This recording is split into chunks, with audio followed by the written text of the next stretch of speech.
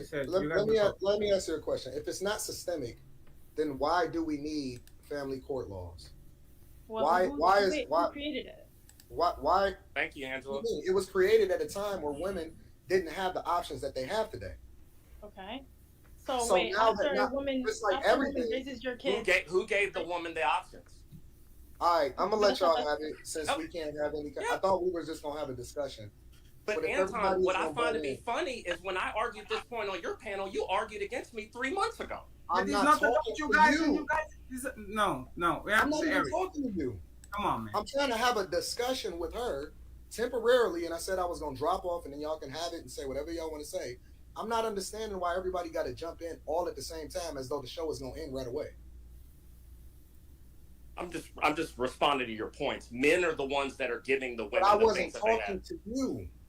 Well, the thing is this: when I presented the same points that you're now talking about right now on your show, you pushed back against me 4 months ago. 4 months ago, it was I love women. I only want to hire women. You said that on your own show. He did. And he got his ass cooked. He got cooked. Adrian, you didn't go down like that, huh? He got cooked.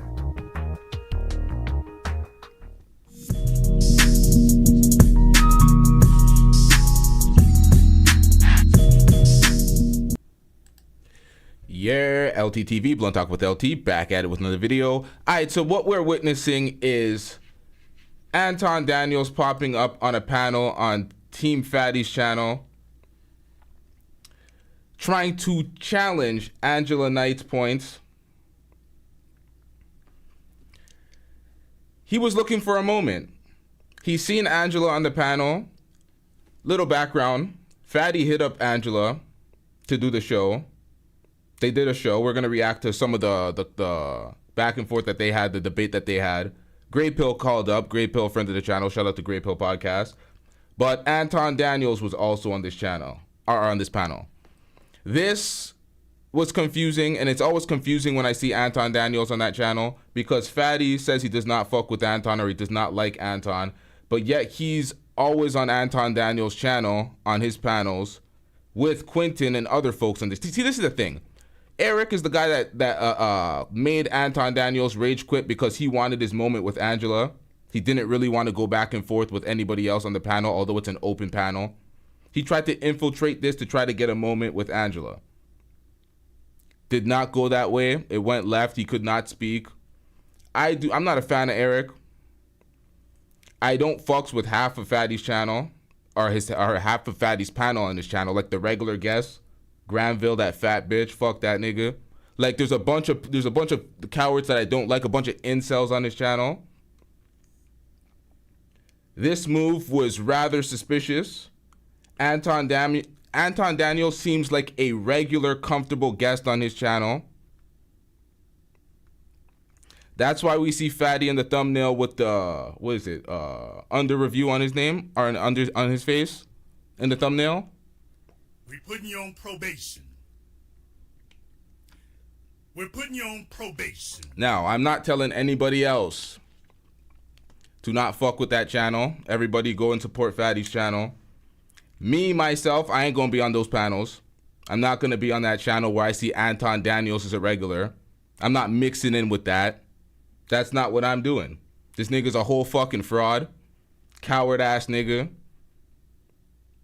I'm not doing that.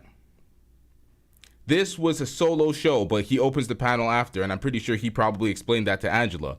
But Anton came here looking for a moment. He didn't get it. Absolute fail. Let's get into this. I didn't plan out or map out exactly where I'm reacting to this, but I'm going to just jump into this, react to a bunch of their conversations, see who was actually winning the debate, and then we'll get into where Anton Daniels thought he could jump in and steal a moment. So, 1 second, y'all.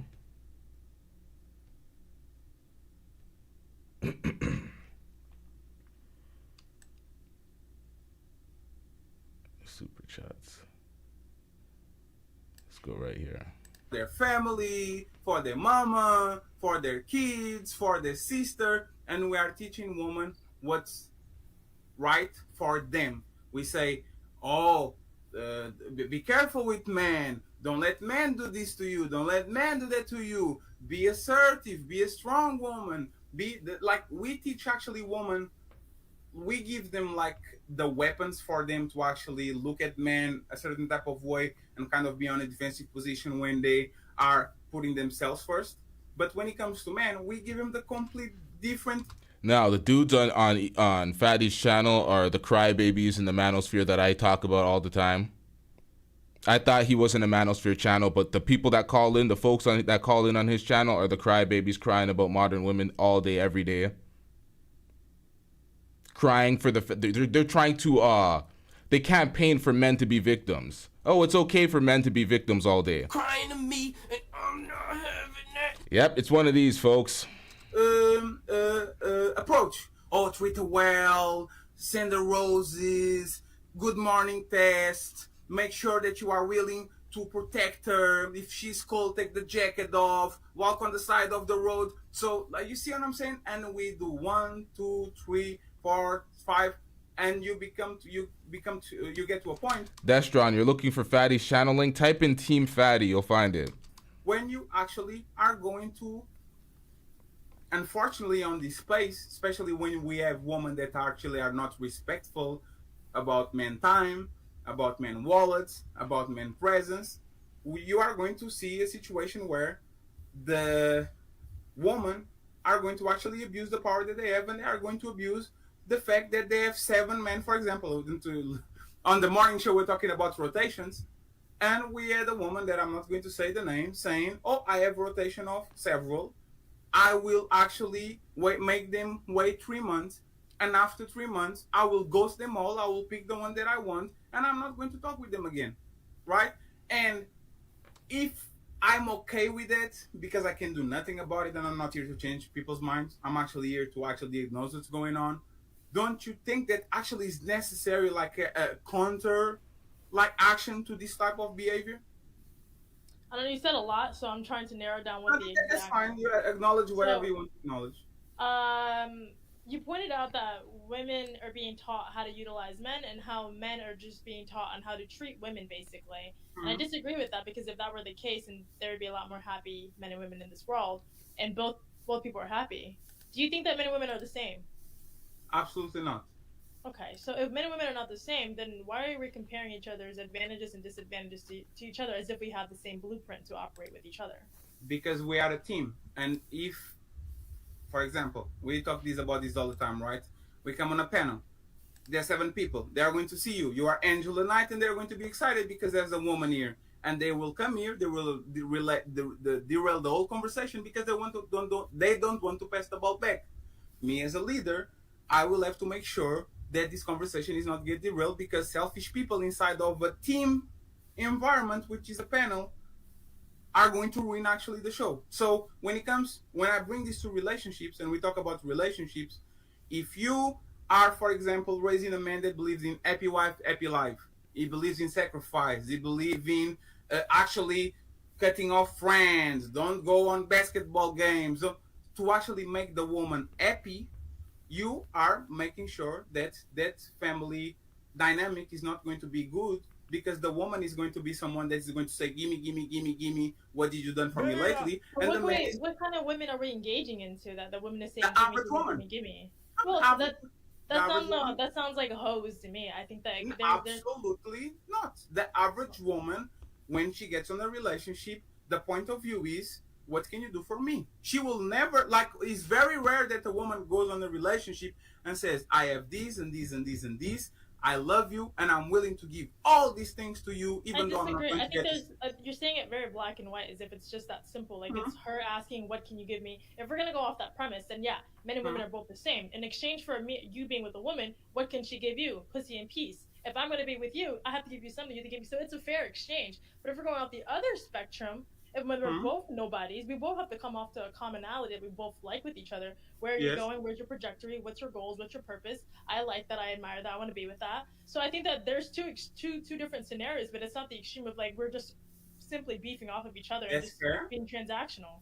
That's fair, but for you to admire me, don't I have to be better than you? For you to admire me, you don't have to look up to me and say, this man is stronger than me. Like he actually gives me reason for me to admire and respect him. Don't you think that actually where things fall through because the average man thinks that he can get the average woman, and the average woman thinks she's better than the average man? Don't you think that's where this disconnect is? We don't care. Let me tell you. We don't care. Jesus Christ. Wait. Rephrase that. You're saying the disconnect is where? That will be great in a theoretical concept where both of us feel like we have something to give on this relationship, and This is why I said I ain't doing this. I'm not speaking for the average man, the incel that they purport in the red pill manosphere spaces. Fuck these niggas and their dusty results. These niggas want participation trophies. They want women to do everything they want women to do while they're being mediocre chest out. Oh, I'm a man. I deserve this just off the title of being a man. We don't care. Let me tell you. We don't care. I'm not gonna be a campaign. I'm not campaigning for these folks. The folks that he's campaigning for, not doing it. both of we are competing to outserve each other, right? I give you flowers. On the next day, you're trying to pay me dinner. On the next way, I take you to a trip. Like, this is good competition when we are trying to outserve each other and we're trying to actually make each other feel good every time, right? And when I say every time, we actually tried. What the point with these relationships is that, first of all, the average woman, right, thinks she's better than the average man. The average woman right now We don't care. Let me tell you. We don't care. has access to men that are way above her pay grade for sexual purposes. So when she comes back to the average man that she actually meets, that man that actually is her peer, she will. And I don't know why you're laughing, because for example, when we were on high school, you know that the beautiful woman on high school is not dating the beautiful man on high school. She has college guys coming to the door of the high school, and she actually going to have access to them. Same thing in college. Usually, I want anybody that disagrees with my points to call in tonight and voice their opinion while I make my points that I make, because let's get it. when you are in college or you are on live, women are dating always up, and when they're not dating always up, they are looking for something that is better than them themselves. So I think people are always looking for things that are better than themselves. It's not just a woman thing. Like, men don't date ugly bitches for a reason. Ugly bitches have pussy. No one cares for that. Y'all want to go date the chicks who have the small waists and fat asses. That's the problem. There's women all the way around, but we talk about these superficial women as if they're the only type of women in the world, and I don't think that's fair to say that. The type of women that could date out of her league, let's just be fair, you're saying a woman, for example, in high school, she should date a guy that's also in high school, but that she's somehow getting a guy that's in college. You think all girls in high school have that opportunity? There's probably a top 5-10% of girls who do that, including the top 5-10% of men that we talk about that are high value. So this is not even talking for the average relationship. That's not the average woman. The average woman is invisible. Just say the average man. But the average woman still Now, W for Angela with that one.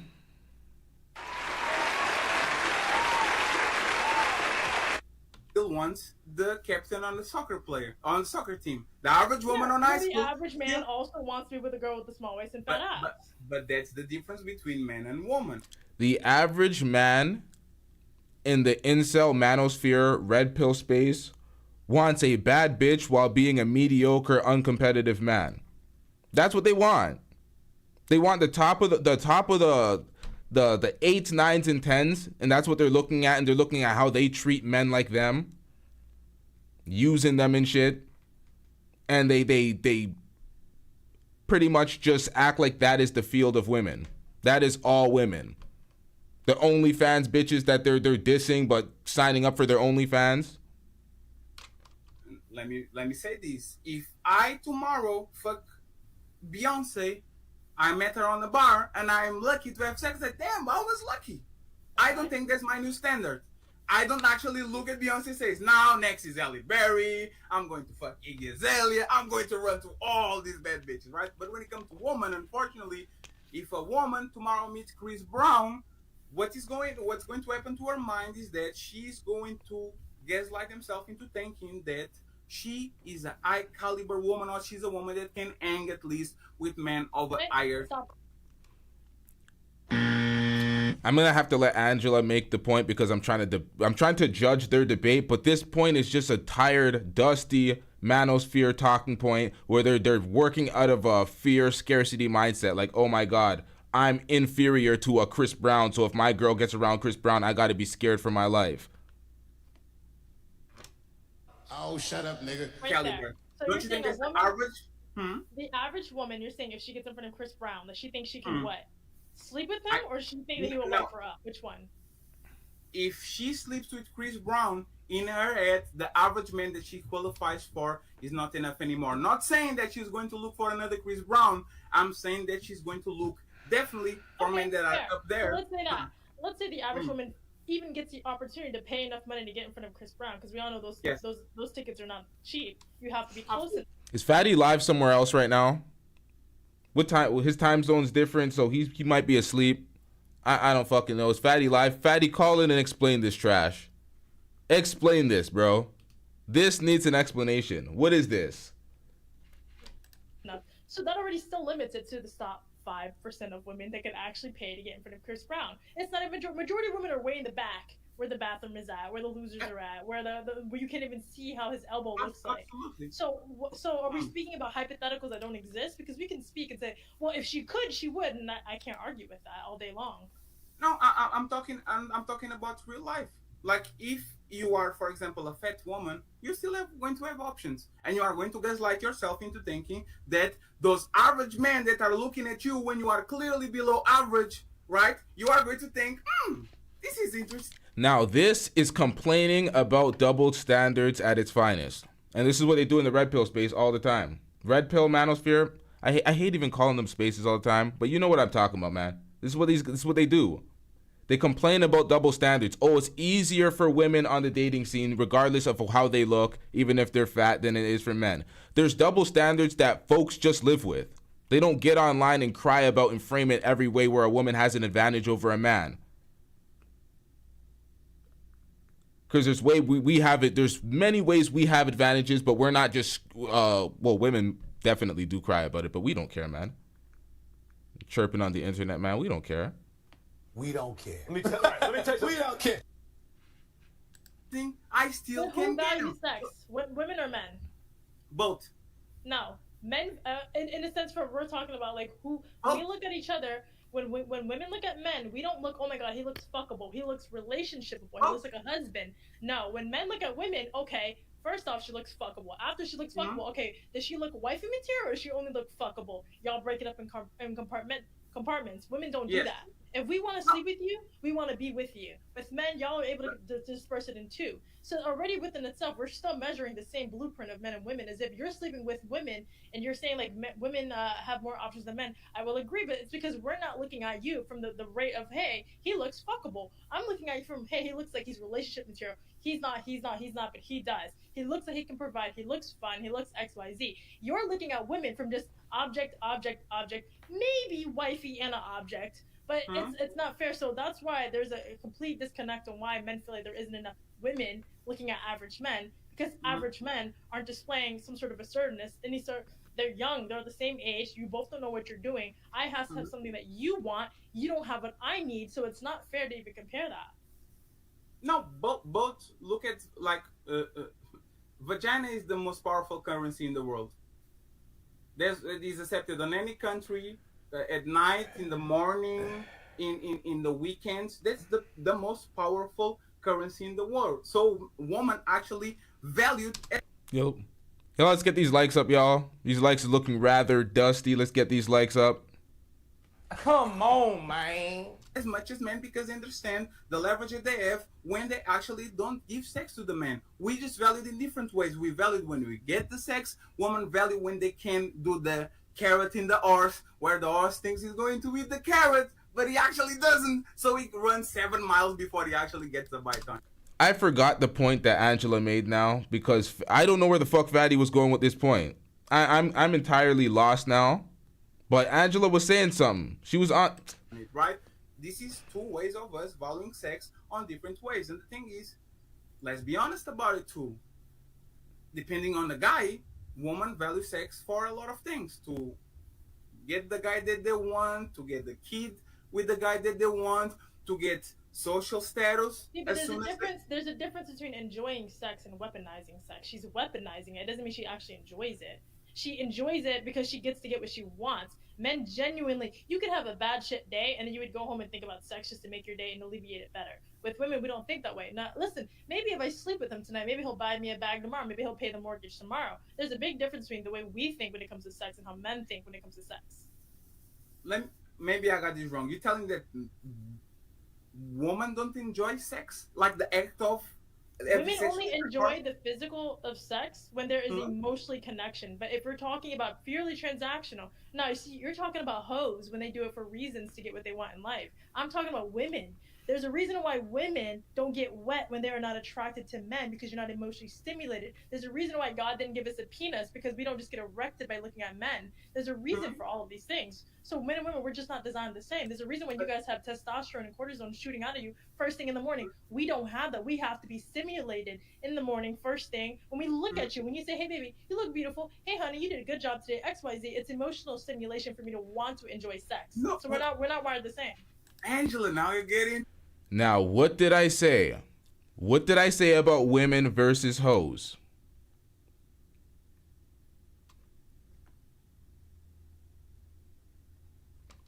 Wait, what? They're wearing you out? This conversation already? We didn't even get to the Anton Daniels part yet. But this is what I was talking about in the last stream. When people like to say, oh, women are X, Y, and Z, kind of the way Fatty purported women to be. That's how the hoes be. That indiscriminate, undetached sex.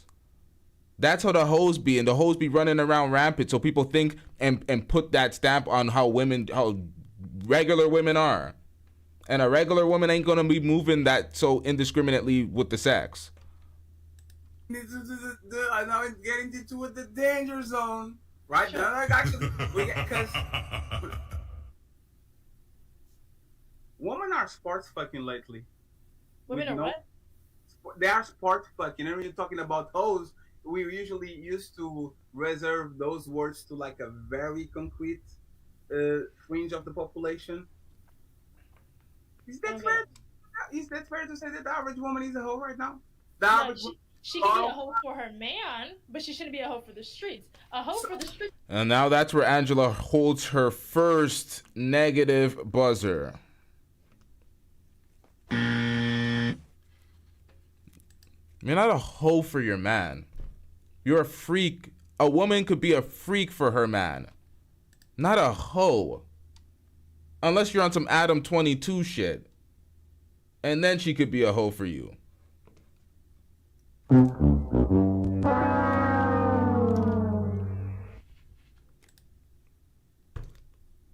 Is a hoe all the time. A girl that is a freak in the bed for her man knows when to be a lady in the day and then be a freak in the sheets. There's a big difference. Ah, she corrected it. Okay, I jumped the gun. You don't want to done in bed, do you? No, because most women are terrible in bed. When we say hoes, it's not you're good at sex. Most women are terrible in beds? Absolutely. How many women have you slept with? I'm sorry, who stole Kevin Samuel's line? What line was that? 7. Okay, that's not enough to say most women are terrible. Bed. When we say hoes, it's not you're good at sex. Most women are terrible in beds? Absolutely. How many women have you slept with? 7. Okay, that's not enough to say most women are terrible.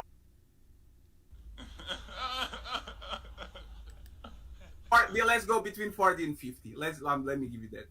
But it's not fair for you to say that all women are terrible. I know 5 no, deadbeat I didn't dads. say that all men are deadbeat dads? That's not a fair comparison. No. Let's give a fair assessment. When I say most men like sports, right? Sure. It's not that all men like sports. It's that from the balance of probabilities, most men that you are going to encounter actually like sports. When I say most women are bad in bed, it's because most women think they have a golden vagina. And there's a saying in my country that says, just because I came doesn't mean you made me come. Just because I came doesn't mean you make me come. So when women watch and see the result, oh shit, he got off. That doesn't mean that she's good in bed. And I will tell you, most women actually are bad in bed. But that's not where the whole behavior that I'm talking about. It's not about you being good in bed. It's about you exhibiting promiscuous behavior. And most women, unfortunately, I've been through college, you probably too, I've been to a lot of places. You are in Miami. I know that's a very, very, very small place in the United States compared to like everybody is doing things in overdrive there. Hold up! What is this shit?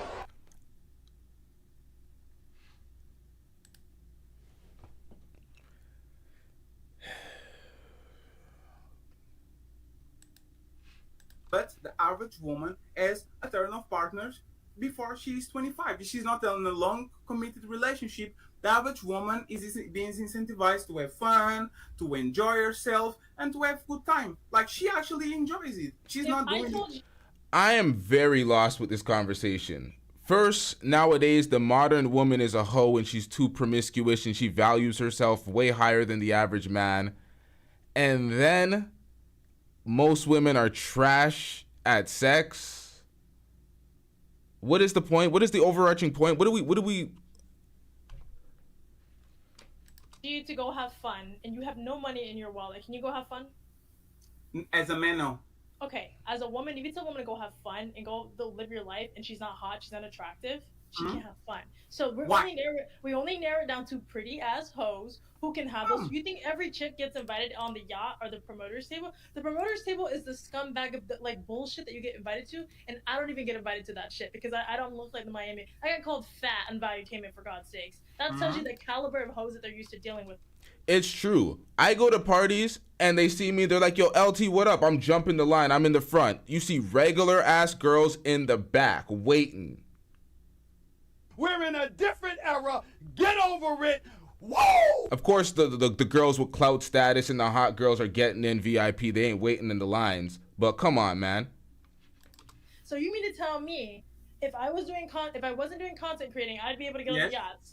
Garbage, because I've been there for a year and I have yet to get invited on a fucking yacht. So now I'm going to stop you there, and this is exactly what we're talking about. You might not be able to get to the yacht, but I guarantee on these 262 people that are watching the show right now, you will get 80 invites to go on a lunch. You will go get 80 invites to go to the movies. You're going to get. If you walk past a crackhead alley, somebody would try to sell you drugs. It doesn't make sense to say. Is that your type of friend? Would you want to hang out with a crackhead? You wouldn't. There's always. I have a friend that hangs out with a crackhead. There's always going to be someone who wants to fuck you, sleep with you, hang out with you, but it's never going to be your caliber that you want to hang out. So you mean to tell me just because there's always going to be someone that wants to, I have to lower my standard and agree to it? So because that's a viable option to even compare to?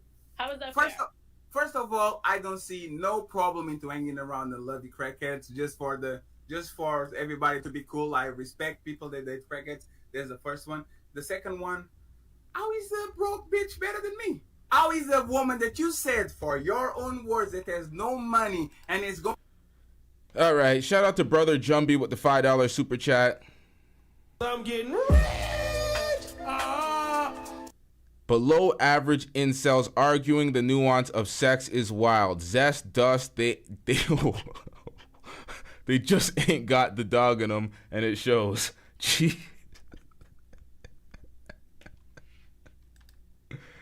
Around on these men that's actually proportional. I don't know the word. A dinner, a movie. Let's go to Disneyland. How is that woman that actually doesn't have no money better than the men that they're dating that actually are taking them on these dates? So the question is a rhetorical question. Remember what I said when I said the manosphere and the red pill spaces are very adversarial in the way they speak about men and women in relationships? What does this sound like? It sounds very adversarial. Oh, the women think that they're better than the average men and the blah, blah, blah. Like, who the fuck cares? But let's get it. You might not have access to the yacht, but you are going to have access to multiple activities throughout the day, even if your money finishes your opinion. Bro, like, you're not getting me. You keep saying, like, as a man, you value sex. That's why you're comparing it to all the dicks I have available to me. But as a woman... Nah, see, this is my bad. I'm going to let this conversation play because I'm ruining the conversation and the debate right now by going with the chat. Yo fam says, Fatty and LT Lakers fans, what a coincidence. See, he's a real Lakers fan. Like, he's a Kobe fan. Like, he's a legacy Lakers fan. I'm a LeBron James fan. I'm a bandwagon Lakers fan. So we're a bit different. We're in a different era. Get over it. Whoa! Duke the Don said it the best. He sound jealous, and that's a lot of the manosphere. A lot of the manosphere, they just sound jealous of the perks and the benefits that benefit women. They complain about the double standards where it benefits women. It's like, yo, get over it, bro. It is what it is. Look at where your benefits lie. We value relationship. Out of all the guys that want to sleep with women, how many of them actually want to take care of them and be protective and be the man? No, they want to sleep with them.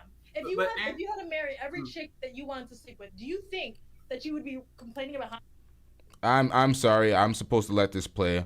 We just got something in the chat. eBlack TV says, congrats on the 5150 shout out last night to Christy O. So Christy O has a 5150 show shout out? That happened last night?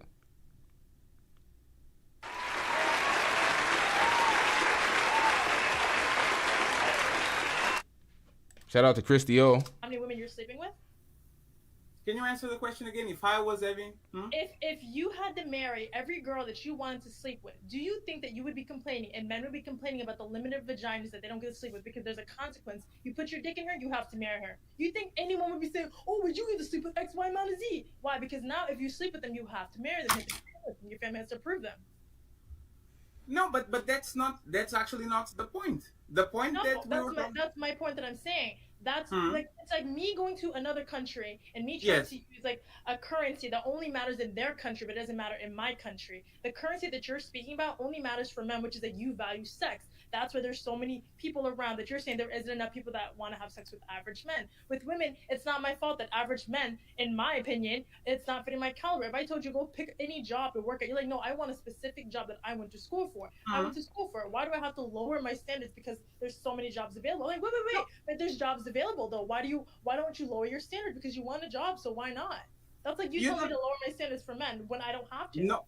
Nobody has to lower their standards. If I want to date a Victoria's Secret model, so be it. I might not get it because I'm not qualified to it. So be it. What I'm telling you is that, and you prove it, if a man gets no money and he paid all these bills and he gets broke by August 5, that man will be stuck on his house playing his PlayStation and drinking tap water until the end of the month. But if you look at a woman will be on the same situation and she will be afforded multiple activities, going to a bowling alley, go on a trip, not a trip, it depends on she's beautiful or not. But like this regular stuff that the average woman is still getting invited to. So Crying to me and I'm not having that. Generic manosphere, red pill, talking point, and complaint. Yeah, this is not a good debate for Fatty. Fatty's taking a fat L right now in this debate. He's getting cooked. This is not looking good at all. doesn't that prove actually that women value sex and they know the power of sex to the point where they know that they can use the same sexuality to attract these men and to say, hey, let's go here. I'm actually looking at you. I don't know if it's romantic or not. Let's have fun while I dangle the carrot in front of you and I might give it you or not. Isn't that actually proving that women know the power of sex and they actually use it? Well, if I'm going to go off of your claim that women, since you don't really have stats on what type of women, the percentage of women, where these women are, and who they're sleeping with, you keep saying women, but I'm saying... All right, Fatty, call in.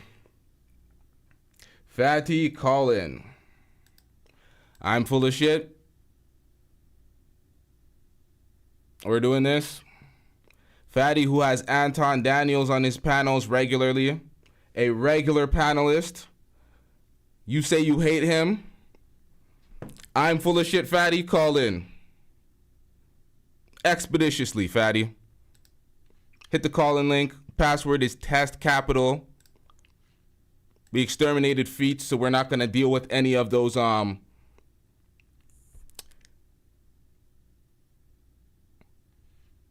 right, let's get back into it. If he's not going to call in, I'll just get back to it. You're talking about hoes. Only hoes, when I say hoes, meaning one, that they have access to those type of guys, and then hoes have already been sleeping around, so it doesn't really matter. If you're already in the gutter. No, Angela, stop there. I'm talking about the average woman and the average man. The average woman gets dates, gets invitations to go to the pool. Like, it's normal. It's super normal. Machine 2 says, Fatty is not manosphere. Come on now. We don't care. Let me tell you, we don't care. Fatty labels himself as manosphere adjacent, but all I'm hearing is manosphere talking points and manosphere complaints from much of his panelists. Now, I've refrained from calling out Fatty personally. I've been shitting on his talking points in this review. I shat on half of his panelists because I do think that they're dweebs, incels, a bunch of low IQ idiots there. Who else is there? See, I fuck with a few of them. That's what makes it a little awkward. Like, I fuck with Ray Midnight, Reaper, but the rest of them... You know what? When the panel comes up, I'm going to point out all the incels and the dweebs and all the manosphere talking points that we get into. Let's do this. The average woman, still, within the average woman, there's calibers. You're talking about, like, Instagram hoes, you're talking about pretty bitches in the average city. Woman is a normal woman. Is a woman that is not... Average woman is dating with her socio-economical class, which means whoever the fuck she's working with, she's most likely sleeping with him. Whoever she grew up with, she's not.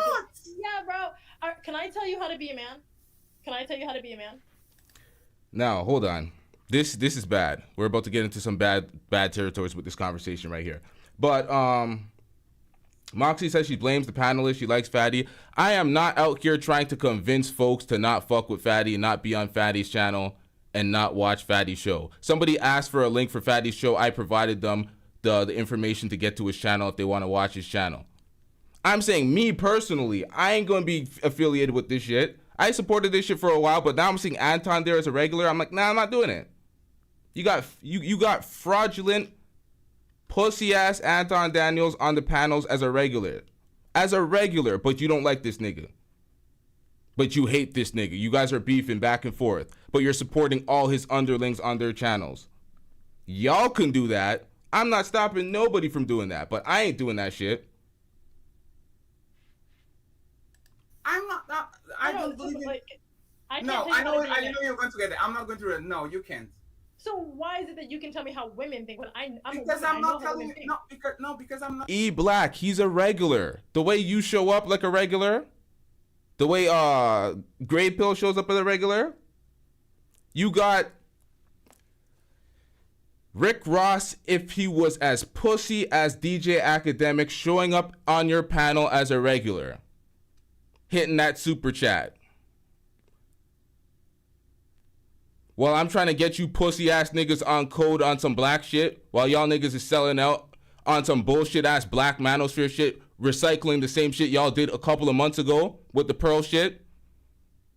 I'm getting banned from y'all chats and shit from pussy ass Granville. While a mod and a member, but y'all got fat pussy ass Anton Daniels out there. I'm like, I see what this is. Fatty, you know what this is, man. Oh, yes. The camera loves your nastiness. Since Fatty wanted to get in the chat and say I'm full of shit without calling in or substantiating points,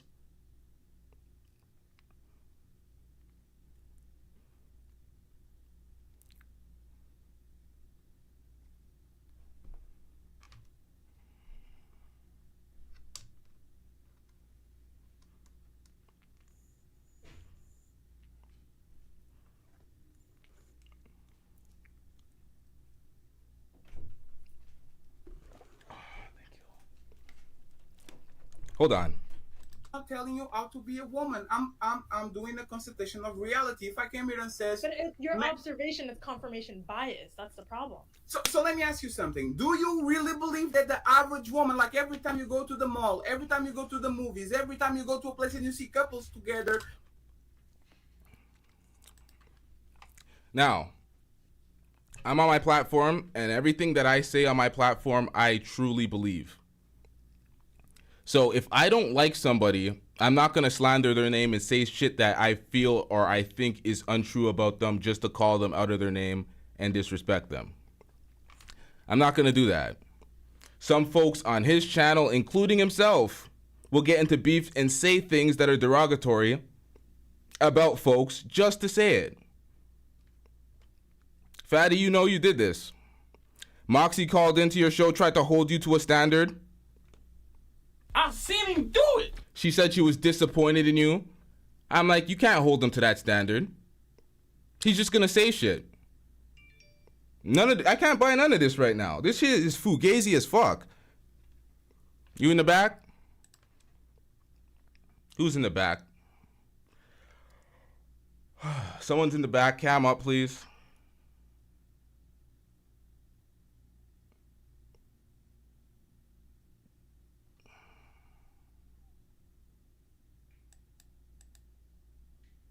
It's you, Fatty, but there's no indicator that it's Fatty. Your name says test. There's no display picture. There's no camera. You're not on screen if you cam up. There's no confirmation that it's you.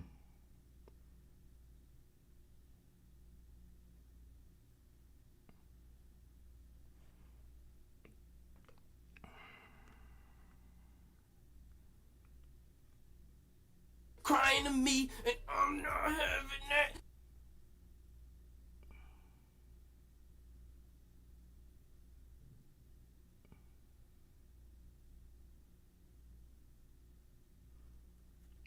Nah, he's saying he has a wrench because I was complaining about having a wrench on his channel as I got blocked.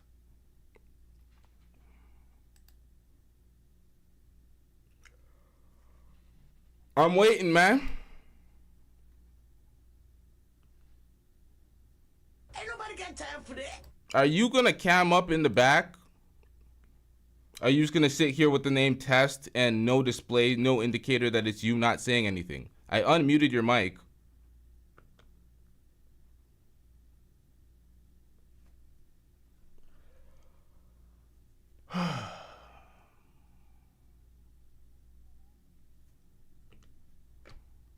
Shut your bitch ass up before I get to talking shit about you. Let's continue the show.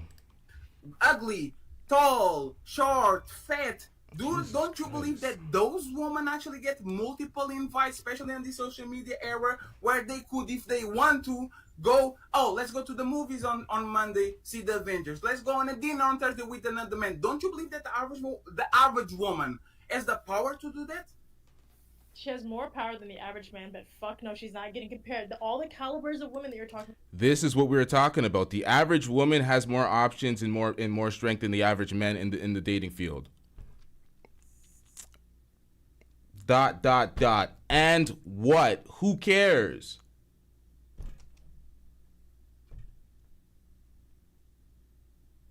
It's a weird argument, but this is what y'all do over there. You have meaningless arguments to cape for regular dudes. For what purpose? I'm not gonna say the purpose, but we know the purpose. But it's not the same. Unfortunately, I will not back down on that. Thank you for actually camming up.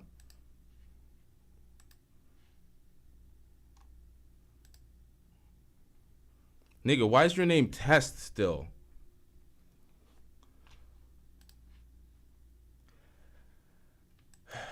Every single thing, my name, my camera, my microphone, because nobody uses this thing that you use. Nobody uses the ninja thing. You know it's me. I have a fucking wrench. You know about that. Why are you trying to be difficult about it? You said you have a wrench. You're in the chat, but when you're in the back on a video, it does not show. This is not StreamYards. Everyone begged me to get StreamYards. I refuse. It's not StreamYards.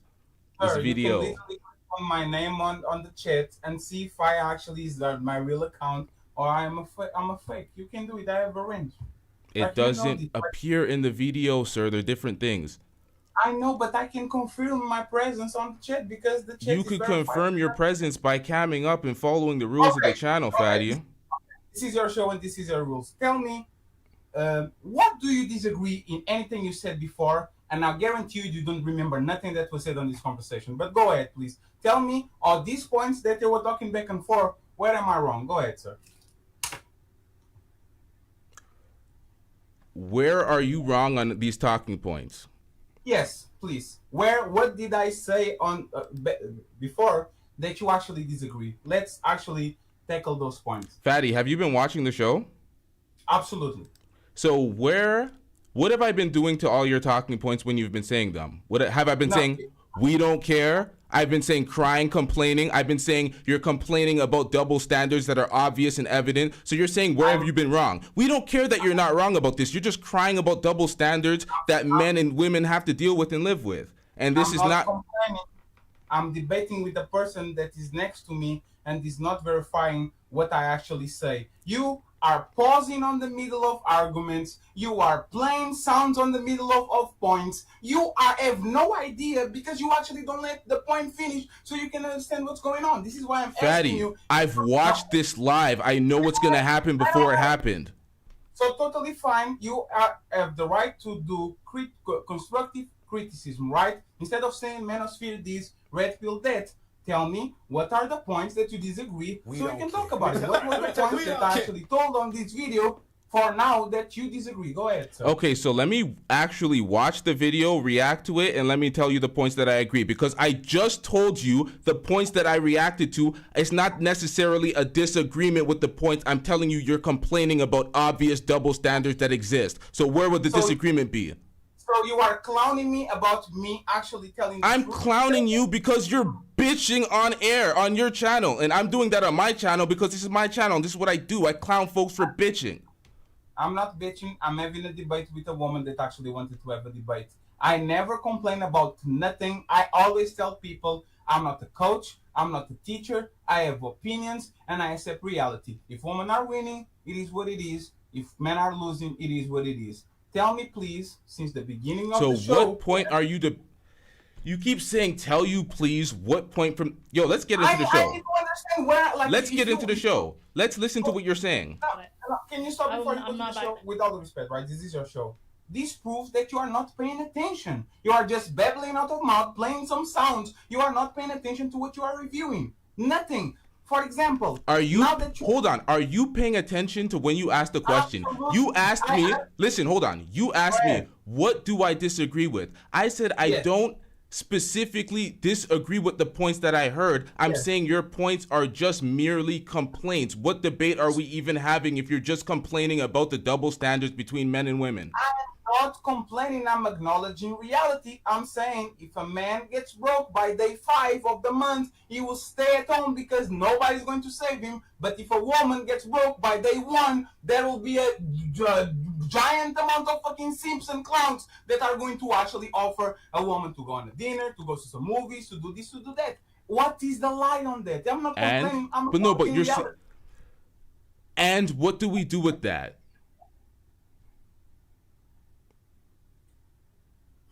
You don't get it? You don't get that it's a pointless circular talk where you just acknowledge that women have these societal advantages over men and men have these disadvantages, and men, if they fall on their ass, nobody's going to save them, but women are going to save them. What do we do with that talking point? Oh, we should save the average men. We should feel sorry for them. They're victims. What the fuck do we care about? Nobody should be sorry for nobody. Nobody deserves nothing. But if you actually paid attention to the conversation, you would stop Angela. I'm trying to pay attention to the conversation, but your ass called in after you were in the comment section calling me full of shit. So as you're trying to as you're trying to derail and deflect from the conversation that I'm trying to observe and analyze, you're telling me that I'm lost and I'm not observing and analyzing it. Make it make sense.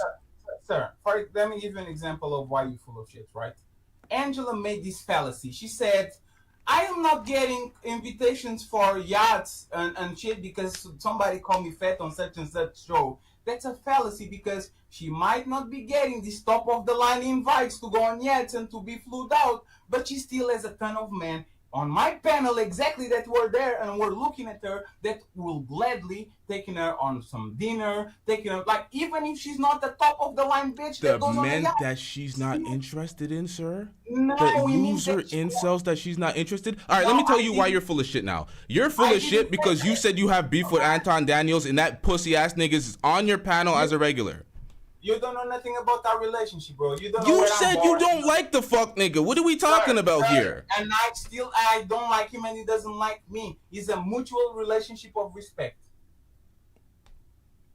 We know who each other are and we actually understand what's going on. I have people that I don't like on my panels every single time. You came on my panel a few times. I have people on my open panels that don't agree with me, but actually have some respect to me to the point where they actually come on my panel. I fought with Anton, I fought with Angry Man, I fought with a bunch of guys that are actually known on these places, and that doesn't mean that they don't have a basic level of respect to come on my show and to actually be on the panel and chill. What's your point?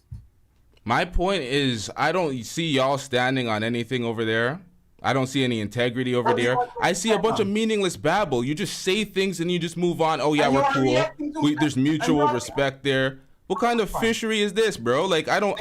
For me, hold on, let me speak.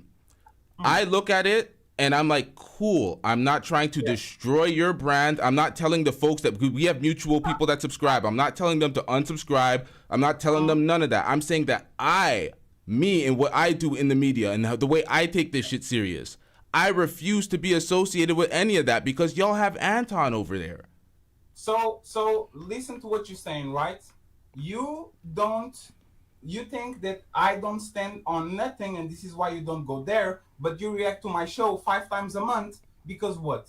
If I'm doing, remember, I react to Pearl. It's part of the business. I will eat off of your content whether you like it or not. That's actually fine. I'm not going to do nothing. Actually, I actually appreciate it. It's fine, right? But the fact that you, for example, this conversation was a 7-hour conversation. Angela was on the panel for at least 4 or 5 hours. And what do you pick? The 4 minutes that Anton was on the panel, so you can do a reaction. You put him on a dumb. You're not once again, you're not paying attention. That was the beginning because you get to the hot moment in the beginning, let them see where the juice is, and then we build up. I started this reaction 40 minutes into the show. You usually start the show around 40 minutes. This time you started it around 20 minutes. I skipped the early part of your conversation. I was going from Angela's point to where Anton came in clout chasing. That's what that's what I'm trying to react to, but you're interrupting the show. That's fair, but do you understand that after Anton left for the 4 minutes he stayed on my panel, I recorded more 5 hours of discussion? Yes or no? Why would I care? If you don't like Anton, if you don't fuck with Anton, if you think Anton is a clown and you are reacting to my shit and judging me for having Anton for 4 minutes on my panel, why don't you judge me for having 7 hours of discussions with people that are not Anton? Why? Who are these people? I don't know. You singled out Anton. I'm telling you, if you actually go to the description, I tagged 20-something people. There was 20-something people on the panel, and you are reacting on a 7-hour video to somebody that was 4 fucking minutes on my panel. He jumped up, he says, I want to talk. Eric interrupted him, he left. It was like 5 minutes. All right, so let me make this clear. I don't support a few folks on YouTube, and when I mean support, I don't support them. I'm not platforming them. I'm not saying, hey, y'all subscribe to this guy's channel. I don't like them. I don't support them. I think they're bums. I think they don't stand on shit. Those are the folks. Anton is on that list of folks that I don't support. I think that his message is a sellout message. He's gonna sell out the community, the people that he leads. I do not fuck with his platform. He's a textbook grifter selling his dog shit ass courses, his bag chaser courses or whatever the fuck they call them. His underlings, Jay Prince, Aaron O, I don't fuck with none of them niggas. I'm not platforming them. I don't care. We move different, fatty. You are Mr. Inclusive. You talk to everybody. I'm literally the opposite. So what I'm saying is because I'm the opposite, I don't connect with the shit. So I'm not judging you for it. I'm saying I don't do it. But that's what I'm telling you. You don't know our history. I'm from Fight Club. Aaron is from Fight Club. Jay Prince is from Fight Club. E Black is from Fight Club. We were like, that's our shit. That's why we have this connection with Anton. But do you get the point? But do you get the point that I'm making? You guys built on a community. So you guys, I don't know if you feel indebted. I built on my own. Hold on. I come from Blunt Talk with LT, my own brand. 11,000 subscribers, got knocked down from YouTube over some bullshit ass COVID bullshit. Now I'm on this platform. Built it myself. I didn't build on platforms on anybody. People complain about the reactions. Oh, you're reacting to these people. Learn the rules. This is YouTube. It's fair use. Nonetheless, I did not build on panels, and I'm not beholden to nobody else. So when somebody says they don't like somebody, they don't fuck with that person's a fraud, I'm actually taking your word serious. I'm not thinking y'all are doing this fucking wrestling bullshit. How is it wrestling? Even if you have a rivalry between people, they actually engage with each other. I saw this man on the bottom here having Melanie King on his shit and they debating her for hours. That's different. Listen, listen. Just because the person is on your panel doesn't mean that you are cool with them or you like them. That's actually the structure of the game. Hold on. I interviewed Cavi, who was a producer for Just Pearly Things, allegedly, Yes. there's ways to conduct business where it makes sense. When you're having generic conversations or doing a regular show, and it's not the first time Anton's popped up. I've seen him several times on your show, and I know y'all are cool, and you said you all have this history. And I'm like, this is some fugazi weird shit. That's to me. And I'm like, you're not going to change my opinion by trying to say I'm not listening to the reaction or I'm not paying attention or all this bullshit. It's not going to deflect the points that I'm making. So what up, Duke? Duke the Don called in. Where's your name tag? Where are the name tags at? I don't know. Let me fix that for y'all. What's good, LTTV? Thank you so much for having me on. Hey, listen. Hey, this Anton situation is like a whole different conversation. And I actually want to get to that. But the reason I want to talk to this guy is because what you were talking about with Angela, right? Because I want to get a little bit of your perspective on this. Right. So why is it that you think that like the average women have the exact same opportunities as some of these women that you see on Instagram or some of these women that are like of that Miami type, right? I didn't that. No, you didn't say that, but you insinuate that, No, especially during that conversation. I said that the average woman with a regular job, looking regular on the face, still is going to have the possibility, being broke, of having several dates, dinners, or bowling alleys activities, because that's our nature as men, to ask women on dates and to actually pay for that shit. So what would you define as the average woman then? So we have like a starting point, right? So what do you define it as the average woman? Are you talking about just girls that are out there in your neighborhood, or are you like what's the average woman? I'm talking about the average looking woman, because most of the time. Okay, so are you just basing that off of looks, or are you talking about like looks, work? I don't care if you work like a beautiful woman that works at McDonald's is not the average woman. So I'm telling a woman that is average on the face, average body, has average job. She has nothing special about her. She's still going to have people on her DMs, on her Facebook, whatever, trying to actually say, hey, Monday, you want to go watch Avengers? Sunday, hey, do you want to have a dinner? Hey, do you want to go for ice cream? There's no money in the world that actually is going to actually make that right, because even if a woman has no money, she still has access to this shit with a man. That's my point. It's realistic. It's realism. Woman can be broke by day one and still go on 10 dates until the end of the month, because there are going to be men that are willing to take them on a dinner date. Like, is that unrealistic? That's reality. Hold on 1 second. We got a $5 super chat. I didn't read this. I glossed over this. Shout out to Anti-Gravity 74 with the $5 super chat. Hold on, let me read this real quick. Let me pull this up. Says the simp money is too lucrative. That's why. LOL. That was in between the conversation between me and Fatty. That was a while ago. I didn't read that super chat. And we have another one from Brother Jumby, $5 super chat. Shout out to you. He says, how you not like Anton but respect him? Y'all got sexual tension, huh? Yes, you're right. Sexual tension. Thank you very much.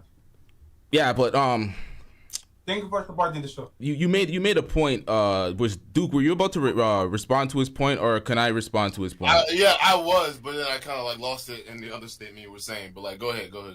Okay, so you said that women could be broke and still get dates and stuff. Yes.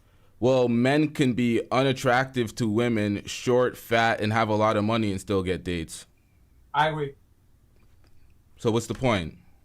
But that man has a lot of money. He had to build wealth. Danny DeVito had to become a multi-millionaire actor to actually get access to woman. A woman, just because she exists, has access to actually the man's wallet. If the man wants to take her to somewhere place, is reality. But do you get my point, though? Do you get my point where I'm saying you're just complaining about double standards by outlining them? I'm not complaining. I'm acknowledging reality. I'm saying that the woman has these benefits because men want to get in their pants, so they treat them to dinners. That's reality. I'm not complaining. I said that's reality.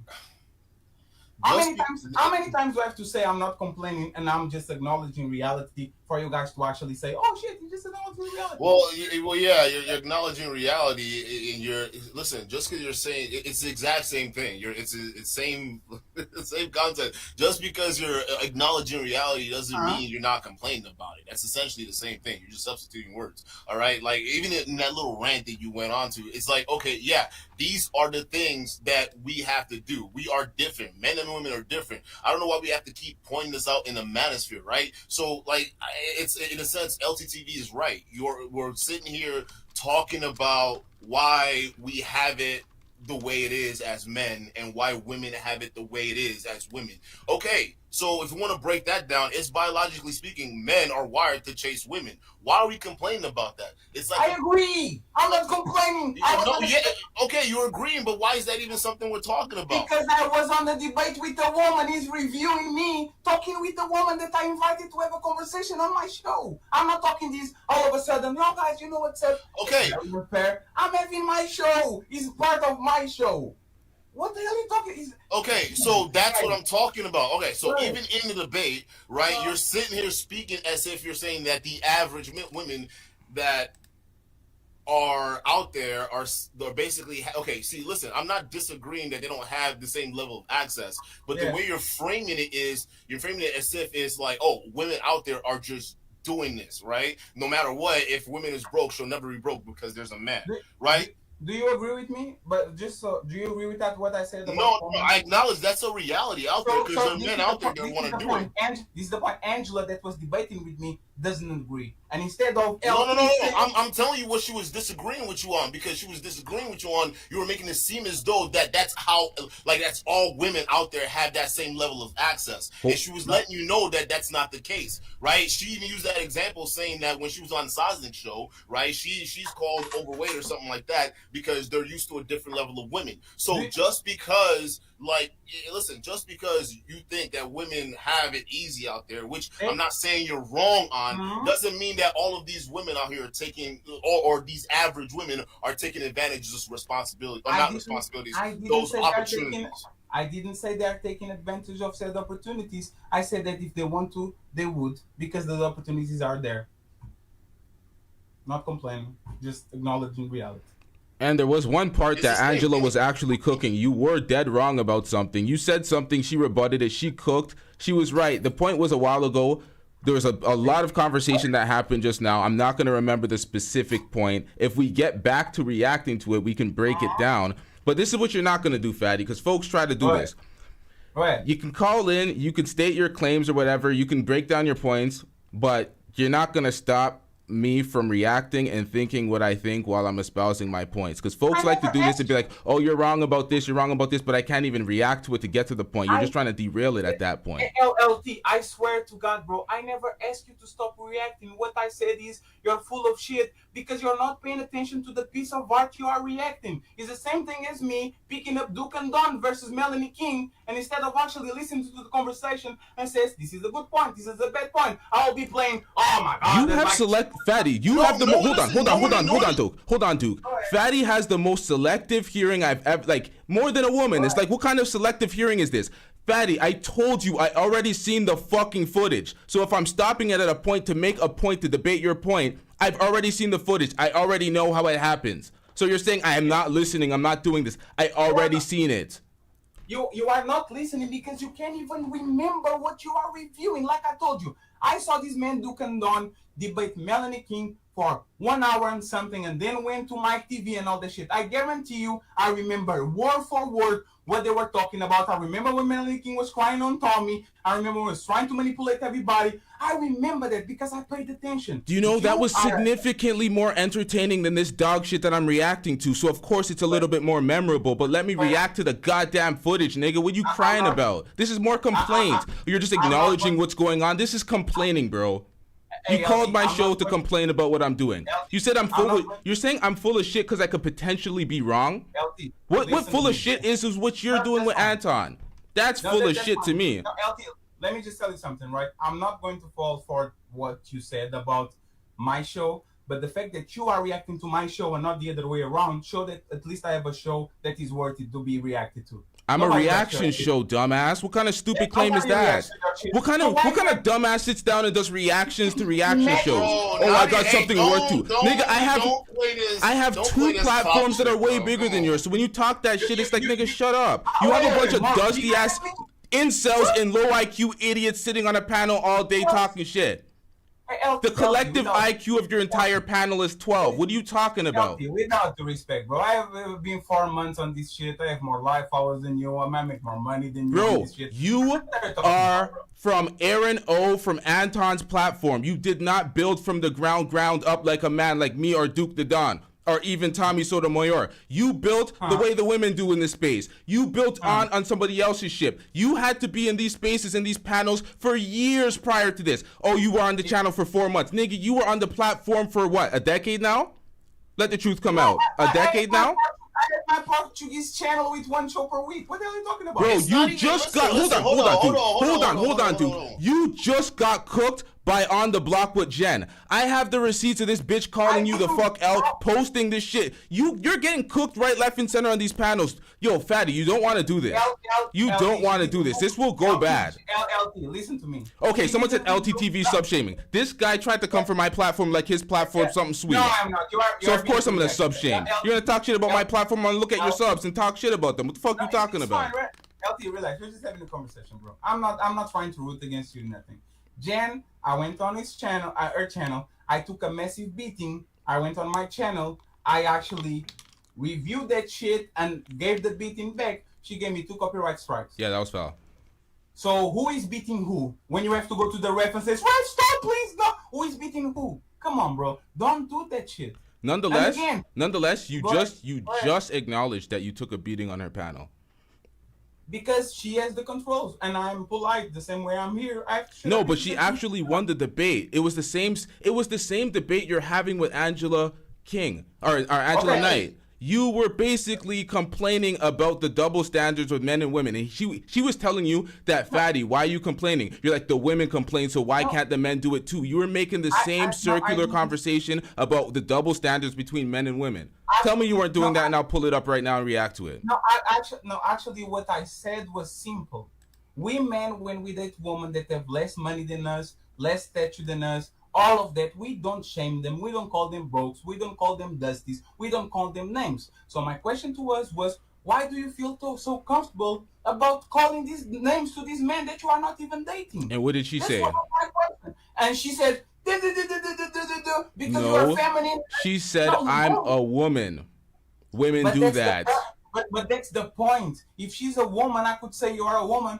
So go to the kitchen barefoot and like go ahead and cook something for me. If you are a woman, I should have the ability to treat you like a woman. But because I understand we are on 2023 and women now have agency, power, and everything, I will treat you with respect. I will actually treat you like a fucking human being. So can you please treat other people like human beings and we'll have a little bit of decency? And she didn't want to hear that. What is the problem with that shit? What is the problem? Jesus Christ, man! You guys want to be. It's not even the problem with it. It's the tit for tat that you're going with, right? Because yeah, there are double standards.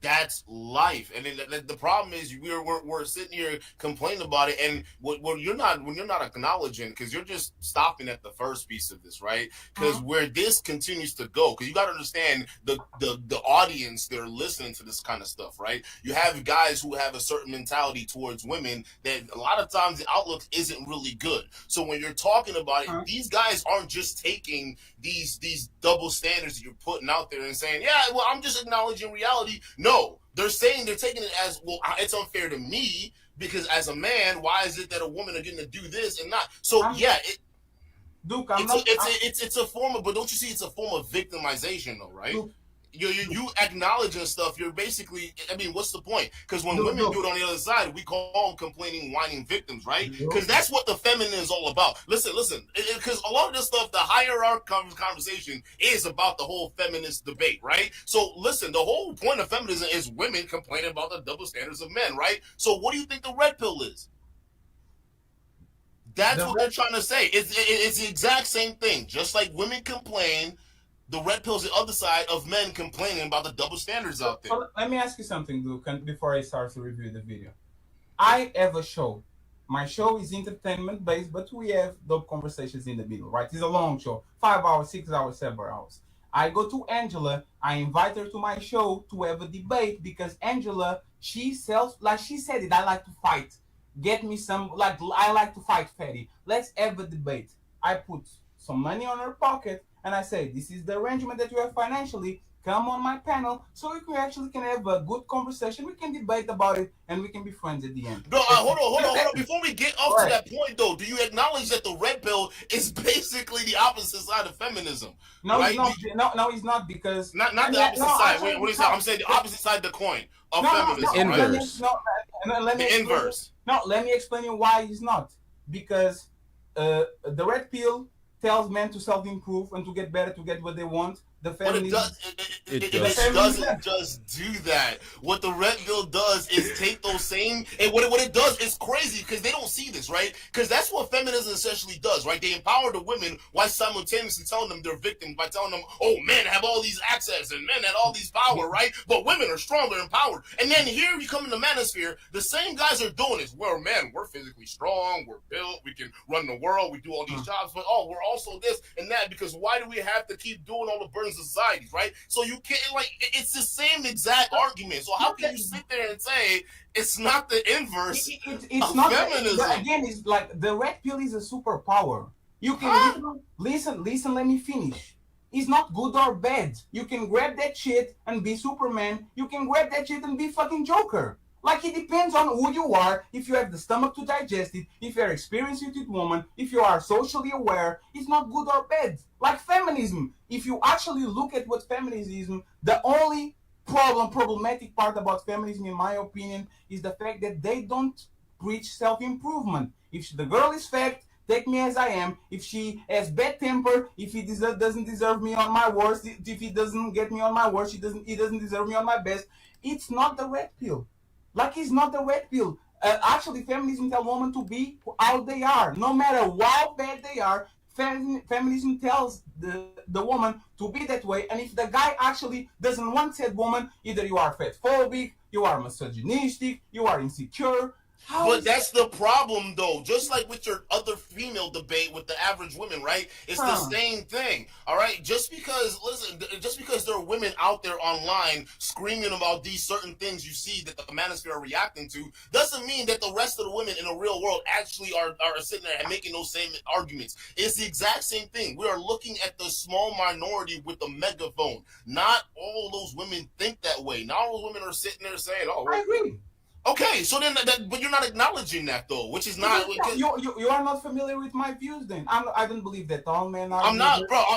Listen. I don't believe that all men are leaders. I believe that most men are actually suckers. I believe that most men are not equipped actually to be the main man on a relationship when they actually have deficit in some areas where they need a woman to complement their shit. I am not the red pill guy that you're talking about. But those same guys are the ones that gravitate to the space. You understand that? Those are the same guys who literally don't have anything going on. And I'm not justifying majority of them, right? But in the female department, those same girls are the ones that come here and gravitate and vibe with those points. I know it's not you. Right? Just like you can preach all the empowerment stuff that you want, and you can say the red pill is all about empowerment, does not mean the other side of the person or coin or the person listening to you is getting that. Right? Maybe they get that temporarily, but doesn't mean they're gonna go out there all of a sudden and be six-figure earning, business moguls. I agree with that. I said it depends on the person that takes it. I agree with that. Like, you can actually get the red pill to become very successful, or you can become red pill and actually ruin a relationship for 7 years because now you think she's out to get you. I agree with that.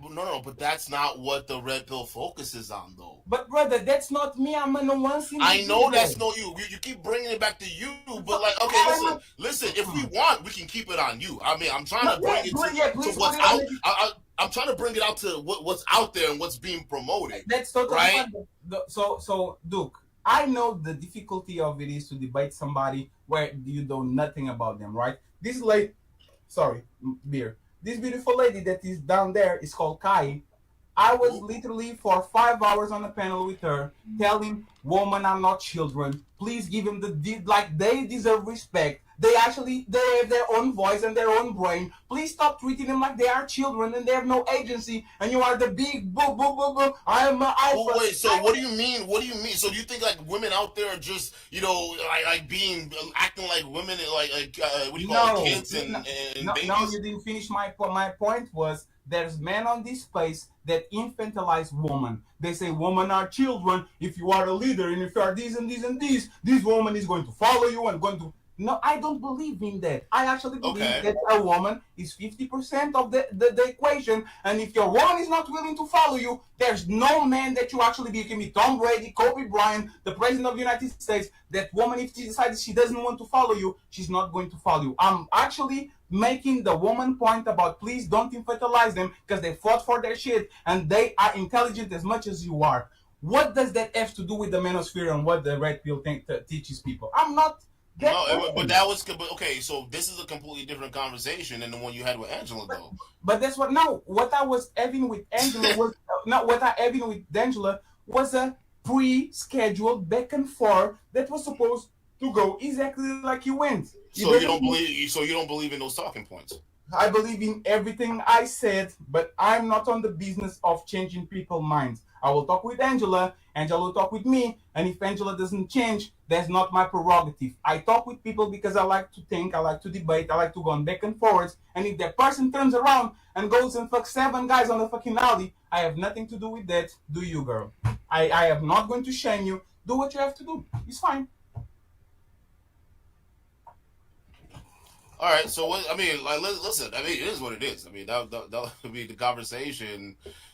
Listen, my only thing is I don't get what the benefit is because you're saying because what you're doing is you're phrasing it as I'm just acknowledging reality. But what's the benefit of that? What do you think that does? I'm just asking the question. It puts money on my pocket. It brings me views. And gets me 400 people every night that actually have okay. So you actually genuinely don't believe this? No, I believe it, but it's entertainment. I'm not a coach. I'm not an expert. I don't give advice. It's just a show like this. A show. I don't know what you guys want from me. You called in. I was reacting to your show. That's my. Hold on, Kai. You called in. You're here on behalf of Team Fatty. You have not said a word. What would you like to say on the matter? So, can you guys hear me? Yes. Yeah, I can hear you. Okay. Hi, everybody. So I follow both LTTV and Fatty. Mostly Fatty. Like LTTV, I found you not a long time ago. I don't necessarily agree with everything Fatty says. He knows this. We know each other. But I think in the space, what you're talking about with Anton, Fatty is the type of person who wants to promote everybody in the same way. So if you come on his panel, you discuss things with him, he's gonna promote you. So even if pretty much every time I've seen Anton on his panel, I haven't seen every show where Anton was there, but he gives pushback to Anton. He's not like somebody who sucks up to Anton, says everything Anton says is right, or Anton is a great person. He says what he thinks, but to him, if you come on his show, and you have a big platform, whether you have a big platform or not, because I don't have. But Anton called him a snake. Yes. Come on. Hold on. Duke, I'm gonna give you a second. We got a super chat. Let me give you a second. We got This is wild. Hold on. We got E Black with a $5 super chat saying, Fatty, so you are saying that this is more of a performance than an educational debate, holding a position that you are not 100% invested in. That's a question mark E Black sent you. And that's facts, because that's why he's able to be just aloof about it, right? Because he can't. What he's doing, he's saying that he's standing 10 toes down, but he's also avoiding accountability and responsibility of those statements by saying it's just. You're doing what Pearl did. Pearl did this initially. It's just entertainment. I'm just saying. That's exactly what Pearl did. That's exactly what you're doing. Stop again. Okay. These people that are on these places, they either teach young men, they try to get men together, they have wife schools, they try to make people better. That's not my business. I have my own beliefs. I have my own thought. But how do we know those are your beliefs since the first things out of your mouth was performance and money? Because it's entertainment. If I wasn't getting okay, and that's the third thing out of your mouth. No, but listen, even an entertainer believes that he has to go to the studio, he has to fucking sing, he has to fucking dance and perform, so he actually has to do that shit. I believe in what I said. I'm highly introspective. I spent 1 year on panels actually debating with people by getting $0 for 1 full year, and as soon as I was prepared, I launched my shit, and now I have control. Now I'm making money. So but even on your debate though, because like now, even on your debate though, you're missing half the puzzle. You see what I'm saying? But then okay. You see what I'm saying? Listen. Where did I say that? Like, give me one point that I said I didn't believe, please. We're going to be complete. Anton, you said about Anton that you don't like Anton. But your actions show the complete difference, and I get it. You came up in this space. You're completely different. But what I'm trying to understand is, and Kai's making a point for you. You're making a point for yourself. I'm basically outlining the fact that we have created fundamentally different platforms in a completely different way. And what you do, I don't fuck with. It's okay. You could accept that and move your way. I'm not telling anybody else to not fuck with it. I personally don't fuck with it. I think it's fugazi. I think it's WWE. I think you guys just say shit for clout and money. That's why the first insult when we're talking about platforms is, oh, I make more money than you. How do you know that? Off your super chats? I get more views. I get more views than you. You get more views than me? Bro, I have 2 million channel views. What are you talking about? Why does that matter, though? Guys, can you why does that? Listen, bro. Listen. I'm not surprised. No, hold on. We can check the numbers. The hierarchy of views on this panel right now, the hierarchy of views is Duke the Don, LTTV, Team Fatty. Go check the stats. Go Social Blade it. Social Blade got the money fucked up. Go check the numbers, though. What are you talking about? I have 2 channels 5 times the size of yours. Don't play those games, sir. Sir, I got 500,000 views in 4 months and a half. And? What are you talking about? Listen, my channel has my channel has 4 months and a half. In 4 months and a half, I got 500,000 views. I did 350,000 views in the month of April. What are we talking about? Don't play the view games unless you check the stats. So you're talking about the last 4 months. If we're doing the last 4 months, I have more views than you. Totally. Actually, so sit this one down. No. That's actually totally fine. And what I'm going to say is easy. Again, I'm not trying here to do the measuring stick. You just did though. That was your first shot. I make more money. I got more views. Talking out your fucking ass. You're unaccountable, fatty. You're being a bitch right now. This is not my channel. This is not my channel. Without the respect, sirs. I have the right to respond. If you throw a shot and says, "Oh, I'm reviewing this such and such channel," and you're putting me down, I actually have the chance and I actually have the right to reply to you on your channel, not on my channel. I'm not inclusive like you are. I hit the drops, tell a nigga to shut his bitch ass up, and I kick people off the panel. I'm not we are the world ass niggas out here. I can build on my own twos, fatty. Okay. On my own twos, fatty. Okay, when I got on this screen, you had 9. Fatty's the kind of guy that I think you delude yourself. No. No. I'm not. I don't know you. I'm just saying based off of what I'm seeing right now, bro. Like it's obvious because you're telling me exactly what it is. You don't care about a lot of this shit, right? As long as it makes you money, it is what it is. Right? No. That's why you can still work with someone that can look you in the face and say you're a snake, right? And then you can justify it and say, but as long as you're getting the views, as long as you're getting the support, it's okay. Sir, you had multiple people that never disagree with you on your panel. I watch your show every fucking week. You add them. Just because you disagree with them doesn't mean that you don't actually allow them. And the thing is, you have a closed show.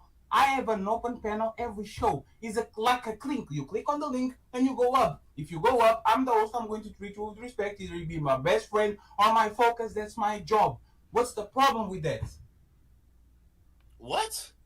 What is the problem with me having an open panel and people that disagree with me or don't like me come on my panel and I treat them with respect because that's my job as a host? What's the problem? My problem is you're not. Hold on. Oh my bad, Duke. Speak. My bad. No, go ahead. My problem is when I say my problem. You don't agree with them.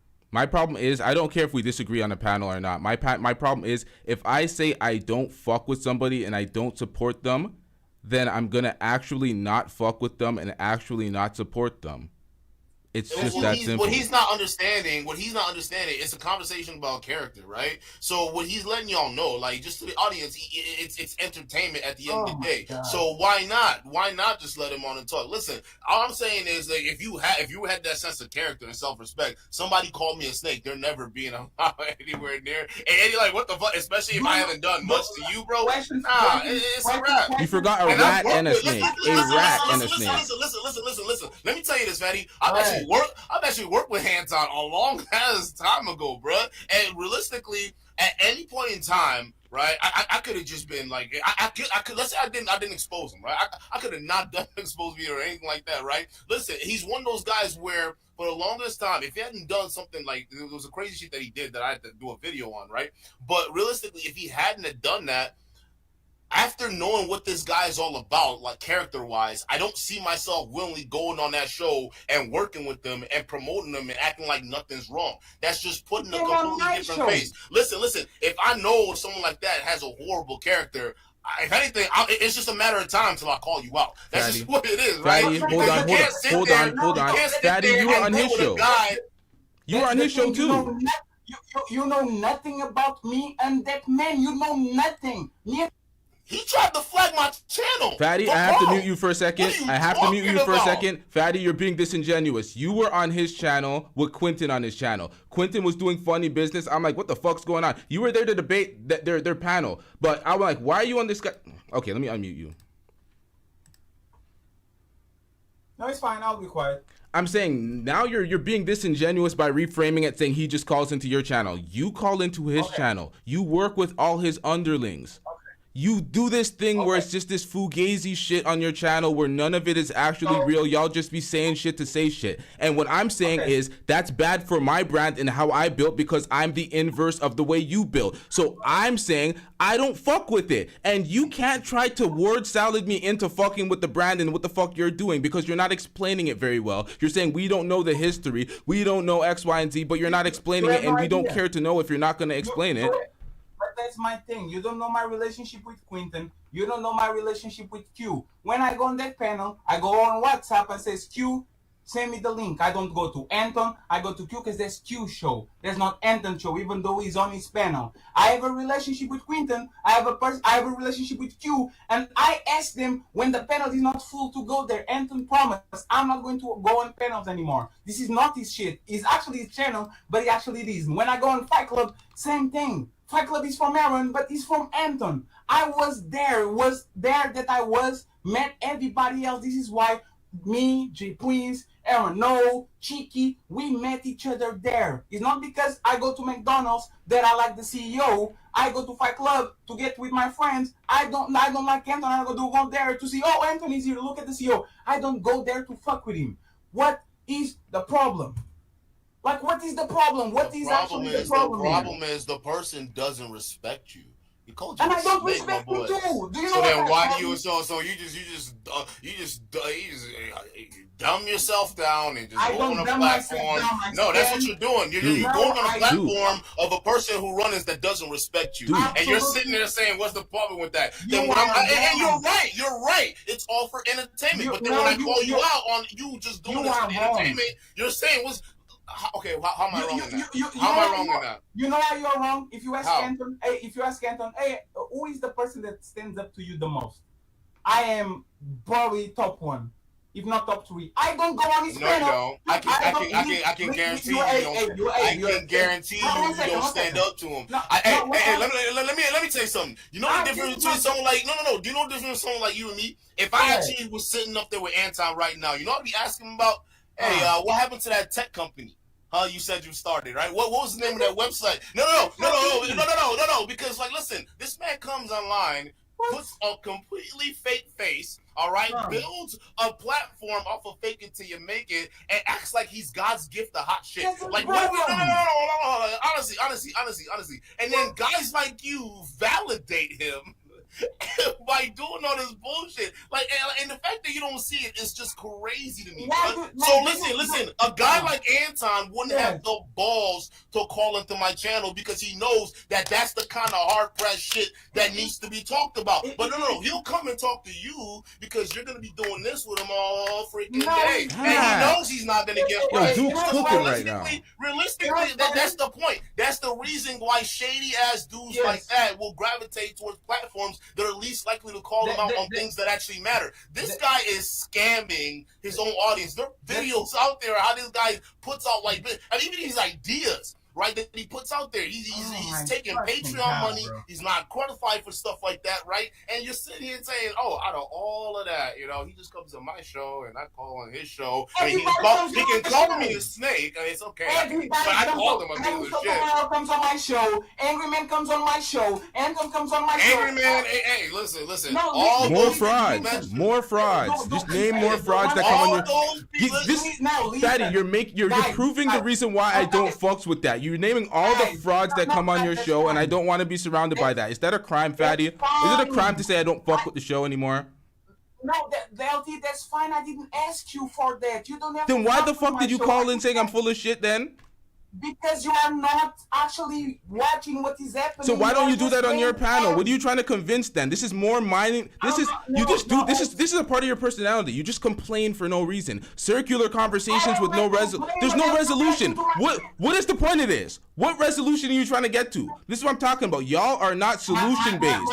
I already told y'all I don't fuck with it. I made up my mind. You guys are clowns. You guys are fake. Everything you do is for entertainment. You gave us the pearl answer. You sat here and you literally gave us the pearl answer. I do this shit for entertainment. It makes money. It's fun. I don't like these guys, but I make fun. We make money. We came up together. All that bullshit you were talking, you gave the pearl answer. Okay. It's entertainment. We don't care. I don't stand behind it. I'm not trying to change anyone's mind. I don't care about the impact on society with these red pill talking points. You gave the pearl answer.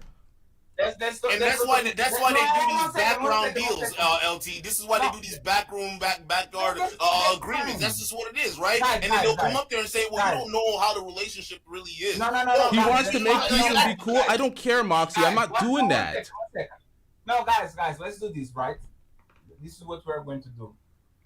I'm going to let you do whatever you guys do because that's why, like, you guys think your way is the correct way, right? No, listen. You guys are going to do whatever you have to do, okay? I'm going to do whatever I'm going to do. LT, you can review to whatever you want. I don't care, kind of. I'm just asking you one thing. If you are reviewing something, please listen. No, I'm asking you actually as a content creator to another content creator. Be serious about it. Don't be distracted. Don't be not paying attention to what you're reacting. Don't be playing the sounds just because you want to play the sounds and stopping at the middle of arguments. If you're actually proud of what you do, if you actually know how to do shit, please don't have these disingenuous moments where you're literally not reacting to nothing and just waiting until Anton comes in so he can do his 3 minutes and you have, oh, look at what Anton is a monster, and you go from there. I don't like that man. I learned to coexist with that man. If that's not good enough for me or for you, it's fine. Stay on your lane. I will stay on mine. Duke and Don is going to stay on his. It's totally fine. But Duke, remember, I saw you multiple times having people that you never agree, having people that you don't like on your panel, so you can actually do something. Again, I remember that I could call that clout chasing, I could call that whatever you want, but you did that shit. So again, you are criticizing me when I actually stand to that man every single time there's something that I don't like, and you for some reason it's not that. Listen. It's not that. And listen, I'm not saying you can't debate people that you disagree with or don't like. The fact of the matter is you're not calling them out on the things that matter. See, the difference between you and me is when because you're using that example of me having Melanie King and all these people on my show, right? What was the difference? I called her out on everything that I had an issue with her. Matter of fact, the first question I asked her was the biggest issue I had with her, which was because I only made like 2 videos about her, right? And one of them was Captain Samuel's death and that little weird stream that she was doing, right? That was the first thing that I asked, and I was like, what's going on with that? And then the second thing was the surgery and all that stuff. Like, now I'm not really too proud of that at the moment too as well, but I went in. I asked the tough questions. The difference between that is, listen. The difference between that and what you're doing, though, is, listen, if someone were to call me a snake, I'm not going to be sitting here coexisting with them. I'll have a conversation with you, but I'm not playing on your show and whatnot on your show. If I have to interact with you, then we have to get to the meat and potatoes of what's going on here. Meaning, you review what it is you're talking about, right? So if you're going, listen, what I'm trying to get at is if you go on Anton's show, right? Let's say you're not going there to hang out with Anton, but you're going there to just, sit there and deal with your friends. At some point, you're probably hearing what he's saying and what the kind of talking points he's coming about, right? And when he's sitting there talking about black people not deserving reparations, and he's going in on that. I know you don't agree with that, but then when you're on a panel with them, why don't you have a conversation about that? Because look, this is the point. When Anton came on the Fight Club and he said black culture are trash, I said, you say black culture is trash, but then you turn around and interview a crackhead Lamar Odom and a bitch Brittany Renner. That's pushback. I'm telling him that is being an hypocrite. What more do you want from fucking me? What more? Do you want me to go to his house, fly to Detroit from Portugal, 8-hour fucking trip, knock to his door and do investigative reporting when I'm not? That's not my job. I push back every time he does something that I don't like. But you're not getting your level of pushback. Okay, listen. Hold on. Can I get this out? Let me get this out real quick. All right. Listen, the problem is what he's not understanding is no. The difference between I'm staying with it. What I'm saying is the difference is your level of pushback isn't enough for him to really say fuck you, I'm not doing this, because you're not hitting him hard enough with the truth. Listen, I've had Anton on my show before. Why do you think he doesn't come back after the other videos I've been doing about it? No. That's the difference between significant pushback, because he knows if he ever to come, listen, he's still free to come on my show, and I'm not gonna stop him from coming on my show. Right? I'm not gonna stop him from coming on my show. Just like you're not gonna No. Just like you're not gonna stop him from coming on your show, right? But listen, when he does come on my show, I'm gonna hit him with those points that realistically he's avoiding to come on shows like that for. Do you understand? So the level of pushback is different. For instance, if you would have hit him and really asked the questions where it matters, right? If you really push back on some of his real estate ideologies, right? Or some of his talking points on finances, all right? Let's even just move aside what the talking points on black folks, right? I can agree with your talking point on that, right? It does make sense. He can't judge black folks like that. But his other points that he's spewing out there that a lot of people don't really catch, right? And then they think, oh, wow, he sounds like he knows what he's talking about. No one's pushing back on that, right? And he does these shows like every other. He uploads these. Hold on. E-Black just signaled to stop the show. The likes are dusty as fuck. Let's get these likes up, y'all. Come on, man. We'll hold for a second. Let me hit them with some elevator music for about 20 to 30 seconds while we get these likes up a little bit to at least halfway. These likes are dusty as fuck. I guess we should just say some meaningless shit that we don't believe, and maybe we'll get more likes and super chats. But I don't know about that strategy. How does that strategy work, Fatty? Yeah, you're being passive aggressive like a hoe. That's what you're doing right now. I'm being condescending and quite direct because we know that's what you do, nigga. Like a woman.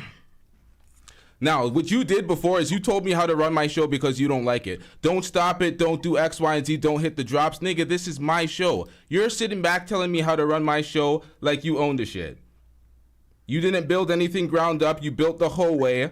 You built the whole way by leeching on other platforms, and now you're coming up on my show telling me how to run my show. So you know what I'm going to do to y'all real quick? This is what I'm going to do to y'all real quick. Shut your bitch ass up before I get to talking shit about you. Get them both the fuck out of here. I'm tired of that because I have shit to react to. Fatty was trying to talk us into this circular conversation, Duke. I'm not doing it. It's like I told him what it is. He doesn't stand on anything. He doesn't get it. I'm not shamed into supporting something. It is what it is, man. No, I was gonna ask him to do a social experiment for him. So next time he goes on Anton's show or the vice versa, ask him about that tech company or website company. Yo, they're not gonna ever do that. They're buddy. Ask him exactly, but he's not getting that point though, because they asked him how he became a millionaire off of W-2s. I would just like, hey, listen, hey Anton, I will fuck with you, right? As long as you can explain to me clearly, what was the name of that software company. Or how did you become a millionaire off a W-2 job? I just want to know that. And if I guarantee you, Anton's not coming back. He's not gonna ever deal with that nigga because you're not. What he's not understanding is your level of pushback is completely different than what someone like me or you would give, right? Because we'll ask the questions that would lead to the audience at least knowing what's going on with the with the content creator, not sitting there just saying, let me just play it soft and then not call you out seriously in a way that lets the audience know that you're being a jerk off, right? And it's just sad to see that shit. Like he doesn't understand. Like, yo, you're benefiting from Anton. This is what he did. There's nothing wrong with that. Yeah. Even he admitted that it's for entertainment and whatnot. It's just like, It's all right, the same. bro, you're acknowledging that. He's literally doing the same thing that Pearl was doing, talking these red pill talking points, talking about it's reality, but it's reality from your perspective and basically framing the small, loud minority of women, the aggressive, the hoes, all the ones that they deem negative.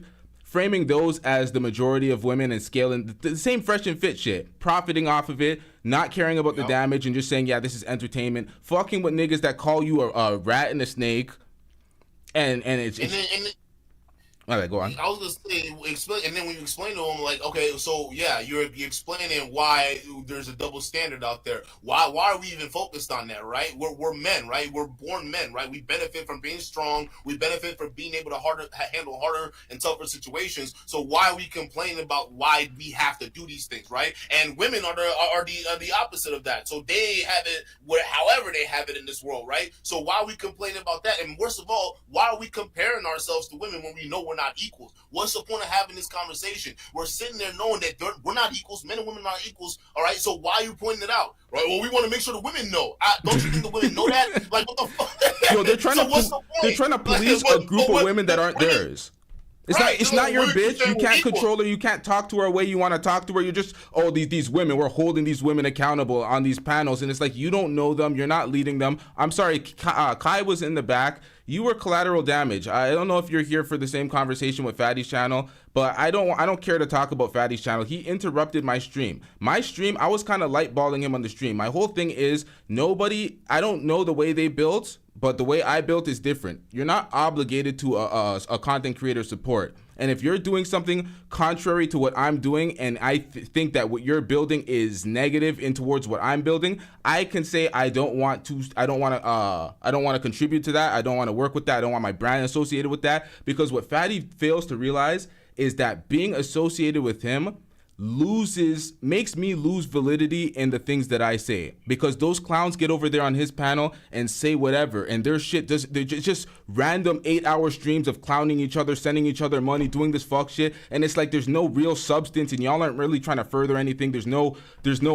solutions there, just like what we've seen in this conversation. I don't understand what his point was. His point was to call me full of shit and outline what his platform was, because really and truly, I don't know the point of that conversation. You weren't getting me back on board with some fake shit. I'm not doing that. So I really don't understand the whole point of the conversation. That's why I ran him off. I'm like, you may have had some things that you wanted to say to him still, but I'm like, you're here trying to convince me to fuck with the fake shit that you're doing, and then telling me I don't understand what you built, but not explaining what you built like I give a fuck to listen to nonsense.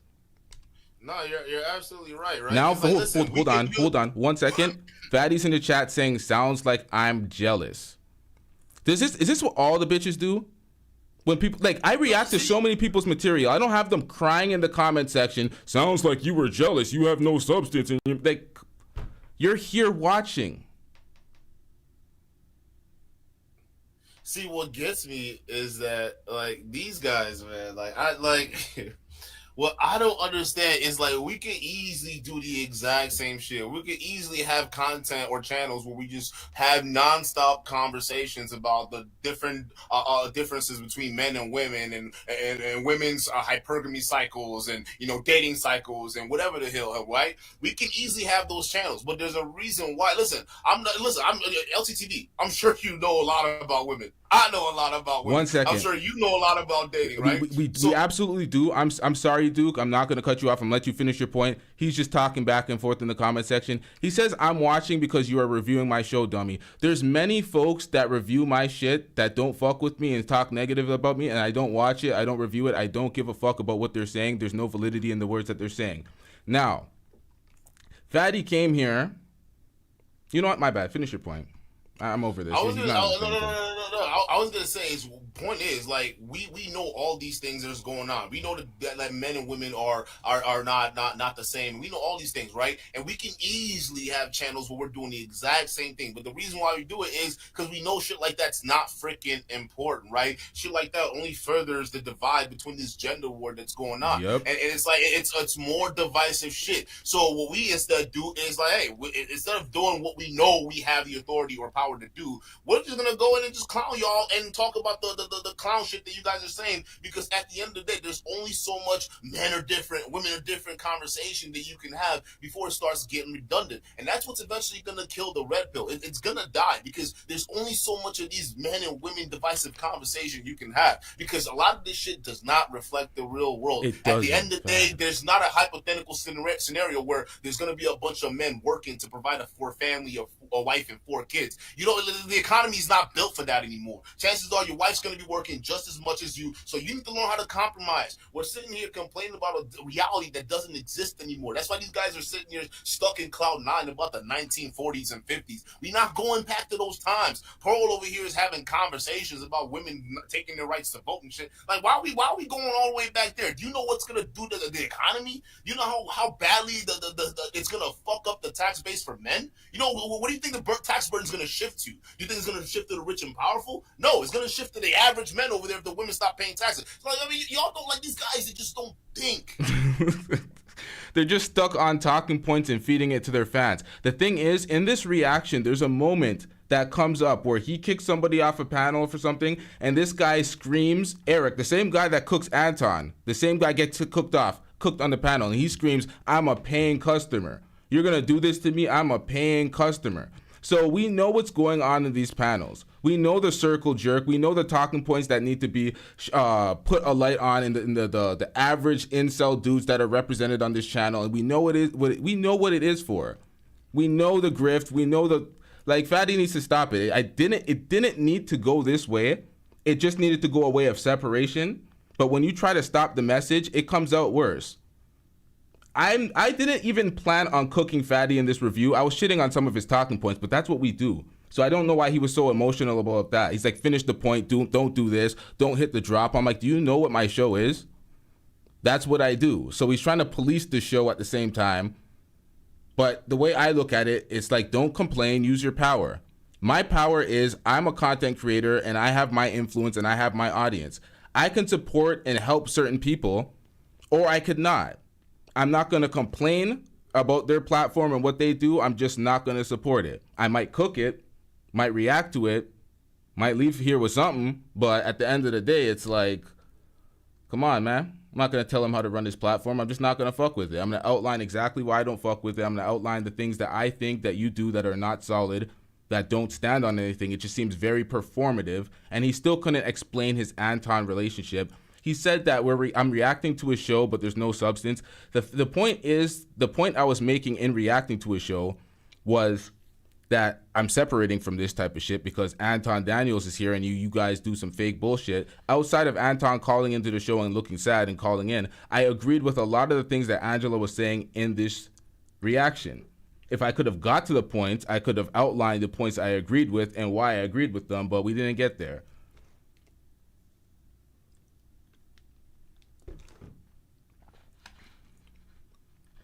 I think we still have Kai's in the back still, Kai. Kai, what do you guys say? I'm sorry, bro. Somebody called me a snake. All bets are off. Every time I see a you, rat and a snake like, too? Are you kidding me, bro? Like, hell no. Don't like fuck you. Wait, nigga, what? Nah. Hey, it is what it is, though.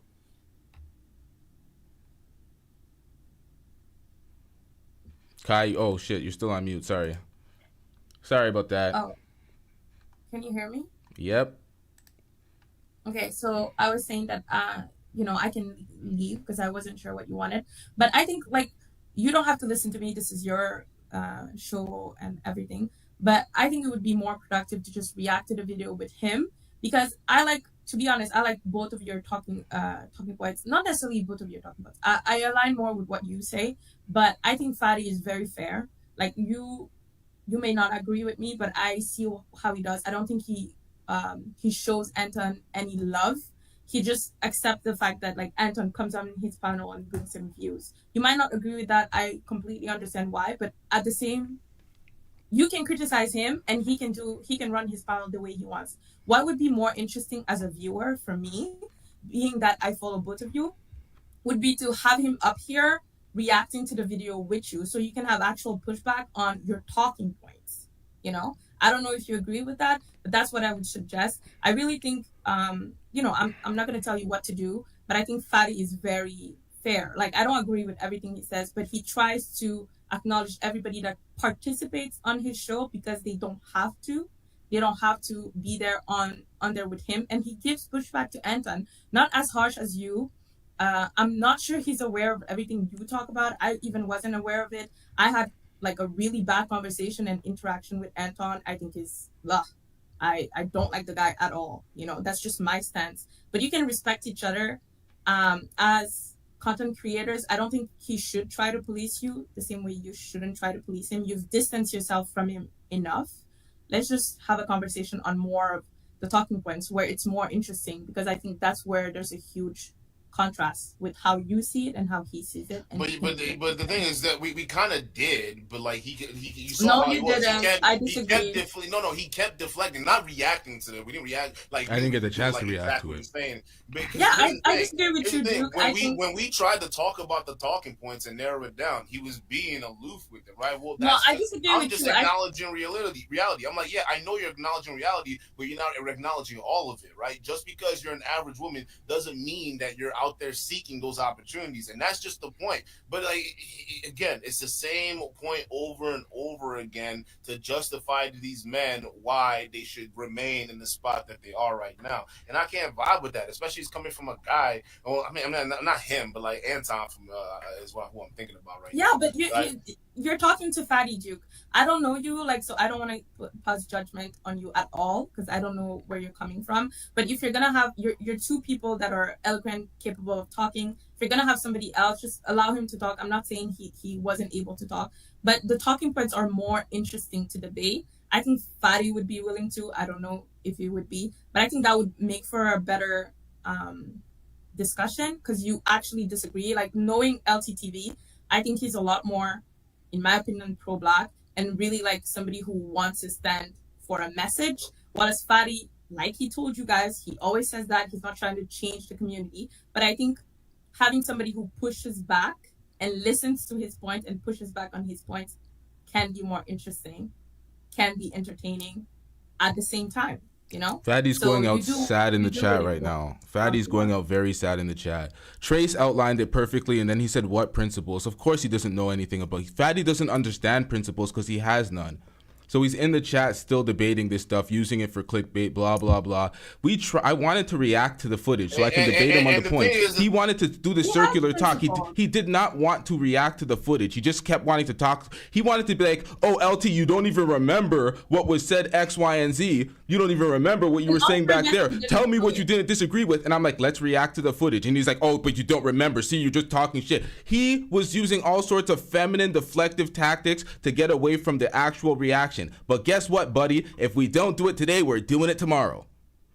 It's like you're not getting away from it. I don't think. Okay, I think I don't know if you don't know me, so I think I'm pretty fair. I was looking at it. I don't think you guys were trying to like actually review the footage together. You were talking about the Anton issue. You don't have to agree with me. This is your panel. But no. I was just disagreeing with him on the Angela talking points, and that's what I was trying to get through to you. So even if we're I was trying to get it. Even when I came up here, that's what we're talking about. It's the whole Anton. That came later. I was talking about his talking points with Angela and what he feels like with the whole perspective of women. Because at the end of the day, he wasn't even acknowledging Angela's talking points. How are you a man trying to talk about a woman? Like you don't. First of all, a woman's not gonna be able to come from a perspective of a man. She's a woman, right? And a man, vice versa. You're never gonna understand the perspective of a woman. You can see it. You can understand the perspective, but you're not.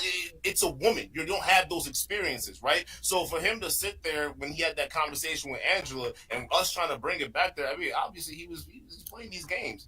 Outside of that, where I agree with Angela and I disagree with Fatty, and I've tried to say this, but people like. People have their own vices, but I think like a lot of men in the space think most women have a lot of like attention from men, a lot of quote unquote DMs, a lot of propositions, and that's just not true. It's actually just not a fact, and that's what Angela was telling him. So I agree with that. That's the conversation I'm interested on having. So that's why I'm pushing LT to more so showcase that. Where I disagree with you, Duke, and LT is I feel like you didn't necessarily let him like talk about one thing. It became like you were talking about Angela, then Anton. It wasn't clear. He So never once answered when he said I was full of shit for X, Y, and Z. I let him fully articulate why he felt like I was full of shit, and I'm like, okay, you could think I'm wrong, but full of shit, whatever, cool. I outlined why he's full of shit, and he had no response. His whole thing is, you don't know the history with me and Anton. Oh my God, you don't know the history with me and Aaron. Oh, you don't know the history. It's like, that doesn't explain the fact that you're full of shit and you say one thing and you do the other, and you don't stand on anything, and you just say a bunch of shit that you don't really represent. And he has no understanding of the media. The things that he says, clearly he has no understanding. Oh, this is just entertainment. I don't mean anything. I'm not trying to convince anybody. This is all just is inconsequential bullshit. It's like, if that's what you're doing, inconsequential bullshit that's not going to affect anybody, there's a clear reason why I'm making a distinction and separating from that corny clown-ass space that y'all are in. Y'all just do bullshit. Y'all don't believe in anything. You're just speaking to speak. That's why he's crying in the comment section, talking about, oh, I didn't remember X, Y, and Z. It's like, nigga, shut up, man. Just crying in the chat. Where I gotta push back with what you want is like that literally was a conversation. The way the conversation ended really was him just admitting that he does it for entertainment. Like y'all could run this back. And then we just moved on to Anton because I had nothing else to say. Like that's what I'm saying.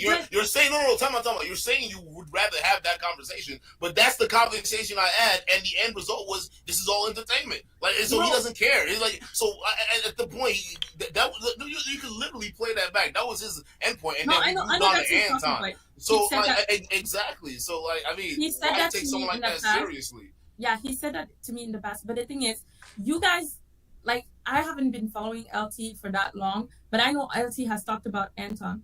The thing is, when you know people in the background, like Fadi does, he can literally believe whatever Anton says without necessarily having fact check it, because he has real people that work with that guy that are in his surrounding. So I think the Anton discussion, to be honest, I really don't like Anton. I think he's negative for the black people in this space, 100%. I've had a really bad interaction with him where I didn't say anything bad to him besides the fact that I don't like him, and he went off on me, called me all the names in the book for no reason, not knowing what I look like or who I am. So I don't like the guy at all. But I just think the same way LT is allowed to say he doesn't agree with Fadi having Anton on his space, the same way Fadi can have Anton on his space, right? So now when See, that you're not getting the argument. The argument is it's not about letting each other in the spaces, right? It's about the level of pushback. That was the main argument, right? Because he was trying to make it seem like I push back against Anton, and he comes on my show. I'm like, okay, this guy calls you a snake. He has all. This is the guy you know background information on, but apparently you don't know enough background information to know where this guy comes from. Because I don't even have to know this guy personally, but you do a lot of research on what's out there. You can tell there's a lot of lies. There's a lot of lies, so he doesn't do that. So at the end of the day, Fadi doesn't really know Anton, and honestly, frankly, he doesn't care because he already admitted that this is all for show, on entertainment. That's why we can understand why a guy can call you a snake, and you can sit there and just go into his show and play patty cake. For instance, I'm not gonna go into someone's show that I did. Because he's not going to Anton's show. He's going to. No, he went to Anton's show. He's on Anton's show. No, he's going to Aaron's No, he was show. on Anton's show. I seen him on Anton's show. I can pull up a clip if I look for it. LT called him out on it. Yeah, he tried to act. He tried to represent it as Anton came into his show. He's like, no, I wasn't on Anton's show. Anton called into my show. I'm like, nope, stop the cap. You were on Anton's show. You were on Aaron O's show. You were on all their shows. Wasn't it on Anton's show that is run by Aaron? Because where I had the altercation with Aaron, no? He was on Anton Daniels' show, his actual channel. He was on his show. He was on one of his panels. So maybe I'm wrong. Anyway, the only thing I want to say, I'm not going to stay here long. Who am I to tell you guys what to do with your own channel? The thing I think is, in my opinion, from what I see from Fadi, he's very fair to everybody. You guys might not have the same and I understand why you want to separate yourself, like LT. Like I understand your brand, that makes sense. But the more interesting conversation would have been on the talking points. Yeah, but I'm letting you know you're not getting it though. We had that interesting conversation. You didn't. No. The end result with him saying he doesn't care. It's entertainment because we were pushing back on that, right? Because he was like, at the end of the day, the reason why he's saying the things he's saying, because at the end of the day, he can just say it, but he can't control the guys out there that listen to him, right? So at the end of the day, it's all for entertainment. So you're talking about, I understand what you're talking about, right? You want to rather have that conversation, but for someone like Fatty who actually does this for entertainment, who just admitted that the end result was what he said. He doesn't. He just says it. Yeah, but the thing is, if you've interacted with him, which I have in the back end and in the front end, he's not trying to change people's minds. I don't have time to interact with people on the back end, so you gotta understand. Like, listen, listen. I can only judge from what you're telling me right now. Just like you, young lady, yeah, I can't sit there and I'm not gonna. I don't have time to just go follow you on the back end of the stream and then have a nice conversation to know you, right? But I can listen to what you're saying, and based on what you're saying, I can just get a base judgment of your character, and I move on from there. Everybody does this. I mean, this is where the hell since when did this die? If somebody is telling me when I'm trying to have a conversation with them that at the end of the day this is all for entertainment, all right, cool. So you don't believe in what you're saying. Okay, I understand that. So there's no more conversation to that. But he has a platform. Don't you want to like interact with that platform and those talking points to be able, at least, I don't know, LT, because like I said, I don't know. I'm not saying you wouldn't do the same Duke, but I'm talking more because I've followed for a few days LT. Wouldn't you want to engage with those talking points, given that he's the head of a show that is pretty popular with a lot of people there, that you might not care to change their mind, but the thing is, interacting with those discussions can be more interesting. Like the Angela conversation, there's a lot of things that those guys say that I don't 100% agree with, but there's a lot of things that I didn't really think about that are true about what they talk about. But what you're not getting is what you don't agree with is the whole reason why I called up when Fatty was here. Like, realistically, like I'm with you, girl, but Fatty doesn't want to have those conversations. What I'm trying to say. How do you know you dropped him down? What do you mean I dropped him down? I dropped him down. I was tired of this shit. Oh, I thought you said, well, okay. No, because Fatty's weaselly. He thinks he's clever with the shit that he does, and he doesn't understand that I see all the corny little tactics that he does, and I'm like, you're not doing this on my channel, fuck nigga. Do that on your channel. React to this tomorrow and do a 12-hour stream. Collect all your super chats. Do that on your channel. So that's why I got rid of him. But I'm sorry, Kai. We're gonna have to send you off because we need to get back to some other stuff. My whole thing is like, you guys aren't gonna talk me into fucking with shit that is fake. It's all fake. They talk about all these talking points. I'm like, yeah, this is all entertainment. Everybody's doing this for entertainment, but there is standards to the entertainment. There's principles that you don't cross, and there's authenticity behind the folks that I fucks with. And if it's not authentic, I do not want to support it because then it dilutes my message and we're just doing bullshit high school games on panels and we're not having serious conversations to further anything. And for people to think that there's no effect in media shows exactly why Aaron O sat up on his panel and said, we have no power to do X, Y, and Z against Pearl and Fresh and Fit and stuff. I'm like, you guys do not understand the power of media, so be gone with these idiots with a collective IQ. That's what I'm saying. The IQ, the conversations on that panel too, I want to shit on it all the time, but I'm like, let's just be respectful to the panel. But these niggas are absolute idiots over there. They just be calling up from the middle of their job, wherever the fuck they're doing, in the middle of their bed, talking absolute nonsense for attention. So it's like, I'm not being affiliated with that. Well, my only problem is, because I think the underlying tone is no one has a problem with, them, whoever they want to bring on the show and whatnot, right? The problem is a lot of these guys are talking from a point of authority, right? And from that authority, they're trying to build themselves as authentic. You can't call and try to build yourself on a show, trying to act like you're authentic, trying to have fair conversations where you're not even being fair yourself about situations going on with your other content creators that are fucking around and doing some fuck shit. So, like, listen, how are people supposed to take you seriously when you're not even being consistent? And you can chalk it up to just saying it's just entertainment. It's just about putting money in my pocket. It is what it is, right? I can be cordial and I can coexist with people. That's fine. But then you can't then try to build a platform where you're sitting there, I'm authentic, I'm real. That's not real shit. If somebody calls you a rat and you're not letting at least people who follow him know that this guy is a fuckhead and doesn't know anything he's talking about. And if you're spending money on this Bag Chasers Patreon, you're likely wasting it. Then you're not real. You're not real, because the people who are following him, they don't know that Anton doesn't do this shit. Every single day I get comments on my Anton Exposed video where people are saying, yo, I just got off of this nigga's Patreon and thank you so much, you saved me. Like, you can pull it up every other day. There's a comment popping up, right? That's real, because okay, maybe it's all about, if it was just all about money for me, I wouldn't call these guys out. Matter of fact, I would collude with these guys and then try to make as much money and get as much fame as possible. But at the end of the day, I'm taking the slow route. I'm being honest, because my whole channel and my brand is dependent on that. If I'm calling you out and I turn around and do shady shit, what does that make me? What does that do to my? Because then you can just say, oh, dude, you're saying this, but you're over here doing this shit. That's so weird. It's being hypocritical, and that's all we're saying. Like, I don't know. That's facts. You summed it up well.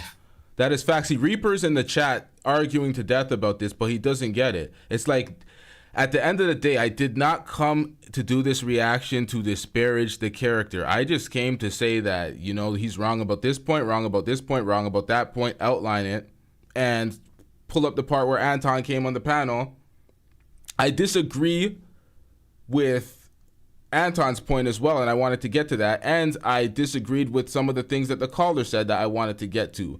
Nonetheless, I'm not obligated to fucks with people just because you think that we can have good conversations as the people that are watching, as the fans and the supporters. I'm sorry, I may disappoint y'all in that regard, but some content creators that I deem inauthentic in what they're doing, I look at it like it's inauthentic. I don't want to be surrounded by that, and it's not a crime because the thing is, I called other folks out for things that Fatty has done, but aligning with that is very hypocritical at the same time. Especially when I see these things unfold, it's just like, I'm not sitting idly by and participating in honess for money, especially when I'm calling out all of the grifters for doing honess for money. And by honess, I just mean like shit that's not solid just for money with folks that are solid. That back and forth on views was crazy, bro.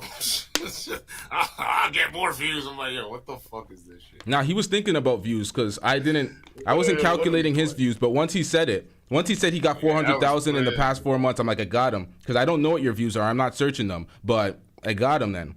I mean, he left himself wide open. I just had to leave him talk a little bit. You got more views than me. You do more views per live stream than my show. I don't care. I'm growing a slow, organic way. You're growing an organic way, not slow, faster than me, but it is what it is.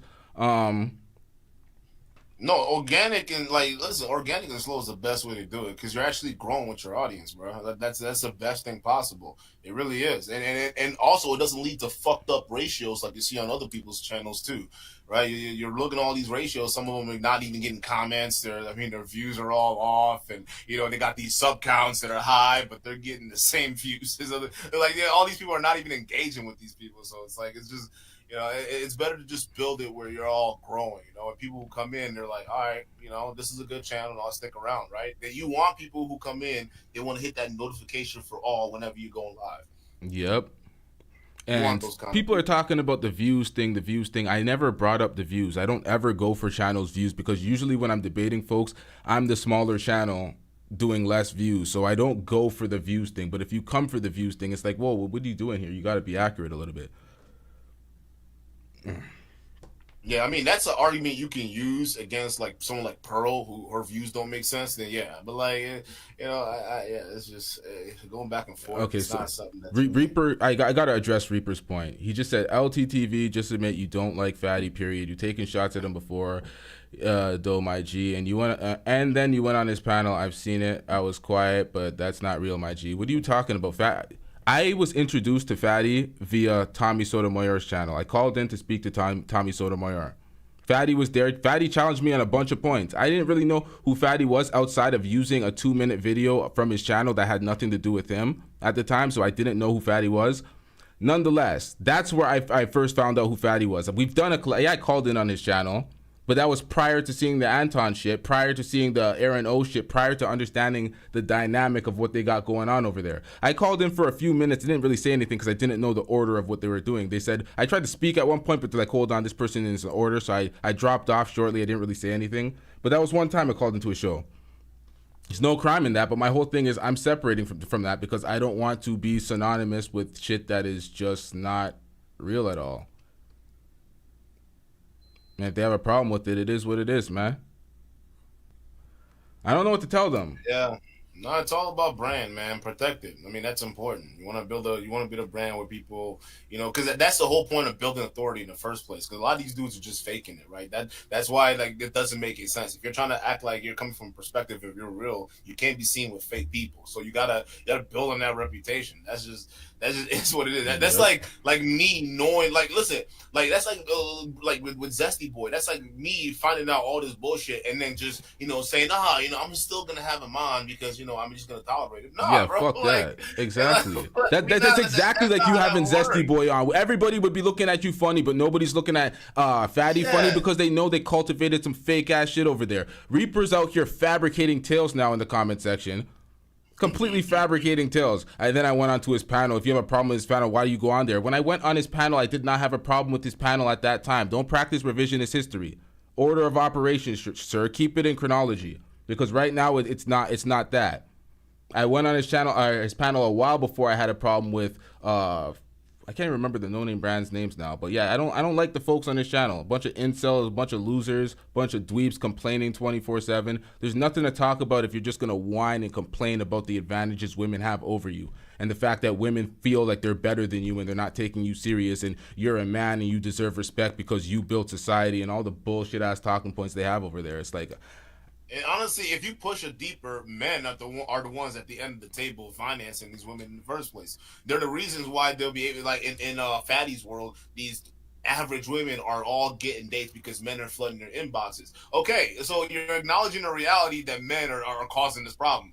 But yeah, you're just saying this for entertainment. Like you don't actually believe this stuff. Okay, if you don't believe it, why are you talking about it? Like exactly, and it's just circular talk. If this is entertainment, you can literally make entertainment about anything else, right? But what I was trying to get at with him, he wasn't understanding. I'm like, for you, it's entertainment. For people who listen to you, they're coming from hurt places, bro. They're not coming from good places. Listening to you talk about women, the way you're talking about women having an easy life in society, because they're not going to acknowledge the other side of the coin, that they're the ones at fault. So you're basically just you're gassing them up while making them feel as victims at the same time. It's the same as feminism, bro. And he's like, no, it's different. I'm like, it's the same thing. It's exactly the same. It's the inverse. Ali, we're hating. We're not having a realistic conversation. Or I'm not speaking for Duke. I'm speaking for myself. I'm hating. The problem is hating, because that's what y'all want. We just hating. That's what it is. We just hating for no reason. The fuck? Did you just get here, Ali? I'm not hating, bro. Like, literally, the only reason I came up here to talk to was about his talking points on women, bro. That was it. Nah, the thing is, Ali might catch a stray because Ali's in some of these clips crying about women too, crying about high value men ain't getting this from their women and X, Y, and Z. It's the whole manosphere shit. I've been cooking y'all for months. I tried to let go. I tried to keep my foot off the pedal when it came to you manosphere guys, but y'all just complain about women that is not yours. Y'all want to lead women that are not yours in the crowd and be like, oh, these women are doing this, this woman's doing this. It's like, it's not your woman. Why do you care? Ali, what is the problem with disagreeing with the fact that not all women have it easy and not all women have men flooding their DMs like that, right? With the ideas he's out there. He's over here in a debate promoting those ideas and they're like half truths. Yeah, we're not saying it doesn't happen, but that's not all average women, right? The way he's describing it, he's describing a certain archetype. So I don't know how that's hating when you're just trying to have like saying, hey, that you're not telling the full story. You're objectively wrong on that. Not all women are like that. Matter of fact, there are women out there who are so fucking awkward, they don't even know how to talk to dudes, but no one's acknowledging that. So like, it's just saying that when we're having these conversations to Red Pill, we're not acknowledging everything. I don't see how that's hating. Like we gotta stop this one word kind of attack to shut people down from criticizing like their ideas. Because they say it's all good to agree, but to make him look like something he's not. Like, listen, y'all.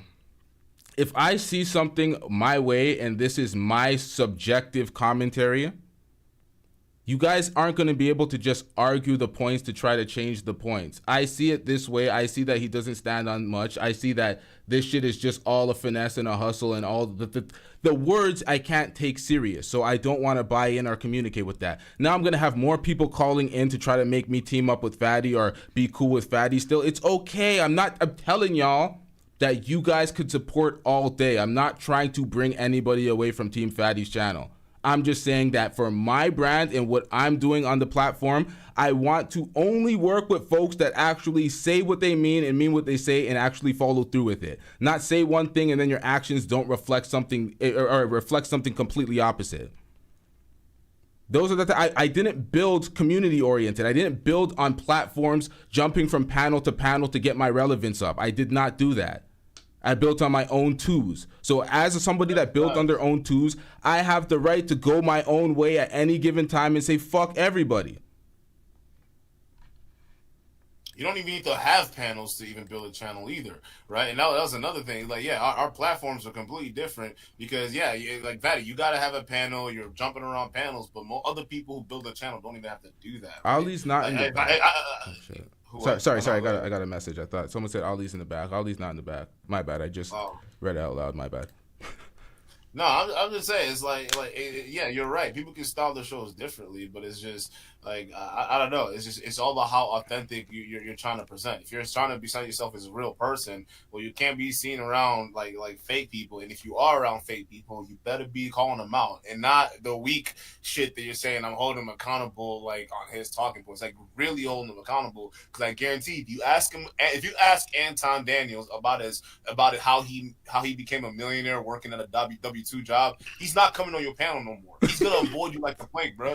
Like the moment you start asking those questions, because at that point, that's gonna put his bag chasers in. That's the thing. In this reaction, he leaves when Eric calls him out and holds him accountable for his hypocrisy. He said, "You said one thing back then, now you're saying another." He dipped expeditiously. He did not want to be held accountable for the things that he said on the platform.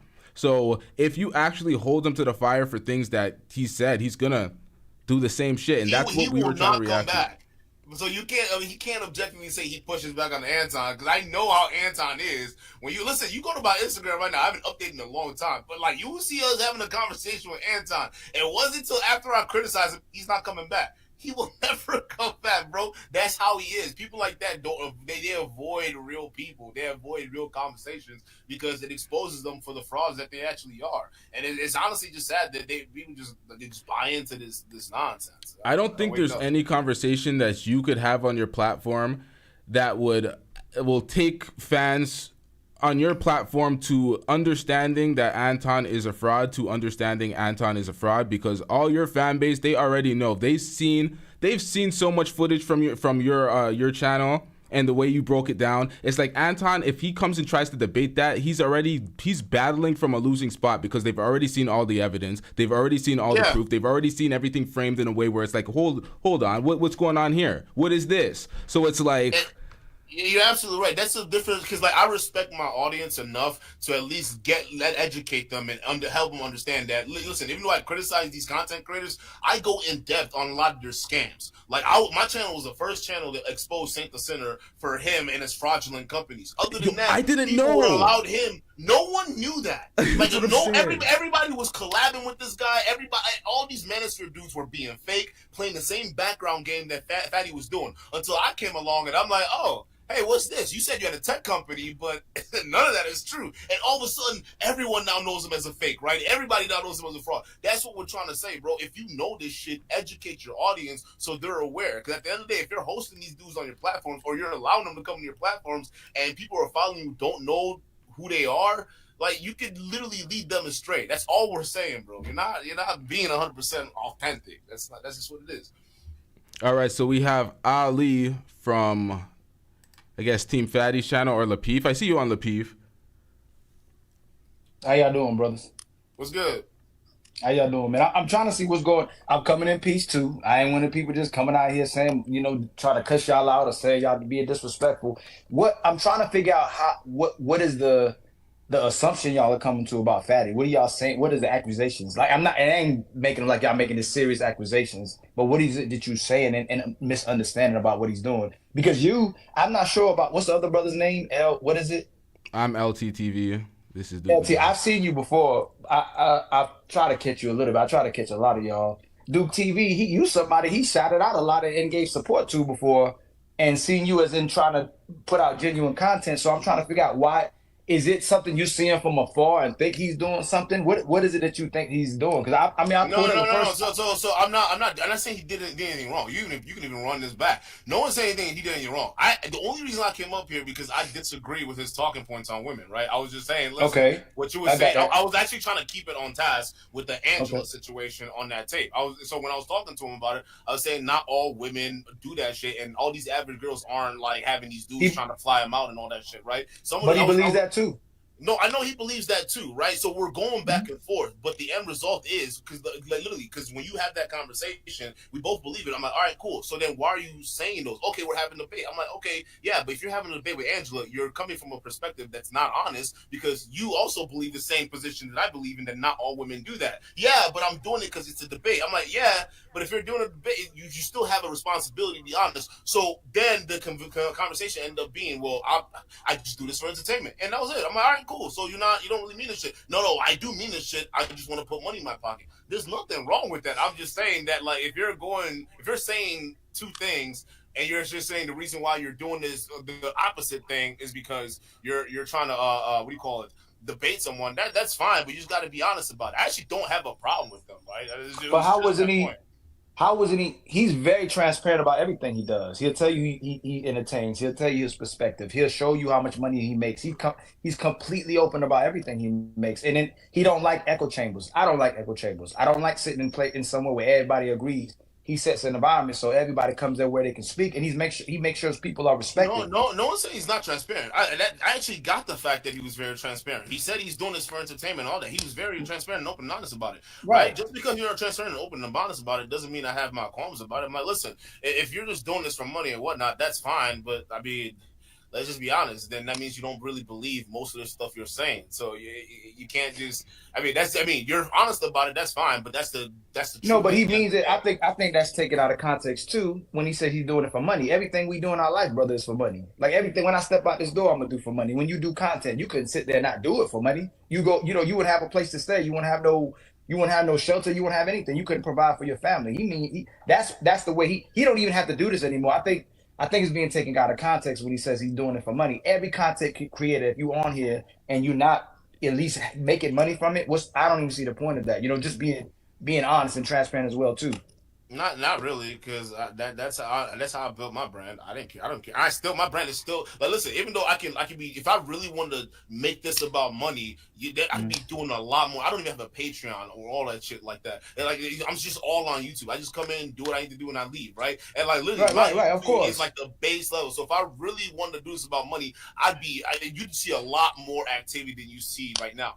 Not everybody has that perspective. And at the end of the day, that's the same set level of logic I'm trying to have with Fatty when he's talking about with women and being flown out and text messages and their DMs, right? Okay, you're saying that, but not everybody has that same perspective or is coming from that way. You see what I'm saying? So of course I do. So it's not that I have a disagreement with him. It's just saying, okay, well, this is your brand, this is what you believe, and that is what it is. And then we moved over to the Anton thing. Right, but what I don't get it. I don't understand it just seemed like it was an issue being made about it. If you do something for money, you do it for money. If you don't do it for money, I do this for money. This is the right. thing. I do this for money because I take this very serious, and this is a profession to me. He does. He takes it just like you, brother. He takes it extremely serious. He's very open and honest about his things when you talk about him being transparent. But there's a difference between being transparent and authentic and being thorough. Sometimes you can be transparent with your shit, and this is the problem. And I find it difficult. I'm gonna have difficulty in this conversation because it's like trying to speak femininity into an aggressive masculine woman and trying to explain certain things and telling her how to be submissive. It's trying to teach that into a woman. It's like trying to tell. It's trying to teach authenticity and principles to somebody that doesn't have it. It's gonna be very difficult to bridge the gap. and I see Reaper tap dancing in the comment section, just doing the most. It's like with anything, my like whole thing if I is like the Chicago Bears and you like the 49ers, oh, go ahead, brother. Go ahead, brother. My whole point was I do not want to align with things that I don't find authentic, and I find WWE according to the actions, because words are said, actions are not aligning. It's that simple. I was doing this reaction. I wasn't even getting to that point. I was just merely doing the reaction and disagreeing with some of the things that Fatty says, and agreeing with some of the things that Angela says. I agreed with some of the things that Fatty says, but it was circle talk complaining, and I pointed that out. I did my drops. I do the things that I did in my show.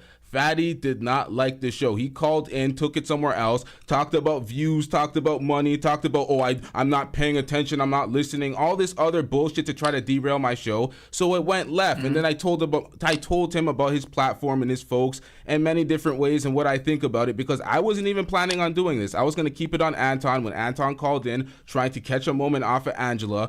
The way I see y'all space, I see it much different than the bulk of YouTube. I see a bunch of clout chasing, but a bunch of moments trying to be made that are not authentic. People like to have moments where they got the upper hand, but it's not authentic. When you say y'all space, what do you mean, like the Fatty, Arano, Red Pill, Manosphere adjacent? Why do you? It's funny you say red. It's funny that we correlate clout chasing with Red Pill when Red Pill, it's like trying to define what a man is, and then we're using men who deviated from being men and correlating them with being a man. Red Pill is about just telling the truth. It's not. It's never been that. It's always been a grift. It's never been about telling the truth. They frame it as their truth from a bunch of incel perspectives. No, brother. I'm talking about Red Pill. I'm talking about Red Pill in general. I know, but we're talking about the platform. We're talking about the spaces on YouTube, the Red Pill spaces, the brands that call themselves Red Pill. It's not even that. It's not even that. It's just that even the term Red Pill and what it's become. Yeah, you may have a definition of it now of what it actually supposed to be. What it's supposed to be.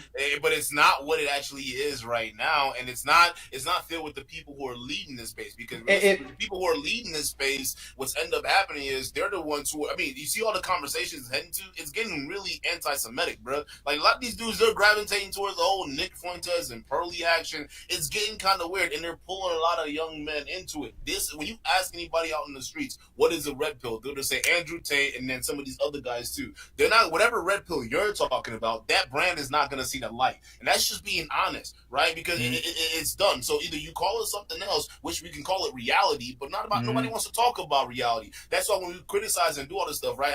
I talk shit about Sneeko, I talk shit about all these other guys, right? Because there's a point to it. It's not like I'm digging into their personal lives or anything like that. I'm just saying we can't talk about the tenets of Islam and then go ahead and have a threesome. That's stupid, because now you're morally grandstanding. You're acting like you're better than us, while meanwhile you're living a debaucherous life. You're not praying 5 times a day. You're not even, like, you don't even read the Quran. So how are you going to tell me that my life is immoral? How are you going to tell me how I'm living? That's you see what I'm saying? So it's God. I see what you're saying. Out of whack. So I do that stuff. So it's not just like, yeah, obviously I understand the entertainment value he's coming from, right? But like, we're telling the truth at the end of the day. We're just laughing at it, right? But in his case, when we're talking about the debate with Angela, he wasn't doing that. He knew that some of the points that he was saying, yeah, he agreed with the other side to it, but for that particular conversation, he was basically saying, I'm playing devil's advocate because I want to make this entertaining. That's it. And I'm okay with that. That's fine. Just be honest. You're doing this for entertainment. But he does. He does it. He does it for entertainment, but it's still to have the conversation. It's still, and I think, I don't know how much y'all know of him, but he's kind of almost doing the same thing I guess you guys are doing. He's showcasing what's really happening in the space. The content shows it. There comes some of the stuff y'all are referring to, but he also is able to have the conversation so that people can't lie about what they're doing. So I do agree with you, brothers. There are people. It can't be having but the conversation is not genuine, especially if the other party knows the other side, right? It's just at the end of the day, what you're explaining, it creates an adversarial situation, especially when you're trying to, you know the other side to the argument that not all of this is facts, right? That's happening out there with all women, but you're playing this argument, so it's not having a genuine conversation. Like which part? Which part do you say he's not being genuine? So when he's talking about the average women out there can get guys in their DMs and whatnot, overall, yeah, that's true. There are men You out know that, there. right? You know that's true. That's on average, right? But then when you dive a little Right. bit deeper and you look into the numbers, right? You want to have a genuine conversation. You would say, okay, Mhm. the vast majority of average girls aren't getting flown out like that, and they have the capability to, but that's not what's happening out there. Life isn't as easy for them as we're trying to make it out to be. So let's be genuine about that conversation, right? So Mhm. he knows that fact, but he didn't mention that. He actually was making the other argument. And when I called him out on that, he said, well, I agree with you, right? Not all women are doing that, right? I agree with you, but I was just doing this because I was trying to have a show. Okay, fine. But you can't then call it a good conversation if you're not being honest. It's just a disingenuous situation where you're creating an adversarial space where you're just going back and forth, and disagreeing to disagree. Because then how are you going to convince each other of anything if one of them is just being purposely Well, ignorant? it's if you're intentional. I mean, think about here. If I came up, if I'm a good brother and I came up here with negative energy, right, or try to be try to derail what you're speaking about. If you're really a solid brother in good faith, you can kind of control that energy, right? You can kind of, in good faith, you operate in good faith. It can make me kind of, even if I'm a deceitful person, kind of come down to your level. So it depends on whether people are being intentional or not intentional and how conversations are controlled. If I came out here crazy, you could drop me down. You could make me adjust to your temperament, or you could do the same thing that I'm doing. But I think I'm not sure what the conversation was you had with him, and I can only go off No, what you say. I just told you exactly what I just got. Right. I know him. I know him too. I know him too. So, but I wonder if things can be taken out of context the way he communicated it. That's all I'm saying. If he's saying he's doing things for entertainment, which he tells people he is, if he's saying he's creating an environment where people can speak and it looks and it's going to be adversarial. You know, we're gonna be combative and try to control as much as possible. That's not a genuine conversation because I'm having a genuine conversation with you. I'm being fully open and honest, right? I'm not sitting here saying, yeah, you know, I see the points that I secretly agree with you on, but I'm not gonna tell you I agree with you on it because I want you and I to have a back and forth. No, if everything I agree with you on, I'm gonna tell you straight up, right? I'm gonna be 100% upfront with you. There's no need to like have a disingenuous conversation and hold things back. Right. Play devil's advocate. Well, it's just being it's speaking from like what you're saying. It's speaking from a point where other people may say stuff that's not true to have an honest and open conversation, depending on if the other person is doing it as well too, depending on the for content creation versus just having a. I'm sure the discuss like right, me and you. I bet. You get what I'm saying? I get what you're saying. I don't have a problem with it. You're going back. They're going back and forth. If it was meant to be a debate, it's meant to be a debate. That's fine. But then don't get mad at me if I'm disagreeing with one of your talking points on that debate, and then you turn around and say, he can't get mad with you. Yeah. You can't turn around and say, well, I don't actually believe in that. I do believe in that, but I was just saying I agree with you, but I was just saying that for the debate. I'm like, okay, fine.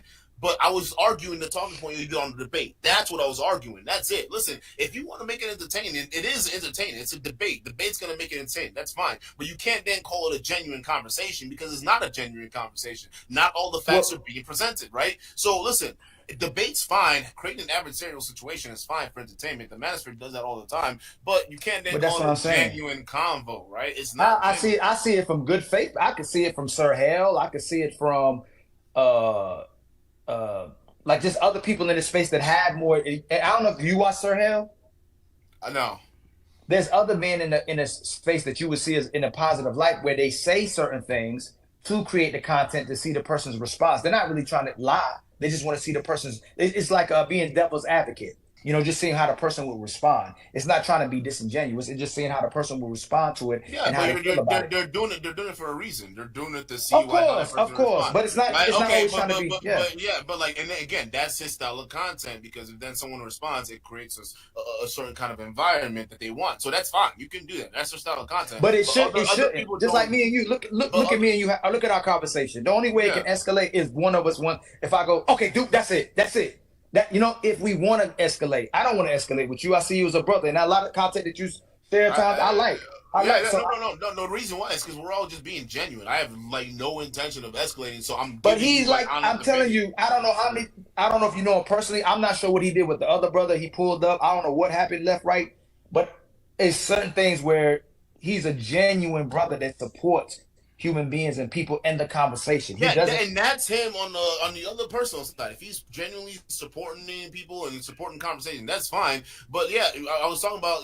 Listen, you can be genuine in your personal life, but then still do shit and say shit for entertainment. There's nothing wrong with that, right? Yeah. But I'm criticizing the entertainment part. That's it, right? It's no different. I mean, okay, if you're gonna do the entertainment part, okay, let me do my job and disagree with the talking points. That's what I do. I literally have a channel that disagrees with talking points all freaking day that I don't agree with, right? And I do that. So if I'm hearing a talking point and he's up here to defend it, I'm gonna come up here and say, hey, I disagree with your talking point. Of course, and you have every right to. And then exactly, right? And his response was, well, it's for entertainment. Okay, but I still disagree with that. But he agreed. Right? But you disagree with the tactic. But he agreed with. He demonstrated. I agree with you. I did that for the. No, for the show. I know he agrees. Right. I don't think you understand. We're not in.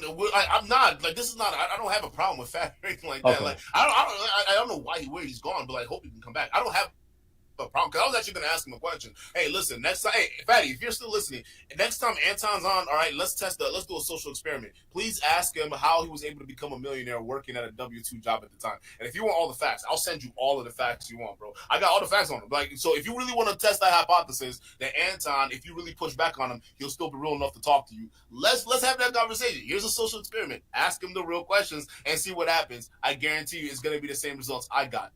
Okay, so then if that happens, you can't then claim that Anton I'm a genuine, but you still be around that dude. He's not. No. It's like you playing in the league with people you might be in the business. You might work at a job with people you don't agree with. You might work at a job people you don't want to be associated with it. But it comes with the space. Me for everything you're talking about. I acknowledge what you're talking about. The space.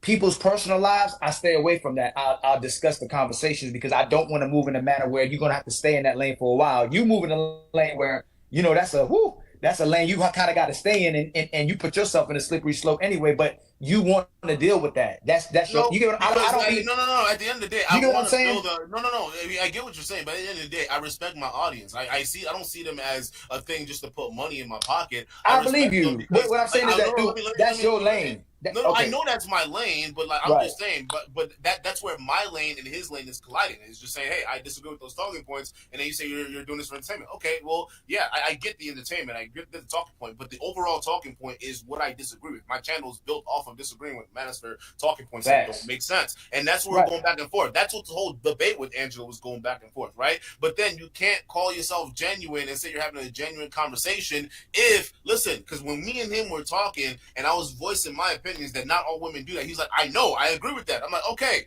but you weren't being genuine in that conversation with Angela because she was making those same points too, but your rebuttal was disagreeing with her. So you can't then listen, you are being adversarial for entertainment. That's fine, but don't sit there and say it's a genuine conversation. I don't have a problem with that. Like if you're gonna have a debate, let me criticize the debate. That's my job. But then when I'm criticizing a talking point, don't turn around and say, well, I agree with you. It was just for entertainment. Then and we stopped right there. Like after he said, oh, this is for entertainment, I don't believe this. I'd have to see exactly what you're speaking on. Yeah, but no, you can literally run it back. That was literally the whole conversation. But the part I'm trying to tell you, not disagree with Angela. We disagree with his talking points with Angela, and then after he said the entertainment part, the Anton came up. That was it. The part I'm trying to get, and you might already understand it, is that being associated with people in the space and creating content to have the conversation is different than being associated with people off the space.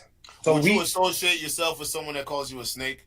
And you're a fucking rat. Hold on, Duke. Hold on. What point were you about to make? I think this is an important point that Ali's about to make. I want to hear this. What were you about to say? There's a difference between. Can you say that point? It's a difference between being associated with the space to have a conversation and to engage in the content creation as well as having this open conversation dialogue without having an echo chamber versus the association with people off, not having association with people off the space. It's completely different life. And I'm sure y'all know that like he ain't associated with maybe 2-3 people off the space. And regardless to the seriousness of what you're talking about versus the other things you don't know that's on the space. It's everybody moves in a different manner in the space versus off the space. There's people that I'm not associated with, would never be associated with, want nothing to do with, but I would interact with in the space to have the conversation so that we can get down to resolutions. And he's the same type of person. So from afar, it can look like people associated, but they're not really associated. And they probably enemies as well too. But I can understand where you're coming from looking from the outside and go, oh, all those people's associated when they not family. That's what I'm just trying to tell you. You may see me in spaces where I I want nothing to do with the people, but it's being in spaces, having exposure, and having this conversation that's realistic with other people who are there, instead of having these fake echo chamber conversations where people aren't being genuine, even if they're being disingenuous. You get what I'm saying? When you guys go to echo chamber conversations, I think that you guys completely misunderstand the points that I'm getting at when I try to separate myself from certain spaces. It's not about an echo chamber. I don't do an echo chamber on my own channel. There's people that disagree. My whole point is when it comes to something being inauthentic, I do not want to. You're me at the root, at the core. I'm just like you at the core. But what I understood, it can't be that though, because it can't. Let me explain why I'm saying this. I want to engage in conversations and truly get into the core of who the people are, and really dissect why people think the way they think, why they behave the way they think, why they feel the way they behave. I used to be just like, I know, Duke, I think you're different, but I think the brother, what he's talking about, when I create certain content, it's going to be more of a tribal, just like y'all saying. People who come here have to be moved a certain way, have to respect each other, have to have some type of integrity. Everybody just can't jump on the panel. Fatty is moving in a different way to have people have this conversation, and when they lying behind the scenes or they lying on the scenes, to see people, and you're clipping things, and people get to see people really how they moving, so that when you look in the future and see if you still say that same thing, and I want to see if you really believe in what you believe in. So when he tests someone, he want to see if someone really believes in it. Even if he's saying it's for entertainment, he's still moving in good faith and seeing that person is really who they say they are, because everybody, this space is so toxic, people flip-flop in 30 seconds, in 10 seconds of the conversation. Yeah, so you get what I'm saying? I get what you're saying, but like I'm going to be honest with my fans at the end of the day. I'm going to be honest with my audience and let them know that, hey, if this guy's going to come around, this is what he's all about. Otherwise, why else would I vibe with you? Listen, the only reason why, if you would ever, I'm not saying you can't go to these spaces and listen to conversations. I'm just saying, if they're disingenuous, what the fuck's the point of listening to them? And not really honest to begin with. Like, what the fuck's the point? My whole point I'm not was gonna I go don't want to sit associate. there and listen to a conversation if I already know you're a fake individual. Nothing else out of you. You're not gonna see me go to a Lord Marquardt. I'm sorry, I call him Lord Marquardt. But say you're not gonna see me go to Saint the Sinner's channel and just sit there and say, you know what, I disagree with you, Saint. But I when you're talking about pimping and how to date girls, I'm not gonna sit there and watch that, because this guy's not genuine. How do I know if he's even into women, right? So listen, if you're lying about basic shit about your own businesses and you're not already being genuine, what makes you think you're genuine about what's coming out of your mouth? That's the only thing. So listen, you're a different kind of guy. If someone like that is a liar and you still go and still want to listen to whatever conversation they're having on their platform, there's nothing wrong with that. I'm just saying the only reason why I would need to be involved in those platforms, if there's new information that I need to go verify, because I have no problem going to your face and telling you, hey, I found this out, what's going on here? If you don't want to have the conversation with me, that's fine, which most content creators don't. And what ends up happening is they get exposed on my channel, because if you listen,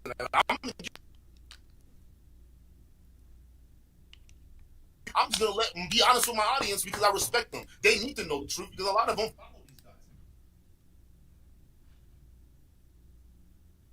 respectfully, I ain't no conspiracy theorists, none of that, or what y'all got. What is essentially your goal? You and my other brother's goal. What are y'all goals? My goal go ahead, LT. For the stream, or my goal on the no platform? like in general as brothers, like what are y'all goals? Like, I know Duke exposed people left and right. I know he up there with What's funny is I know you up there with like Mike TV, but then I saw people were supporting you and Mike TV. Then y'all two started going to each other. I don't even know how that happened, but I know y'all both being supportive. I sensed that he was fake, so I'm like, I don't associate with fake people. So it's the exact conversation we're having right now, right? So I'm not, even though people on the outside want me and him to keep collaborating, because there were people in my chat saying, oh, you guys can work together. I'm like, no, he's fake. What else do I need to do? And he ended up exposing himself. He went down with his own shit. Right. So what I'm asking, what is y'all?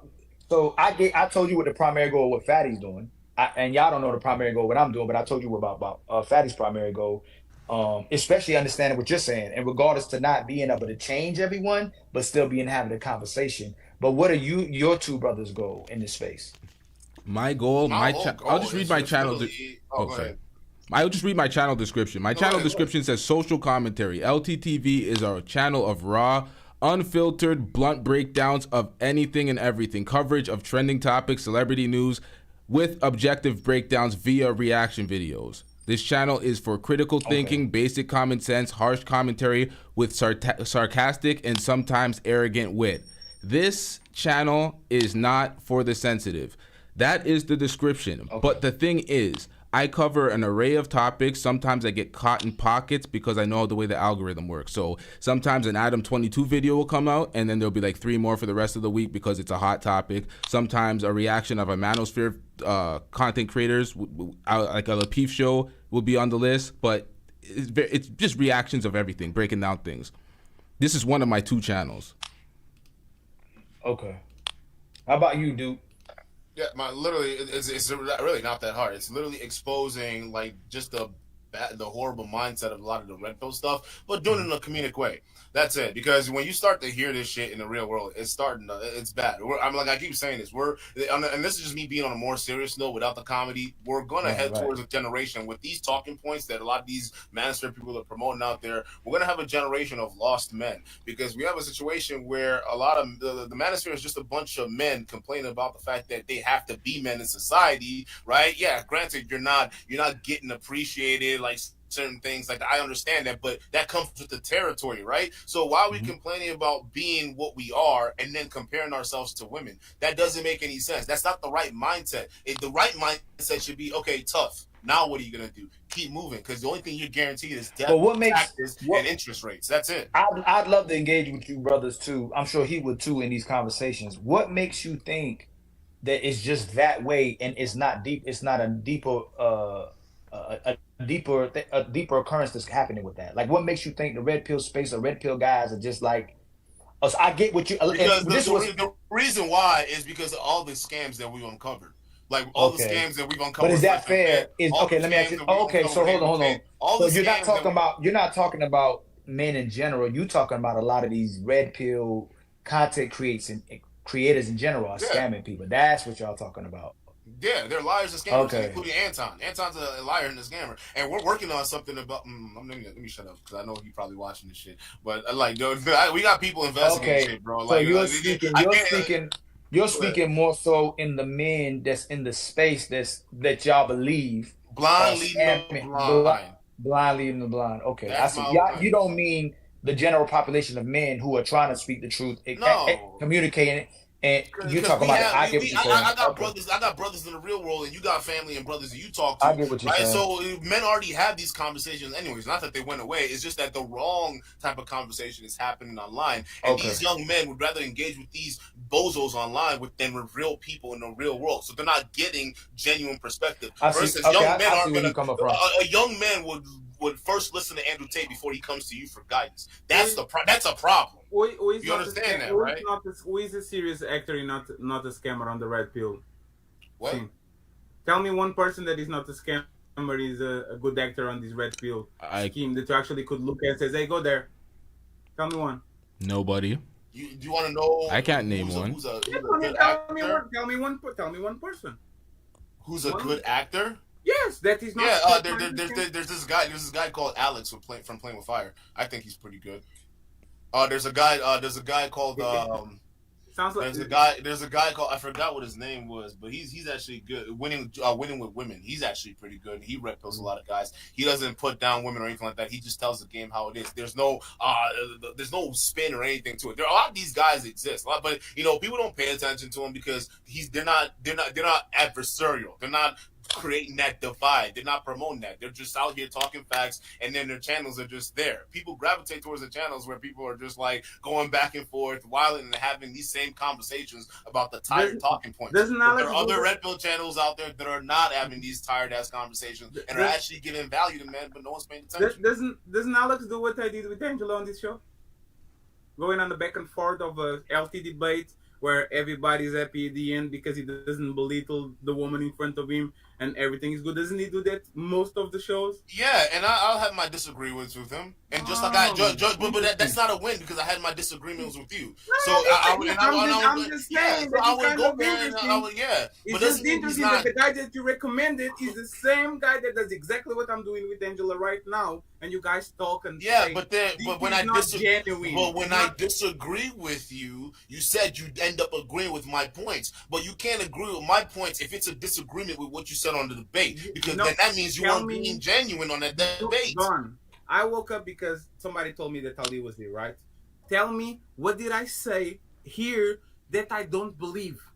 Please, what did I say that I don't believe? I literally told you that I'm going to give pushback and I'm actually going to tell you what I believe. Just because I call it entertainment doesn't mean that I don't believe in what I believe. I'm not trying to change her mind. I'm not going to push her. I'm not going to try to demonize her. I'm going to say she doesn't agree with me. We exchanged pointers. Okay, and it is what it is. let's start right there. That's the part I Let's asked give him. you not all girls are getting that DMs or guys message him in their DMs like that. And if they do, not all girls are responding to that. I didn't. The average woman is getting messages to go on dinners. Nope, not all of them. You're saying No, the average well, woman. remember, Okay, now, so listen. now, hold up. No, Now listen, this is my listen. now this Not is gonna sound all, like I deja didn't vu. say all. But now this goes to my Average next woman. conversation. Okay, Right. define the average woman. The average woman, like I told before, average looks, average job, average body. She's just a normal person. What A amount normal of women? person- What amount of women fits into that category? Because this is the average. Most people Right. are close to the average. So most. So that's are average. most, right? Yeah, yeah, and I'm no. telling you, most women don't fall into that talking point you just listed. They absolutely do. But Duke, how they Duke? Honestly, family, you seem. no, do you? Ali, Okay. you know what's funny? 400 people watch my show. 300, 400 people. Every woman that comes on my channel, be fat, be out of shape, be beautiful. They all get guys that are literally on my panel, go to their DMs and try to actually either invite them to something, they flirt with them, they send me a ton of money in super chats, flirting with them. These are average women. They get this attention. They don't get the yachts, they don't get the flu out, but they actually get the normal, let's go on a dinner. I liked you on the show. Can I get your number? Can I take you out to ice cream? Can we go to the bowling alley? Average woman get that all the time. Do you disagree? No one is saying they disagree with you. No, I'm I'm not saying saying. I disagree. mean, but you Let's see say agree then. Don't Listen, take offense. okay, Like, I agree, but then now we have to talk about the definition because when you said average, remember when we broke down average, you said it's what the average looks for most women. Yes. And I told you my disagreement is most women don't be doing that shit. So that's the disagreement there. You're conflating two different things. So either average women is predicated on women who just have a certain type of look, or it's just most women that fit a certain type of archetype. And I'm going to tell you this. The vast majority of women out there are average, and the vast majority of them don't participate in this shit. That's all I'm saying. Within your point, there's a disagreement. I didn't say it was about participating. Right, I was right. saying it's about actually have the chance to do it. Right, They in the wake up DMs. every day. They In the open their DMs. Instagram, and there's 3 guys that are trying to all at them. And if they wanted to go on a date with them, they would without have to pay nothing because that's how woman roll and how men roll. Man, Okay, so then it leads me to my next point, which what LTT was talking about. It's just the standard of men. Men do this shit, right? Because men are the end of this. So then why are we talking about it? Because complaining about it is like complaining about But I rainfall. didn't And you compla- just I but didn't- okay, but that's essentially what it is. No, because Angela said that was not true. That's Okay, the point. and you Instead disagree of, with her, right? No, listen. Instead of you debating her and say she's wrong for what she said, you are What is she saying. wrong about? No, listen. You're saying She's I not agree wrong with- that most women don't Don, get you that literally- treatment. Don, you literally say I agree with you, fatty, but you agree with me. You disagree with her. She said that average women are not getting these opportunities. She even used herself. I'm not getting these. No. fatty. Listen, Don, I Don, one agree. second. Don, Listen. Don, can you give me 1 second? I promise you. Angela, the way she looks, she's above average. She's actually a good-looking woman. Everybody was simping for her on the chat. She has 20,000 subscribers, 20,000 followers on IG. Angela was literally saying, word for word, bar from bar, oh, my DMs are dry as fuck. I don't get those type of DMs. And then she even said, I said, yes, you do.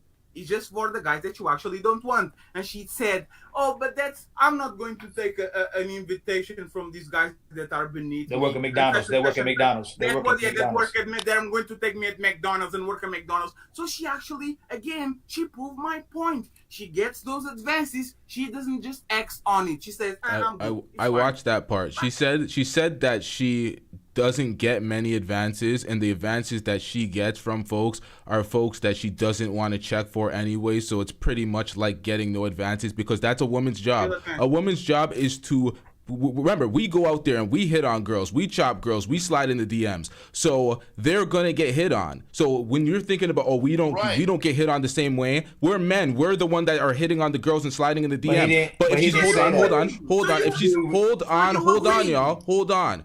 If she's getting 5 DMs a week and you're like, oh my God, that's so much more than what I'm getting as a man, and they're all ineligible bachelors that she has zero interest in, what are those 5 DMs doing? They're nothing. So you guys are complaining about, oh, they have all these options. They have dusty folks that they're not checking for, and that was her point. So it doesn't matter about the number. They're all not getting through the gates anyway. Two things. I'm not complaining is the first one. I will repeat it again. I'm not complaining. I'm just acknowledging reality. I know that women have this benefit. I believe in double standards. I understand it. I'm not complaining. I'm okay with that. The second one, 5 DMs per week are 260 fucking approaches per year. I just threw a number out there. I'm not saying that was. I'm not saying that was a number y'all said. Here's the thing, Fatty. I don't think you're understanding what I'm getting at here, though. You're acknowledging reality, but you're not acknowledging the reality that it's men at the end of the day. They're at the other side of the coin that are reaching out to women. Hey, Duke, y'all, hold on. So they don't sound like you being biased. Family, all he did was have a conversation and acknowledging what was happening. Nobody was complaining about it. Like, we not complaining about it. And what, the thing I'm asking you, brother, this update, listen, it's not a lot I come up in spots. I don't put my name on the line for a lot of people. Fatty does not operate like the way you're trying to correlate the red pill space, even if you see it in that way. I'm not doing that. I know. Hold on, brother. Hold on real quick. It is because we... Oh, I was saying you know how many times we're in this space? I was saying that he's more manosphere than he accepts. But he's really not. Do you know how many times we going back and forth like this with people all day long? Like, because they do red herrings and straw men, and they're just not acknowledging what was actually said. All he did was acknowledge the fact that that men are in women's DMs. It's not about complaining about it. It's just acknowledging that the women are getting different advances than men, and like you said, man's supposed to chase. It ain't nothing to complain about. Again. Okay, let's say maybe let's say the word. Maybe it's not complaining. Maybe it's just acknowledging the truth that acknowledge the truth of doing that is like acknowledging the truth that there are clouds in the sky. What's the fucking point? The point is having a debate like your friend that you recommended. But to you, it's just entertainment, right? No. The Playing with Fire guy, he does exactly the same shit I do, and you recommended him and said he's a good content creator. I'm having the debate with her. No. It wasn't a content creator. Listen, you asked who was not you asked who in the red pill that's not a scammer. Yes. Okay, can we get to a conclusion here about one thing? Fatty, do you understand why I don't fuck with half of your panel and why I'm separating from the spaces that I consider? You are not special, bro. I don't care. So what is the point of this? The point of this is if you're going to review my content, pay attention to the words. Let the point finish so you can actually react to what he said. You are That's all, man. Listen, no one. Listen. Nope. Hold on, dude. Nope. That was the whole point. So I'm just gonna go ahead and do a terrible job, and I'm gonna do exactly the inverse of what he said not to do, because that's what you're criticizing. You're basically saying my reaction sucks. I'm not doing it properly. I have to follow your protocols. You're giving me the Kevin Samuels playbook. I don't care. I'm doing it how I do it. You don't like it, you don't watch it. Like, that's what I'm talking about. That's why I'm not doing the circular talk. It's almost 3 a.m. These guys sit on their panels forever and do this shit. I don't have the patience for this shit. That's why he's like, you don't remember. Yeah, I don't remember because I don't care as much as you fucking dweebs. Like, for me, this is pathetic, man. Like, get the fuck out of here. I deem you unauthentic. I think the things you guys do is wrestling and it's adversarial for clicks and views. You guys don't believe anything y'all saying. The whole Anton shit was lame. That was my biggest point of contention when it comes to him. It's the way he moves on these platforms. I'm not moving alongside with folks like this.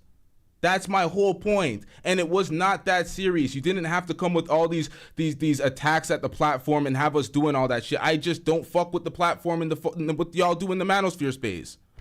I don't fuck with it. It's that simple. I don't think he's getting the crux of it because listen, okay, you're having debate to have debate. I could have debates on my panel too. And damn, I wish you wouldn't drop them, bro. Hold on. Like, 1 second. Sorry, Duke. I'm gonna let you talk. He keeps doing this. Imagine telling the man that you're reviewing content, not watching my content, but you're reacting to the content. So he's bragging about reacting to the content. He doesn't understand what me and you do. We react to all the red pill manosphere's bums content, and we cook them. That's what we do. We don't do the circle jerk and react to content with the fake insults, and then you're back on their panel next week doing the same thing for money and clout. We don't do that. We mean the things we say, and we stand behind it. All this fuckery that y'all do is fugazi, it's wrestling. And that's my whole point. Right. Like Angela, you see, hold on. You see this incel. Angela not gonna fuck you, bro. Nigga, I have a woman. I'm in a relationship. I'm not checking for Angela. You go to that simp mentality because you're projecting your incel ways with your 7 body count. Get the fuck out of here, man. Jesus Christ. These cornballs, this is what they do. Not gonna fuck you. Nobody is simping for Angela. I mean, I don't like. We can easily have those same conversations too. The point is, we're like our content is completely different, right? So I don't know, bro. To be honest with you, I don't get it. I don't get it. You know, it's just calling out those talking points. If you're doing it for entertainment, that's fine. There's nothing wrong with that. It's just I can have a disagreement with what you're saying too, but then then you move it to something else. I don't know. So it is what it is. Nah, Fatty's just a dweeb, man. He's like, I'm here at 3 a.m. instead of being in bed with her. You're just like that. This is a business. I may work to 3 a.m. sometimes, and my girl will be here in the chat watching, relaxing, giving me water bottles so I'm replenished with these beverages. So this is business, nigga. We don't be sleeping on weekdays. We be working the extra. Like I don't even understand that point. These guys have dweebs on their panel for 7-8 hours in their day, making no goddamn money, spending all their money just to get acknowledged on their channel, to spend their birthday parties on a dusty channel. Like, shut your bitch ass up, nigga. If you want to do this shit, I started when Tommy was on there, and they was paying to get this one girl kicked off. That shit was weird. That's what they do. It's a good marketing strategy when it comes to paying to get people kicked off, because they create these tension moments and they pay. I'm not gonna hate on that. The whole paying concept, that shit is entertaining. I feel like, listen, maybe because people do shit for money, but like, I'm just like, listen, if you give me $1, I appreciate it, because you don't have to do that. Like, I don't expect that. Like, bro, but you do it. But like, if you just paying someone to just kick someone off, even having someone come on your panel, that's a big deal, right? Because they could be anywhere else, but they're on your panel, they're trying to have a conversation, and then you got somebody spending money to kick them off. I don't know. That's a good strategy. It's just an interesting one to be. Fatty thinks I'm jealous of. Fatty's calling me a jealous motherfucker, jealous of the views that I have more than, jealous of the money that I have more than, and I'm complaining. Now he's projecting that I'm complaining and crying about him. Oh, we're just outlining the things that happen in reality. We're just saying the reality of what's going on in the dating, but there's no point to any of this. We're just creating adversarial territories. We're just saying the double standards for no reason, but there's no follow up. There's no point. Oh, I'm having a debate. Okay, so what was the follow up? What was the point? There was none. All it does, actually, there is. It just fuels this gender war, and that's the shit that I'm actually trying to squash, because it's pointless. Honestly, it's just pointless. All they're doing with they're saying they're acknowledging facts, but yeah, you're acknowledging it, but all you're doing is creating that divide, because you're not acknowledging it with a fair perspective, right? Because you're leaving things out. So that's the thing. They're just fueling this gender war, and what's the point of acknowledging it if not to make that particular point, to say that, hey, men have it harder, because that's the overarching dog whistle that they're doing, anyways. So it's just like, all right, we get it, but why? Like, it's just like complaining that it's raining. Like, because they know it stimulates views. Like, they're talking about female nature. Like, okay, like, listen, like, complaining about why a woman does what she does is literally the same thing about complaining about like grass grows or why paint dries. Like, shit happens, exactly, bro. Like, man. Move on. Ali said we dropped them for because they complained or they disagreed. Wait, hold on. He dropped us for disagreeing. Nigga, I'm not a panel show. I don't sit up for hours talking to niggas that I don't give a fuck about for hours on panel. I don't do that. I outline what my channel was. I'm gracious enough to sometimes do the panel. Sometimes people are gracious enough to call in and not leave me hanging. Nonetheless, it's like, that's not what I do. Y'all derailed the show. This was a reaction show. I didn't get to a portion of the reaction. I didn't even get to the part where Anton got cooked because his guard dogs came to derail the conversation.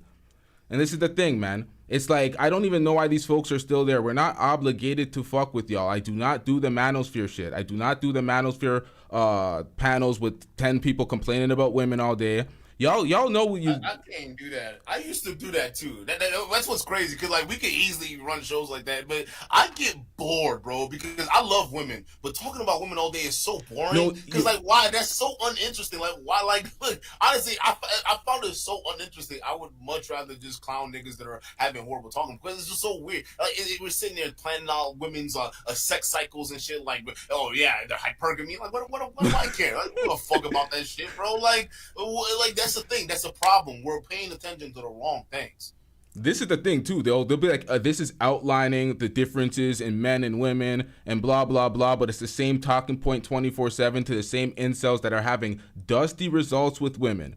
So you pander to the men that are online 24/7 trying to get a woman instead of interacting with them in real life, complaining about the same talking points. Oh, these women aren't doing this. Oh, why is this woman so rude? Modern women are so... It's like, it's not your woman. She owes you nothing, you goddamn dweebs. Y'all never get it. Y'all are too busy trying to be high-value men, trying to get to that bracket so you can effectively pay women off. Have so much money that you can overcome all the fact that you're a fraud, you're not real, you're inauthentic, you have no integrity, you don't stand on anything, you're not really a man, you're just a crying bitch, but I'm gonna get some money so I can facilitate a life to treat these women like shit. Those are the guys that they pander to so they can... Man, this is just pathetic, man. Has Fatty ever been married? I don't know. See, Ali's saying disagreeing with content. Ali, you're late. You're jumping to assumption. You came in the show and had to ask what this was about, but yet you're trying to debate like you know the ins and outs of what's going on here. I don't fucks with fake people. It's beyond the talking points. I don't give a shit about the talking points being fabricated. Or not fabricated, incongruent. I don't care about the talking points, just the talking points. It's about the character and the actions. You can't say that you dislike this person who's an absolute sellout and a fraud, and then you're out there building their platform effectively and having them on your platform, showing them love while they call you a rat and a snake, and then you want to stand next to people who actually have authentic messages and stand behind the words that they speak, and they move accordingly. I'm not going to have nobody call me a rat and a snake and then I'm building their platform. Oh, I'm sending super chats. Right. I'm calling in. They're coming on my platform. They're sending super chats. They're bringing their folks over here. I'm working for their underlings, but I'm a rat and a snake. This is WWE. And if I don't want to associate with that, why in the fuck are y'all in the comment section trying so hard? Like, go to bed, nigga. Why you watching this trying to make me affiliate with y'all? I don't do it. I don't need to. And if I was everything you're describing me as, Fatty, why are you still here and why the fuck do you care?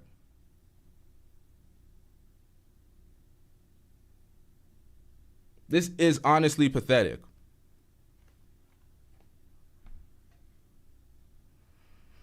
Yeah, man, I just find it odd. I think that we have better things to focus on. If we really cared about this shit, like a lot of y'all would do. The thing is, men, we know what to do, right? We can easily, I mean, it costs $5,000. We can hire a lobbying firm and then they can make shit happen for us. A lot of these guys you've been paying, I mean, I'm sure like the money you've seen these guys getting super chat, and if they really care, they can solve these problems, but we don't. We just sit there and talk, we give money to these guys, and then they buy Lambos and stunt on you. Nothing changes. And then you look at the women who actually are good at being activists. They're good at lobbying corporations. I've been in a corporation where you see a lot of these female-led groups. They'll come in and they'll sit with the board and they'll actually have meetings to try to get the company to promote their shit. Like, these guys are in the trenches working, right? And you can see the outcome of it because the media is promoting this.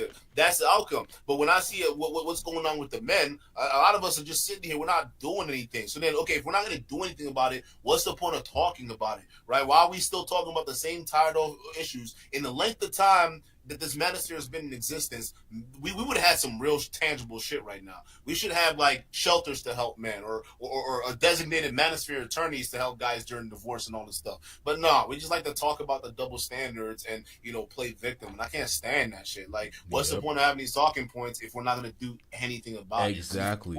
That is fucking facts. And in my city, we do not like victims. All the media conglomerates in my city work together and they work with the communities.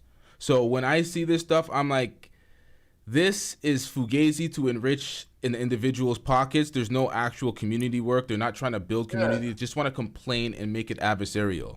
So, because like if they didn't really want to feel like victims, they wouldn't be buying into a lot of what these niggas are saying. Because essentially they're trying to say you're a man, you're strong, you're powerful, but society's against you. Yeah, if I'm strong and powerful, I can change society, right? So exactly. Why? Like none of that. Like I refuse to come from that perspective, bro. Like that doesn't make any sense. I know who I am. Like ain't nothing gonna stop me. I know. Like if I need something done, I just sit there, study, and build out a plan. That's it. Every man is capable of doing that. It's just that most people don't want to. They'd rather be spoon-fed shit. Right? Or sometimes it's easier for people to just deal with drama and get spoon-fed that all day. It's just so sad that people don't want to acknowledge that. That's why, like, I could build a platform doing the same thing Fadi's doing. I can build a matter of fact, I can do a lot of that, probably 10 times better. But the thing is, I don't because because I'm not gonna be real with myself. Because at some point, personally, I will be dead on the inside. At least with clowning manosphere dudes, it brings me a little bit of joy knowing that I'm right every once in a while, right? But like if I'm sitting there just talking about the women or this, modern women, that, if I'm just going on and on and on, I'm not honest with myself. Because at some point in time, I'm gonna get tired. I'm like, yo, this shit is like y'all niggas are whack just listening to me just say the same shit. Like y'all really see that's why a lot of these manosphere content creators, they don't respect their audience, bro. They don't. They're like there's like, oh, I'm feeding these guys crap and they're still here. Like fuck them. Like y'all don't get it, bro. Like it's just a fucking game. Fresh and Fit was the biggest example of folks that really don't respect their audience, don't respect their audience intelligence. They don't respect anything about their audience. Let's get into the super chat. We on Loke Nation with the $10 super chat. Shout out to you. You said LTTV and Duke, keep up the good work. Shout out to you once again. I just think that if we're gonna get like, listen, I don't care like what people decide to say. All I'm saying is, y'all gonna keep doing these talking points. There needs to be tangible results. You can't be doing these talking points and talking about how life and society is good for women, but then you have guys paying super chats to ridicule women only to later sub to their OnlyFans. That doesn't make any sense to me. Like you need to start putting something out there on the street that actually is helping guys rather than just sitting online. Otherwise, you're just an internet warrior. That's it. All the shit you're saying, it doesn't mean anything. It's just for the birds. So then if it doesn't mean anything, it's no importance. The only thing, the reason why you're doing it is for entertainment and clout and money. All right. So then when you tell them that, all of a sudden y'all are getting mad about it, but there's nothing. No one has a problem with it. Just admit that's what it is. Yeah. I'm being honest and real. No, you're not. You're not being honest and real because it's for money and clout and like all that shit, right? Okay, it's fine. No one's judging you for it. Don't get projecting on me, okay? I'm not judging you. I don't care. It's just saying that you're not real. So you can't call someone crazy for saying you're not real because you're already displaying behaviors of someone who's not real, and that's fine. It's entertainment. Everyone does this, right? That's exactly what I've been saying the whole time. It's fine. It's okay if you're not real. You can just stay over there. It's like you can't shame folks into fucking with you and your brand, trying to drop these false equivalences to try to drag us into the dust that you're in. He came up here to try to get you to think of him in a different light. And it's like, it's like, bro, I get it. It's okay. We know what you're all about. It's fine. And no one's judging you for it. We're just saying that's what it is. I think you're the one that has a problem with it because I don't know what else to tell you. Like, I mean, I disagree with the talking point, but if that's you, that's you. If it's entertainment, it's entertainment. But you can't say you're real. But I am real. No, you're not. It's entertainment. That's two different things, bro. This for some odd reason reminded me of the Pearl situation. I don't know why, but there's a lot of parallels that my mind is drawing. Just a lot of lack of accepting, a lot of entitlement to a space, a lot of that same old bullshit. A lot of, this is just entertainment, but not being accountable for the fact that it's entertainment and the things that you're saying during the fact that it's just entertainment type shit. Like, I don't know. I hate that argument, man. That it's just entertainment. Because I get it. Listen, my content, I'm just funny. That's it. Like, I'll just kind of, but I'm serious about the shit that I'm saying, though. So none of what I'm saying is just for entertainment. I'm actually serious. The only thing is, because listen, if I was overly, like, if I didn't have no comedic flair to it, you just see one dude getting increasingly frustrated about the bullshit talking points these guys are saying, right? But then you just put comedy on it, and that's the entertainment spin. But it's not saying that what I'm saying there isn't facts. It's all facts, and I mean everything. Like, but there's just a comedic flair to it. That's it. But what you're doing is you're having two separate points. On one hand, you're disagreeing with someone for entertainment, but on the other hand, you also acknowledge, but the latter is also true, right? So that's what I was trying to get at. There's nothing wrong with that. It's just saying that with the conversation you were having with Angela when she was disagreeing with you on those particular points, with not all women do that stuff. That's also true. So you have to acknowledge that. So like, but you didn't on that show. So therefore, you can't call it a genuine conversation because it wasn't. Yep, that's facts. That is facts. I was about to. But I'm gonna let you get back. I'm gonna let you get back to your thing. No, they derailed that shit, bro. I just came because it was literally. I literally came up because of the talking points for Angela, and I wanted to confront him on it. That's it. Like I don't have no, but now that I know it's for entertainment, like that's it. I don't care. Like whatever. If you don't care, I don't care. Whatever. Like that was literally how this whole thing went. Like he came up here, I'm like, I'm gonna talk to him. So and then he's like, oh, this is for entertainment. I can't control what other people do. All right, well. You don't believe in it, fine. That's what it is. Yeah. Just trying to convince us that it's something else. It's like, no, it's not going to work. Like, we know what it is. It's okay. It is what it is. To keep hanging out with Anton, PPP loan Daniels while lying about the PPP loan. Like, listen, bro, I'm sorry. Like, I can't. Bro, let me shut up. This dude, bro, like, listen, I can't be, you can't be around a guy like that and say you're a genuine person, bro.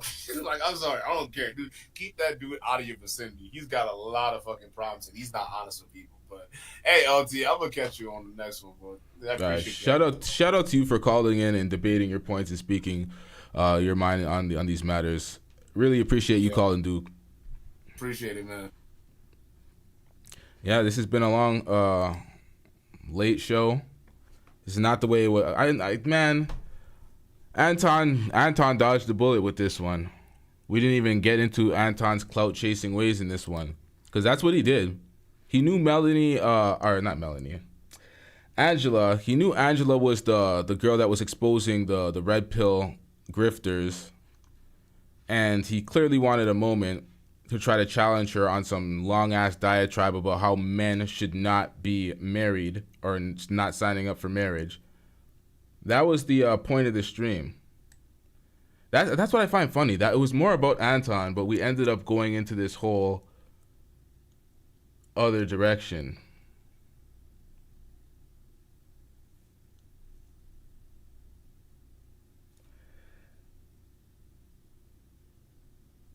We're gonna react to the content tomorrow. I don't think I'm gonna do this one. This is. Wait, which screen is this? Why is this? Oh. I work in the beauty industry. I know the caliber of hoes that I'm dealing with, and I tell you what, all the hoes do not.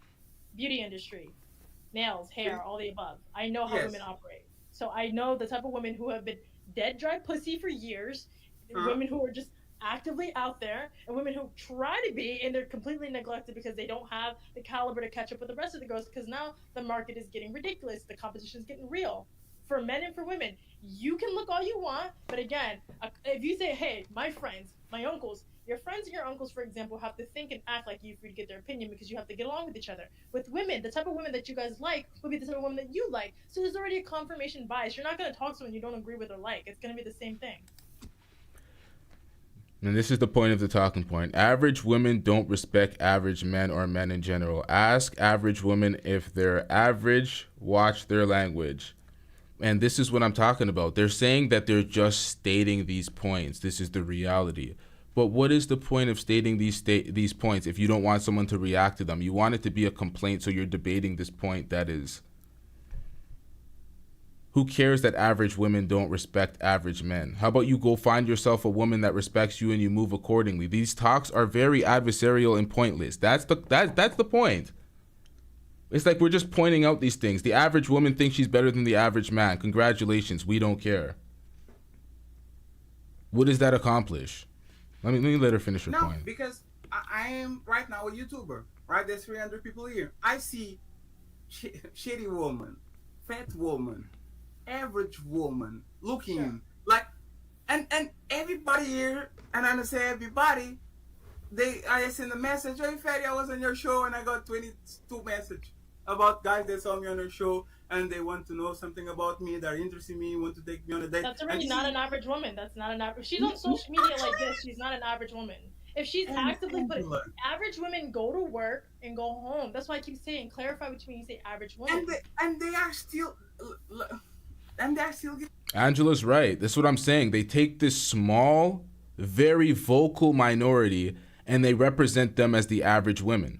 And that's what Red Pill and the manosphere spaces do, especially the very opulent women, the women that find themselves online. They're not the average woman. The average woman is not coming up on your panel for several hours talking about some bullshit, getting no money from it, getting barely any exposure. For what? That's not the average everyday woman. That's a clout chasing woman. That's a woman that's trying to build a career, or it's a woman that's trying to build a career on YouTube. They're not the average woman that is out there, and they always use these women as examples. Being approached by their colleagues at E work. Black is backstage. God damn it, E Black. I could never do a reaction. What up, E? What up? My bad, man. Yo, we've been on so long. Wild Seeds are here now. Wow, that's funny. It's morning time over there. You said that so disappointed, like, God damn it. Like, what? Man. Yeah, man, this is entertaining. This was entertaining. So I understood where both of y'all were coming from, but the way I put it is like, you know, how the pickup artists do, right? I could say, hey man, I like to get women off the muscle, you know, no tricking, no nothing, right? And you respect me for that, right? But then another person could say, man, you got to use a little bit of money, but you don't respect the way that I do it versus that person do it, right? And that's kind of the conflict. Where I understand where you guys are having y'all issue is at, but it ain't that serious. But like I said, if you gonna always take your stand, and I always say, hey, shit, that's the way you move. I just think that a lot of people only see the folks that comment and that are in their comment section, so they get carried away with that. And really 99% of the people on your, well, not 99%, but a high percentage, 90-something% of the folks on your channel watch from in the shadows. They judge, they move accordingly, they make up their mind, they see what is real objectively. They're not in the comment section trying to sway your mind. Beyond any of those people, there is your own personal standards and principles that you have to stick with. And when it comes to working with people that I don't believe that are seriously having conversations or seriously maneuvering on the platform with their actions, to me, it doesn't seem authentic. And I just simply want to readjust and not realign my brand with folks that do that. That was my main message. There was no mass unfollow from Fatty. Everybody can still support Fatty. I understand that Fatty's show is somewhat, like I describe it like a Jerry Springer show. It's not saying that I wouldn't even watch his show going further. I'm just not going to be part of the chat, and I'm not going to be on the panel supporting the show because I don't rock with that. It's not that serious. I'm just very out in the open, chest out, draw a line in the sand type of person.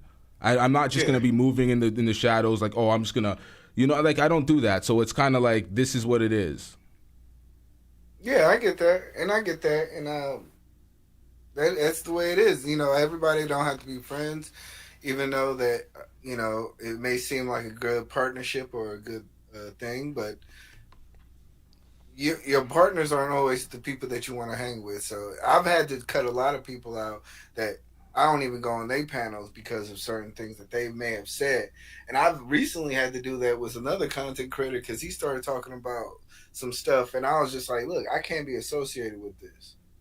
Like, I understand what y'all doing. I understand the entertainment value, but when you go across this line, especially me being who I am as a pro-black person, I can't go there no more. Yep. And a lot of times people don't understand, like, we got to sit on the principles on that. And I get that. I get it. So. You know, Tommy Sotomayor came out on his channel and said that he's pro-black today. He said he's pro-black, chest out. I'm like, we got him. I'm like, see, now y'all can't give me flack for supporting Tommy. He's pro-black. He said it on his channel. I have the clip, too. I'm going to play that on the next stream. But, yo. He really said that. No, he really said that. After the Pearl interview. really, like, I swear, man. Nah, he said it. He said it. Chest out. Chest out. He said it. He said I'm more pro-black than most of the pro-blacks, and I'm like, Jesus Christ, but. Okay, now that he said it like that, I understand what he's trying to say. Yeah, okay. He, if Tommy comes out with a dashiki, I don't know, man. That rumble must not be working for him. But yeah, man. I like I said, man, I'm a big fan of like all y'all, you know. And I like I said, man, it was fun. Look, man. I wish I would have had a drink for tonight, man. Man, I'm just tired as shit. I had a point that I was gonna say in relation to something that you just said, but fatigue's getting to me now. I'm like completely losing all my train of thoughts. But it was important in regards to something. Yikes. Brain's just failing right now. Tommy? No, it was about Fatty and the stuff we were just talking about. Platform-wise. Oh, yeah. This is what it was. It comes back, and I tried to explain it earlier in the stream. I'm like, it's a difference in dichotomy. There's a divide in the way that we approach content creating. Me and Fatty, we're pretty much opposite, and that's why when I'm trying to do what I'm doing, he doesn't get it because he's very community. He's very I'm gonna talk to everybody. I'm gonna bring everybody on a panel. I'm gonna debate these points. That's not my lane of content creation. That's the thing. Nor is it how you started your content. It's not how I started it. It's not the way I'm building. It's not where I'm going in the future. Like I enjoy these panel conversations sometimes, but they're generally derived off of a topic that I'm covering or like something that I'm reacting to. I don't just do regular panels and have these. Like I'm not doing the whole community YouTube shit like that. That was never my thing. So I really like to align with content creators that I deem that are serious and authentic. I don't have to agree with their message at all. We can be completely opposite on the message. As long as you truly believe in your message and you're standing behind it, everybody is out here to make money. So I don't want to give it like this misconception that I'm like, oh, you're just here for the money. Like I'm here for the money. We're all here for the money. Eventually, if you're not now, you want it later because you want to be rewarded for your work. But to do disingenuous shit for the money, especially in the way you move, you label something one thing, you have to actually move congruent in with what you're saying, and that's just me. Now, I found myself having that type of dilemma, but like for instance, I'm very close with Chaotic Truth, and you know, Chaotic Truth is the total opposite of me. Yeah.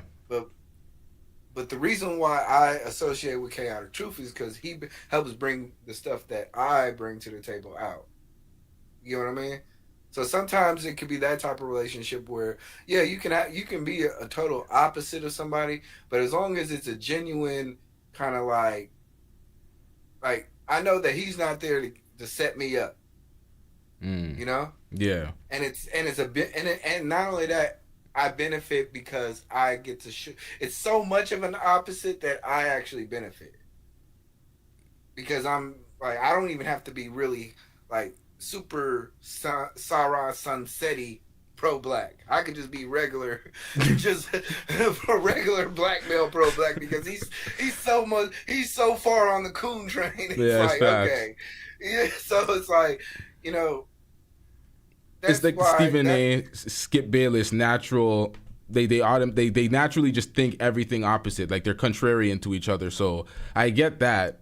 I have no issue with that. That's what I'm saying. When it comes to simple disagreements or a train of thought that's differing, I have no issue, no qualms with that. Greg Pill said Chaotic Truth literally stated Pearl is doing the work of God. Yeah, he went outside for that. Yeah, but like I think that's we all have our standards. We all have our standards and principles, and sometimes they get bent based on the time of year. But like I said, being consistent and authentic is probably the best thing to do. You know, I don't think standards and principles bend for anybody. That is my thing. Like I'm not gonna break a principle for an individual. A principle is a principle. It's there to uphold the standard. It's like the Constitution. You want to uphold the standard of whatever you're doing. Like you You don't want it to waver. So do you think that is that because you're not necessarily a community person?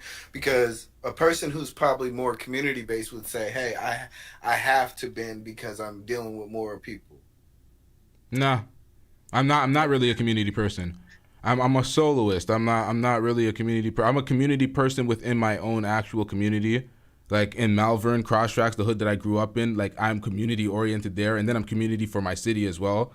So I'm more like what I can immediately put my hands to. This whole internet type shit where it's like people are in whole different cities and other countries. I can't actually act like I'm doing tangible work for them outside of promoting their specific channel. So it's an individual type of thing. But when it comes to community, it's really my community that I'm from. Like we all work together. 6Buzz TV, Real Toronto News, all the major platforms. We work together. We do food drives, all sorts of events. So it's like, I don't know. That's what I'm more focused on. I get it. I get it. I just think, like I said, I think people have their own perspectives, and maybe you'll grow a little, and maybe you won't. But maybe us as a community will see your stance, and we'll take it, and we'll understand you better. So I could explain a little bit more, because the way I look at it, it's like the biggest problems, because everybody's playing a different game on this platform. I'm not going to ask everybody what game they're playing, but everybody's playing a different game. Some people may be playing chess. Some people may be playing Monopoly. Everybody's playing a different game. But the way I look at it, and I've seen it time and time again, is blind support of skin folk that we think that are kinfolk just because they're the same skin. They're black folks. So what we do generally as black folks is we invest and we empower the wrong people that don't actually stand on any principle or standard, and it always goes left. We have people complaining to this day about Obama's time in office, about he didn't do anything because we didn't demand anything. The major problem that plagues most African nations is flawed leadership at the top, and it's always something to do with corruption at the top and wealth inequality. So what we do, and I look at Anton as that person, and what Fatty's doing contributing to Anton, he's leading to our detriment. He thinks, Fatty's somebody that thinks all this shit is insignificant. He does not see the bigger picture in media. So as we continue to support folks like Anton that will lead us astray and corrupt our society, we will always be at the bottom. This shit is way more significant than people think. Yeah, I can understand your plight. Like, maybe it's, some people don't see it as serious. I understand media inside out because I'm the type of person that if I'm going to do something, I'm going to understand that shit inside out before I even do it, before I even walk into it. I'm not the type of person that just jumps into shit clueless like a fucking crash test dummy, trying to completely just trial and error. Like, I study this shit inside out. I understand the significance in media and what we can do as folks on a platform such as YouTube, especially the numbers that we're reaching. Yeah. We got to take this shit we got to take it more serious. And when I see things that are like akin to elementary school or high school cafeteria type shit, I'm like, my message will be completely diluted in these spaces if I'm doing this type of shit in spaces that I deem people that are just chronic complainers, people that don't have solutions, people that are just doing it for super chats and money, doing the circle jerk shit. I'm like, I can't be a part of that because I take my shit far more serious than y'all think. Yeah, I get that. I get that because, like I said, I've had my own dilemmas on different platforms that I should join.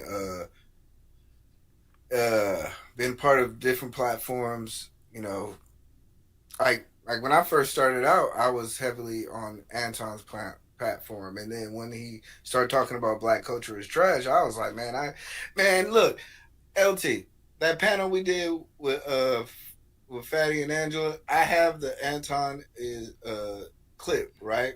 Black culture is trash, and I got the thumbnail. I don't even know if I want to release it. Jeez. See, Anton, I supported Anton before. I thought he was doing everything the right way, building with the community, putting a lot of folks on. I supported Anton once upon a time. I even did a reaction supporting him with, what's his name? Glendon. When he exposed that pedo, him and Lead Attorney, I reacted to that. I supported him once upon a time. And then I seen through the shit, and I'm like, oh, shit, okay. I'm making the same mistake I've done before. Yeah, and that's why I say it's like I said, I don't have me personally. I don't have too much of an issue with him. I just like I take a principle stance, kind of like you. I'm like, well, I can't be associated more or less directly with him because it's directly against what I represent. Yep. So, and the thing that I love about YouTube is it's the free market. And the reason why I think a lot different than a lot of folks on here is because I built completely independent, not with anybody else. So I got to the point where it's like, it's the free market. I could stand on all my principles, all my shit, 10 toes down and maneuver it without compromising it. Because it's not no regular white collar job. It's not no regular, it's not a regular job like that. So I don't have to do the fake and the funk shit, all that fake shit. We could come out here and be our authentic selves and stand on our own twos. That's what I love about YouTube, but I don't think I'm alone with that. I think a lot of people need other folks, or they're beholden to them, so they'll do things for the money to stay afloat. Because at the end of the day, everybody needs to pay their bills, everybody needs to feed their family, but some people are willing to do different things for that outcome, and I'm not willing to do the things that folks are willing to do. And I think my presence and doing that is very important for others to see that you can do this on your own without being, controlled by the pockets of others that are going to derail your message and make you sell out for some fuck shit. So I think it's very important to do this. The tough part is that the number one thing is that people tell you to network. I network. But you understand it's hard to, separate brands and to like people don't even know who they are when they first hit that upload button on their first video. So it's one of those things where you can't. I don't blame people. I've seen a lot of, especially. I'm very much. I care more about the female content creators because the female content creators, they get taken advantage of by a lot of these dusty dudes. Mm-hmm. Like they will. You'll see it a lot of times. They'll bring a guy will bring her on the panel and totally just trash her, call her names, even expose text messages and insinuate sex, and I've seen it all. So I'm more conscious about that. So, but I understand that the need for some content creators to go reach out, be on another platform, get your name out, and I don't blame nobody for doing that. There's definitely different ways of doing it. Sometimes you just got to take the road less traveled. But at the same time, I don't blame somebody for, jumping on a panel where, it's a shit show. Yeah. So it's like, I get it. I tried to stay out these streets, man, but I just think of ways that I look very like long term and in ways of elevating, and I see that this is not the direction that I need to go in. And I didn't want to make it offensive. I didn't want it to make it this fuck you, get the fuck off my phone type shit hanging. I didn't want it to be that type of shit, but I couldn't do the reaction in peace, and I don't have patience. I definitely don't have patience. I try on these platforms. I don't have patience. I move on from things. Fatty's like, oh, you don't remember what was being said. I'm like, yeah, I don't. You're trying to use that to shame me. I legitimately don't remember because I react to the point in the moment and I move the fuck on because things of very little significance I don't keep in my brain for too long. I react to it in the moment. I break it down. It's on air. I can reflect on it on tape after, and I move the fuck on. So it's like, I'm not going to remember half of this shit. I cover entirely too many things to remember every little detail of a conversation. So I'm not one of those people that get caught up in the details. So when he was saying that, he was right. I didn't remember what the fuck they were talking about earlier to prove the point. I had to reflect and listen to that shit again. But he thought that I would feel some sort of shame for not remembering it. Like, nigga, it's 2 a.m., 3 a.m., I smoke a lot of kush. Like, I don't really care, man. Yeah. I'm gonna holler at Fatty, because I do think he didn't let you get into the reaction, and then he tried to dictate how I'm going to do my content. I'm like, nah, I do it this way. But at the same time, he may have just wanted to create a conversation. So that could have been his own way. I'll talk to him, but yeah, it's funny though. You guys kill me. It was all good just a couple weeks ago. Yeah, but I'm saying he doesn't. For me, he doesn't move in the ways where I want to support somebody that moves in that way. So I'm just like, it's okay. It's not fuck your channel. I didn't tell a single person to subscribe unsubscribe, or we're not fucking with that. We have overlap. I'm quite aware when I do these things that I have overlapping audiences with a bunch of people. I know what could potentially happen if people want to choose sides and the unfollow wave can happen.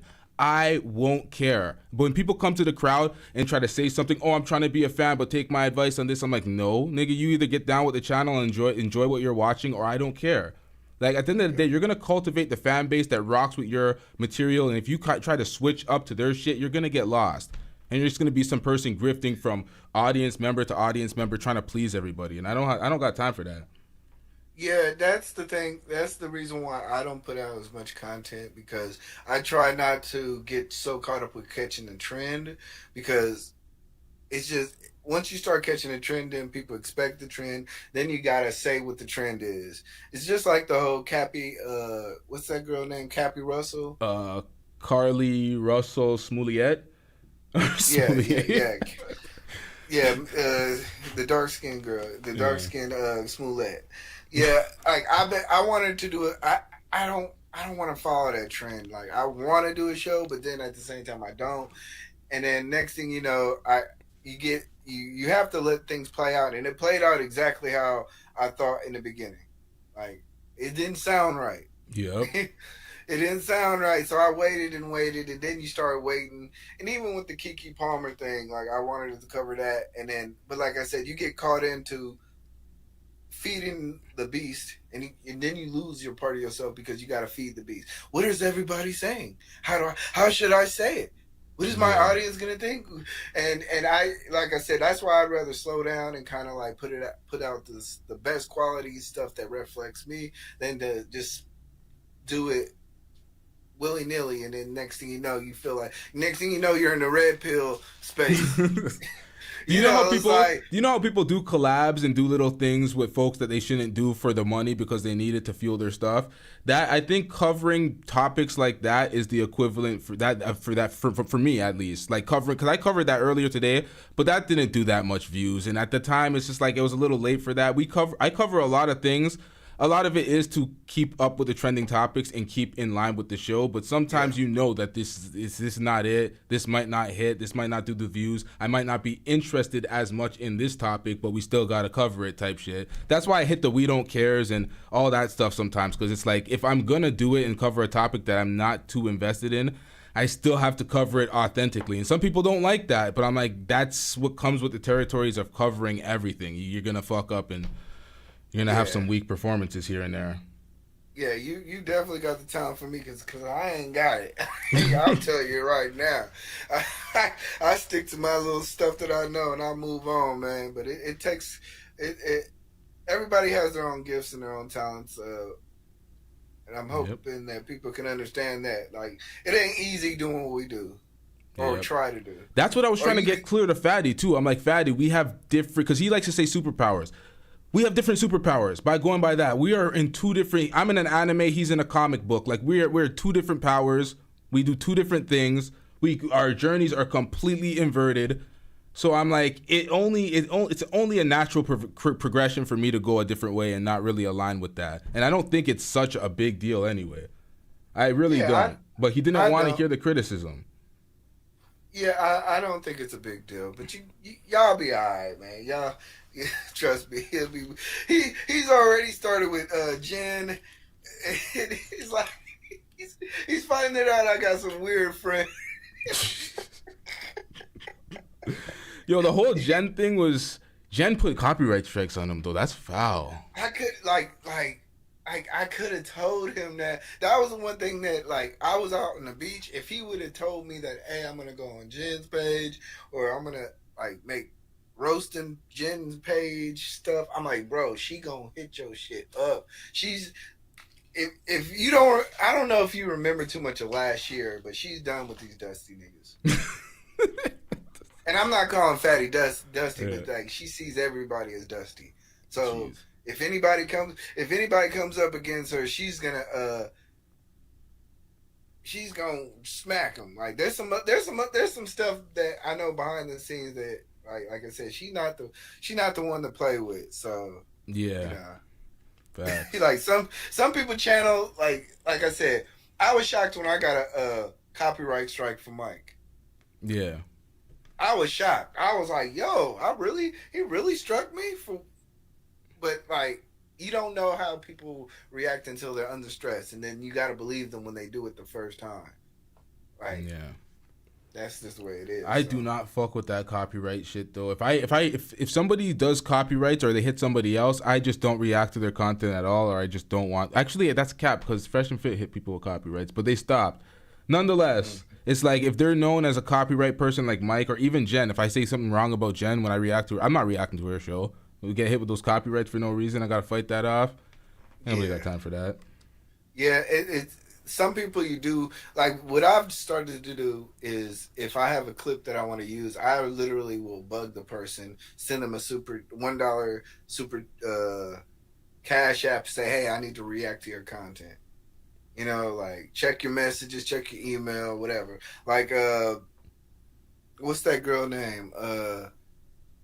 Derek Jackson's wife. I wanted to do a review on that, but then the guy didn't get back to me, and I'm like, man, I'm not about to fuck around and catch a copyright strike for this. It's fast. But you know, so it's like it's you got to be careful. It's dangerous in these streets. Like Pearl, like I wouldn't react to a Pearl content knowing that she gives out copyright strikes. You know what I mean? Yeah, Pearl's real selective with those copyright strikes. Cause I'm like, I reacted to a lot of her content. I think Duke did as well, but I think she tried some shit with Duke's channel, if I don't remember. Or I don't know if that was her or Mike. No, she didn't. She aligned with Mike after the Sarah joke. Wow. Yeah. He put out so many disses and exposing on her. I don't understand. I don't understand her, actually. But, you know, she successfully pulled off that grift. You see her on Tucker Carlson, or not Tucker Carlson, Piers Morgan as a recurring guest now. Like, she's in. These folks look out for each other at the top. She pulled off the grift. She pulled it off. And that's what's going to be crazy is that she's not that good of a debater. She's way out of her league. She's awful. She is terrible. If she don't, somebody's gonna come up there and please don't let it be a black woman. I don't want her to get on TV because she gets chewed out by a black woman. But if she runs into like an Angela Rye, she's gonna look stupid. Jeez, yeah. I would actually love to see that. Actually, a Teslin Figueroa, one of the more annoying ones too. Like one that don't stop. Like Angela Rye is one. She's up there with the annoyance factor. Oh, they're gonna get her with Ebony King or something. Ebony Williams. Not Ebony. She's gonna be like, so you don't want a guy with a bus driver? You don't want a bus driver? Do you know how many men statistically? And then Ebony Williams gonna go off. Oh, that actually might be interesting. Thinking about that, I forgot about that bus driver. Yeah, that talking point. But Pearl is not interesting. Anything with Pearl is kind of insufferable to watch. It's like, I don't know, man. Her and that other broad on that show, it was just like the second performance as well. Like she forgot her brain at home. She was just saying all sorts of nonsensical like rubbish. Like I don't know what the hell Pearl was saying in that episode. Not even reacting to that one. We left that one alone. Yeah, Pearl's been like I've never. Now this is the funny. Like I've told people, me and her channel really started at the exact same time. Like she probably started maybe 2 or 3 weeks prior. So I've known about Pearl since she came out the gate. Pause. So that just sounded wild. That just sounded wild. But yeah, so but yeah, man, it is what it is. But yeah, man, hey, finish this damn stream because I want to know how we got to the point that Eric got on there. Yeah. All right. So let's get back into this reaction. You want to stay on for the reaction, or you just wanted me to get to it? No, I'm about to sit back and relax and watch the rest of y'all show. All right, shout out to E Black TV for calling in. Y'all go subscribe to E Black's channel. Make sure y'all subscribe to Duke the Don's channel as well. Duke the Don called up earlier. We had a good conversation. Shout out to Duke the Don. Make sure you subscribe to his channel. Make sure y'all go subscribe to Fatty's channel as well since we're reacting to this. And if y'all want to see the entire thing and if y'all support Fatty, go subscribe to his channel. I believe my membership from his channel expired today. Not going to renew that. Jesus Christ. Fatty, you might want to do the same for my channel.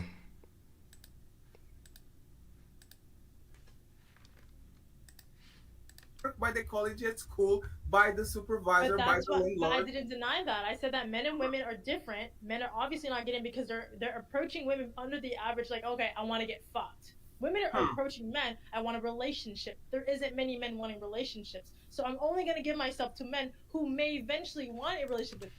You see this? You see what takes place on this panel? T.O. Angela Knight, your average. Get you an average man. Meanwhile, Angela is married. Me. So I don't understand what the complaint is.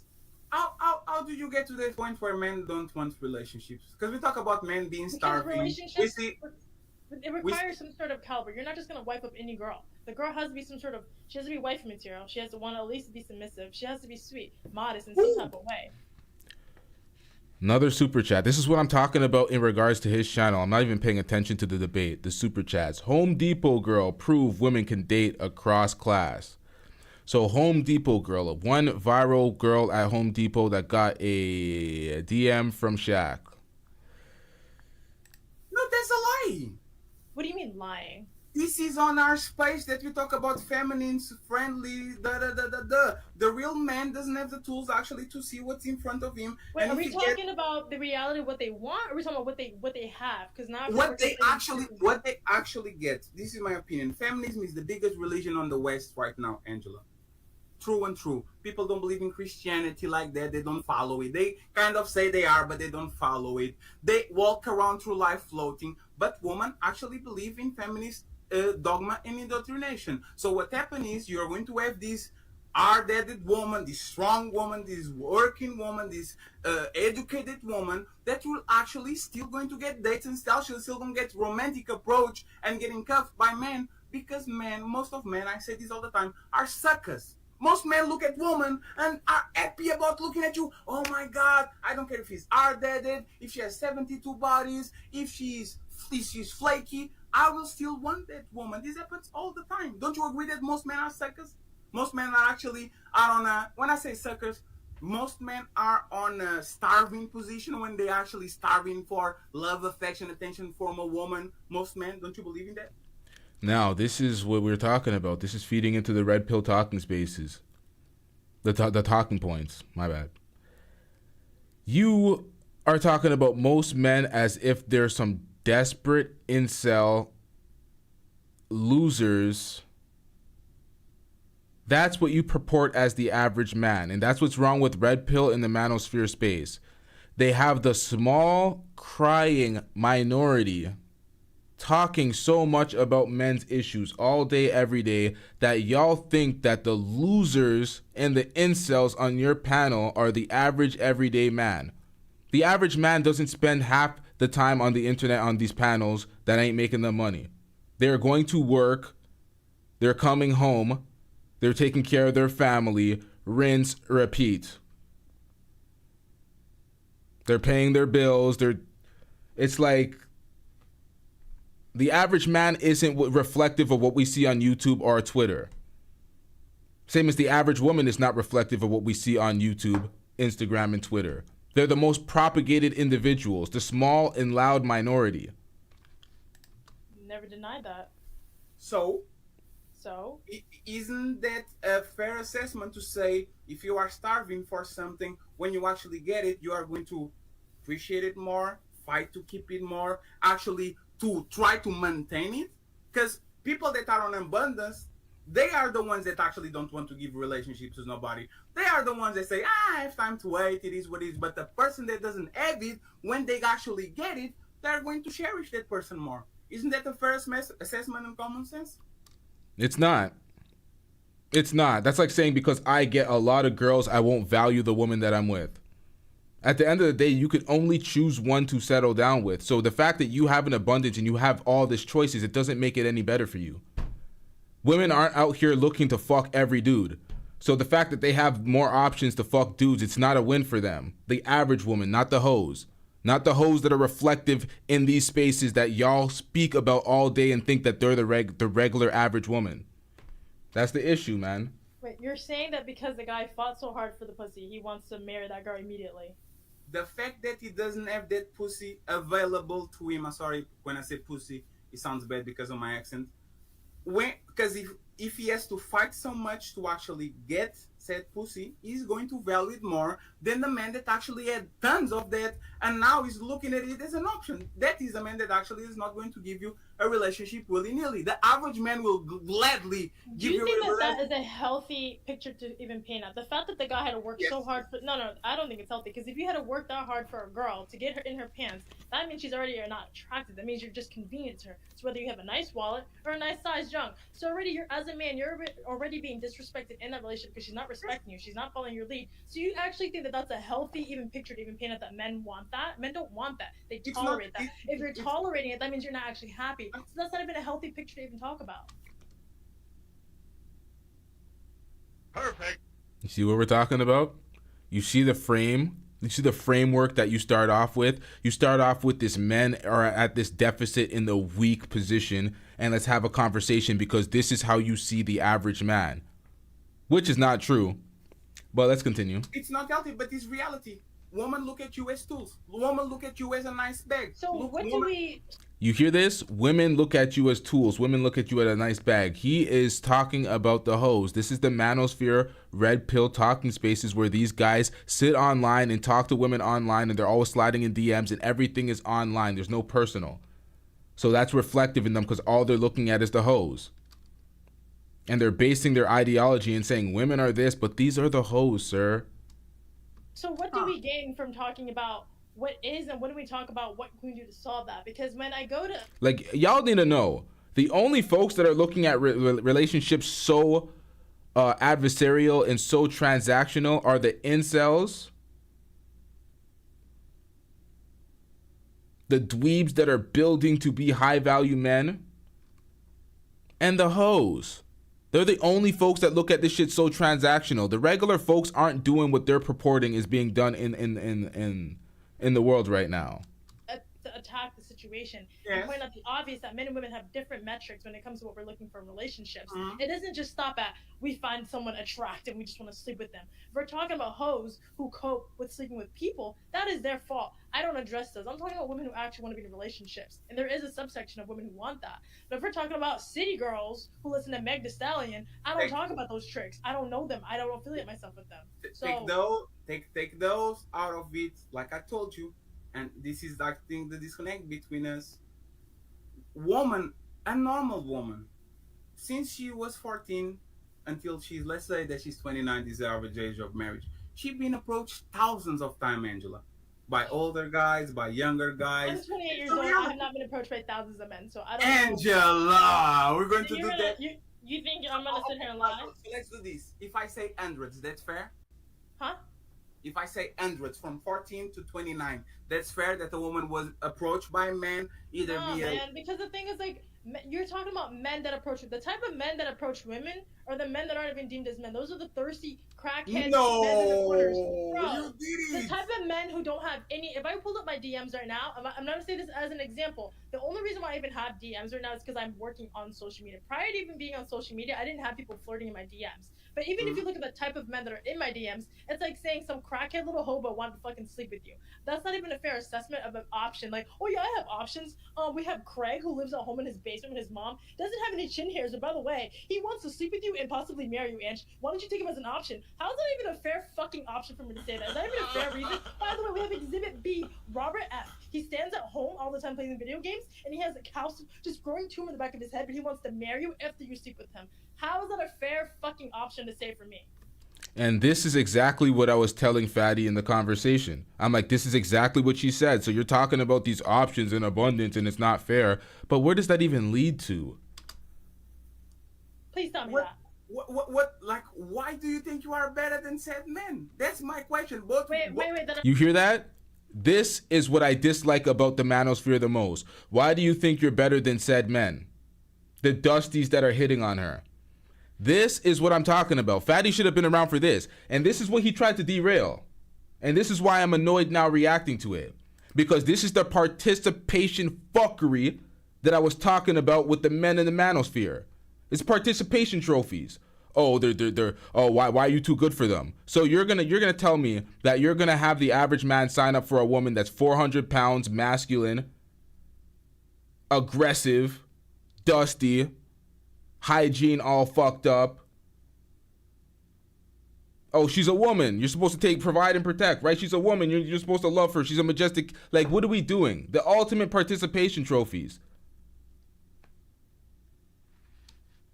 Oh, he's a man. You should respect him. They built society. All the same bullshit. Come on, man. You know what you're doing here. And what? Why do you think you are a better option? And his new particular is the average woman. Wait, I never said it was better than that. But the fact that he lives at home, I don't live at home. If we're gonna match pound for pound, it might say, hey, why don't you go pick up garbage for a living? No, I don't have to. I'm better than that. Wait, what makes you better than that? Why do I have to settle for somebody who has zero social skills? If a girl just ran up to you with zero social skills, acting hella fucking weird, you would accept that? Angela, no. What I'm saying is that if you think that those men are lower than you because they are not your match, what do you say about all these men that are actually better than you, that are getting with a woman that has probably no money, no social status, no savings? And that's their life. If I worked hard, I worked hard for my positions. So I grew up with my man. We met each other broke, so that's not fair. Right now, if you tell me, and why don't you date a guy who makes 50K? I don't make 50K. So for me to do that, that's not even fair. I don't understand that. But do you see what you're doing? In no way, shape, or form, I think a woman that is, for example, broke is worse than me or is lower than me. She's a woman too. Wait. Participation trophy. Do you honestly believe that? Do you honestly believe that? Wait, but you said that men and women are different. If you're providing and you're leading, then why? Obviously, you're not going to give a fuck about my wallet. But who said that? Like, no, listen, because you are assuming, right? I don't think men are I don't think most men are leaders. I think actually we talk about this on E-Black. I think a lot of men don't have enough resources or enough mental fortitude to lead a relationship, so they need a woman that actually can carry the 30% of the load, 40% of the load, 45% of the load. I believe that. I actually believe that. Nowadays, people are deluding themselves and acting like it's something that it's not. Nowadays, if you live in a large city, you're gonna need a 2-income household to facilitate living for you and your family. This whole, oh no, one person's gonna pay all the bills, and that's not the average person's life. Both people are working, both people are making money. There's just respect and order. Even if the woman's making slightly more, or the man doesn't make more enough than the woman, there's still respect and order in average households. They're not so fixated on this money shit the same way the red pill and the manosphere is, because that's not life. Right? So, again, if you are actually saying, no, I was not approached by hundreds of men because 722 of them were men that I didn't want because they were this and this or that, you are being disingenuous. Because listen, every DM that you get is a job opportunity. Angela, I literally invited Angela, listen. I'm a fat, poor, broke motherfucker from Portugal, right? Sure. I literally send you a message on IG saying, hey, do you want to do a show? And you are very kind and you actually are here, right? Okay. Just like me, you probably get dozens of messages of men that are more powerful than me, have more money than me. I don't know if you've seen my Instagram, but it's pretty fucking boring. People don't hit me up. No. Let me explain this, because you're assuming this. You're assuming that. And she's a married woman. You really went on wherever. So, like, where did you get those invites? People don't invite you? I have emails. I reach out to people. I don't get invited to go on these shows. I don't know what you're talking about. My Instagram does not. I don't have bikini pictures on my Instagram. I'm not popping on the feed. I'm not a fucking popular chick on Instagram. So you can't say that because you're not on my Instagram, and I'm telling you the truth. No, but that's not. Let me ask you, how many DMs do you get per month? No, do you know? Like, would you like me to pull up my Instagram? I can pull this bitch right now. No, don't do it. They know you're married. Don't even do it. No, because I have nothing to hide. My man has my Instagram. It's not about nothing to hide. Do you? Now, I was critical about this conversation, the direction of the conversations, the The statements that were being made, it sound like more of complaining and more adversarial conversations. It does nothing to further the relationship talks conversations. And as I'm reacting to this, I'm feeling more vindicated because this is the same shit. Where does any of this lead? And if you don't like the criticism, you don't have to watch. These folks just want me to get cool with them on their panel and second all that bullshit. Like, I don't care, man. You think that if you have, I don't know, 20,000 subscribers, I remember you have a big number of subscribers, don't you think there's a large portion of men that are there because they look at you, you are fairly so does attractive? Oprah. Oprah has a fuck ton of followers on YouTube and Instagram. You're being so disingenuous now, Angela. No, I'm not, because you're conflating this huge idea. You assume just because I'm a girl speaking that people. I'm fucking boring on social media. No, Angela, but I'm telling you, my Discord is fucking boring. My Instagram is goddamn boring. I even say it on my videos, bro. The things we talk about. No one's showing ass. No one's talking about like sexual shit. People want for the fun stuff, so it's like you're saying it as if they're there for all these fun like reasons with me, but it's not the case. Out of 10 people, 3 dumbasses will slide in my DMs thinking that maybe if I have a chance, I'll try it. And again, I can show you the type of dorks that are in it, and you're telling me that I should accept that. How is that fair? Those dorks are still men. That's the first one. That doesn't matter. Do you hear that? Do you hear that? This is exactly what I was describing, but Fatty didn't want to accept the truth. Those dorks are still men. You're not a Manosphere channel? This doesn't sound like Manosphere content? Oh, they're still men. The society was built off the hard work of men. They're still men. Participation trophy. So women are supposed to accept any type of man that shows up. Oh, he's still a man. It's like, this is the Manosphere rhetoric. What type of circular conversation does this make for? There's plenty of women on your aisle that you can sleep with, but you don't want to be with them. No, I get it, but Angela, listen to me, right? Because it's the difference between man and woman. You never know. It's like a surprise box. You never know what is on those DMs. For example, when you talk Japanese, right here, people on the pen, you have an egg on the back. People on the pen say, oh shit, she talks Japanese. And now they see, for example, a woman that talks Japanese and she looks fairly attractive and is Asian. And they say, hey, Angela, I need a translator. I need somebody that can do an event. I have a function with Asian people. I need you to with Japanese people. I need to be there. You actually getting an Instagram and an inbox can be a lot of things. Every single day on my email, people talk about promotion. People talk about they talk about promotion. They talk about inviting me to said events that is going to be on YouTube, inviting me for shows. I get this because of my show, right? It's not because of me, not because I'm the most attractive, not because I'm the most money. I created an infrastructure that actually allows me that. Women have that innately on them without doing nothing. Like without having... I think I'm going to read the super chats, but now, this is also a red pill, fresh and fit specific talking point. Women have their value from nothing. They just show up and they have their value. Men have to work so hard to get their value type shit. These are the red pill talking points. These are red pill talking points.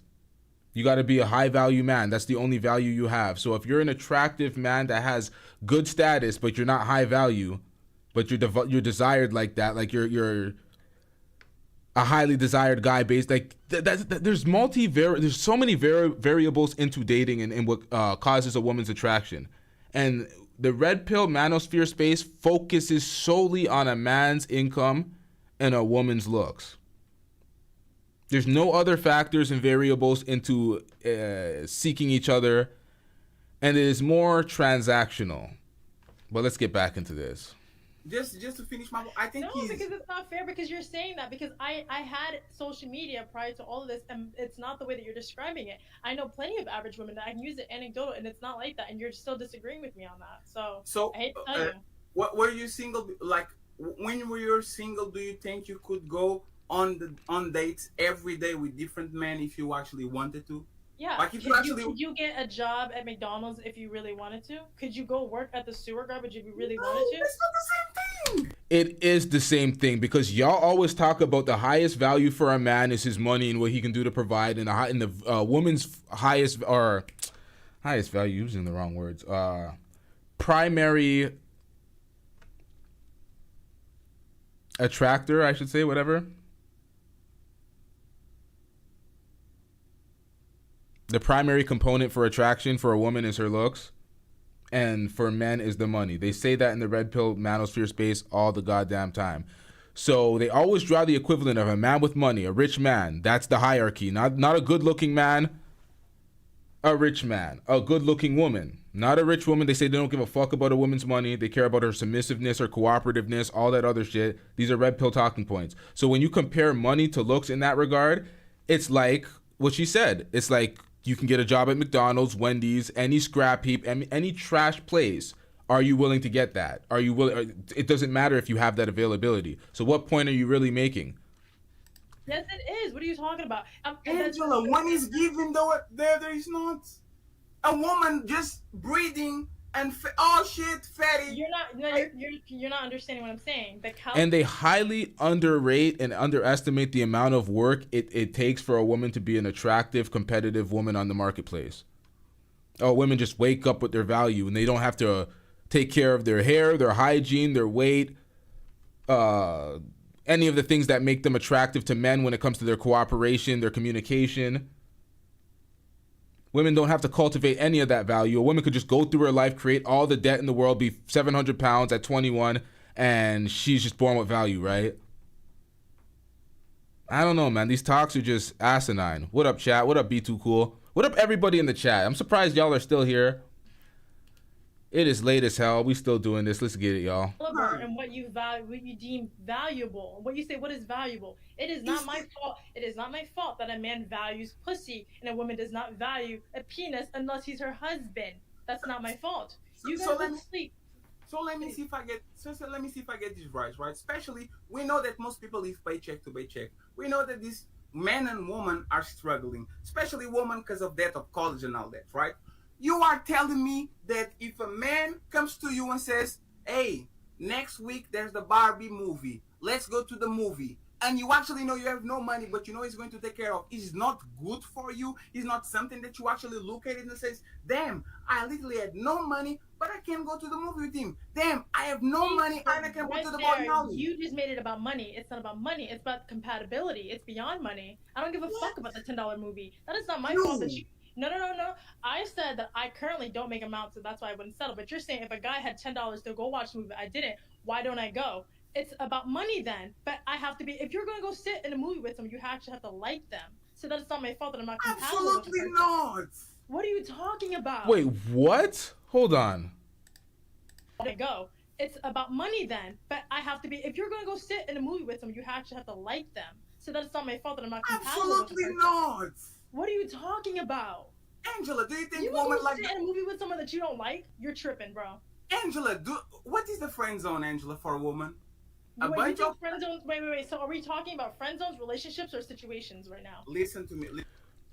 Do y'all see the victimology that he frames the men in?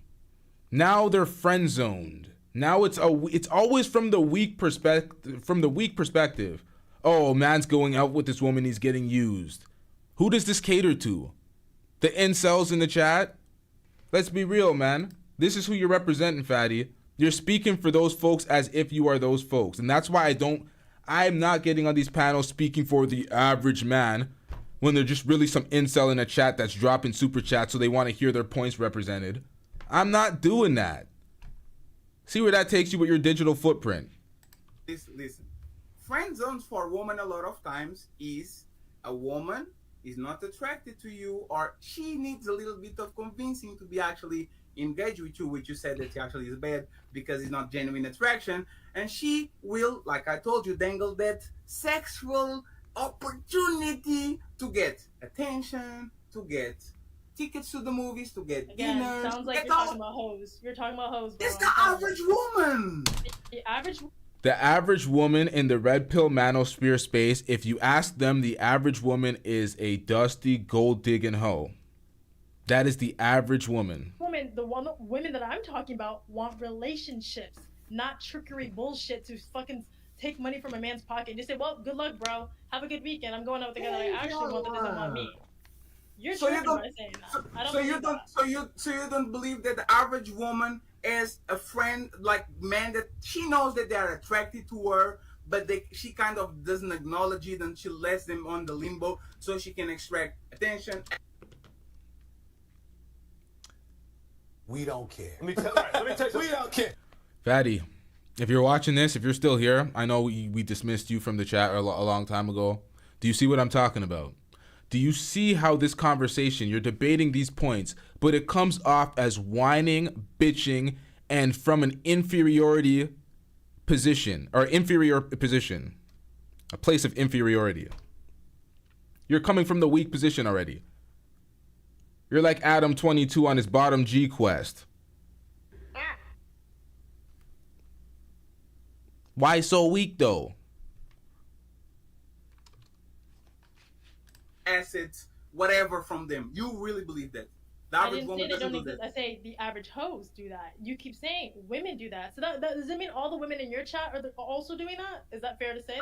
Absolutely, absolutely, yes, yes. Well, No that's woman on unfortunate. my. You think that way. I'm sorry to say that. Yes. I don't agree with that.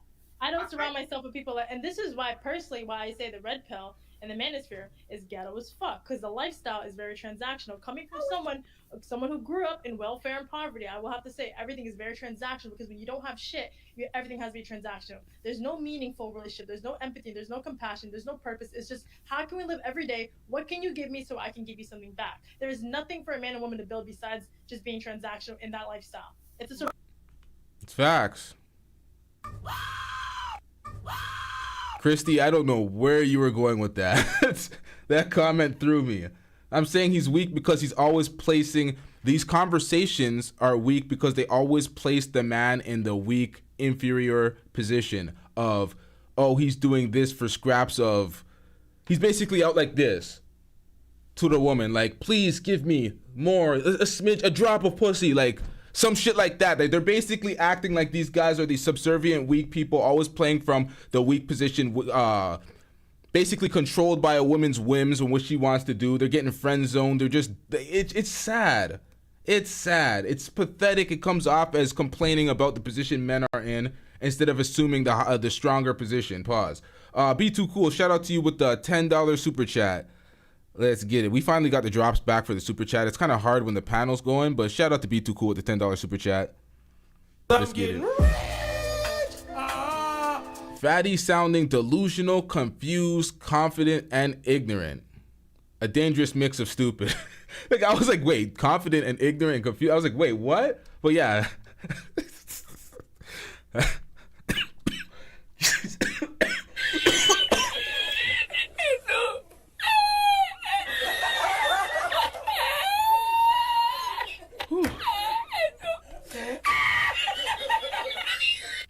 Shout out to Yo Fam with the $5 super chat. I'm getting rich. LT going to break Fatty record of 96 hours live stream nonstop. Yeah, I have that devil floating over the right side of my shoulder right now, like. No, you ain't. Yeah, I'm not going for that. Not at all. I didn't even want this stream to be this long. But let's get back into it. Shout out to Yo Fam for the $5 super chat. Survival mindset, and it's limited. What, do you believe in the Brightfall law? Brightfall's law? What? It is a law that says a female on any species won't engage with a man if she has nothing to gain.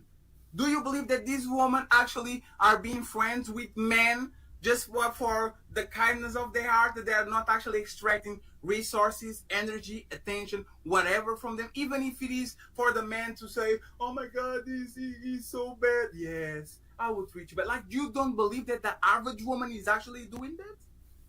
Average woman, not the hoe. Average Average hoes. woman. Average No, hoes. the average I'm woman. gonna continue saying average hoes because I can't keep saying average women.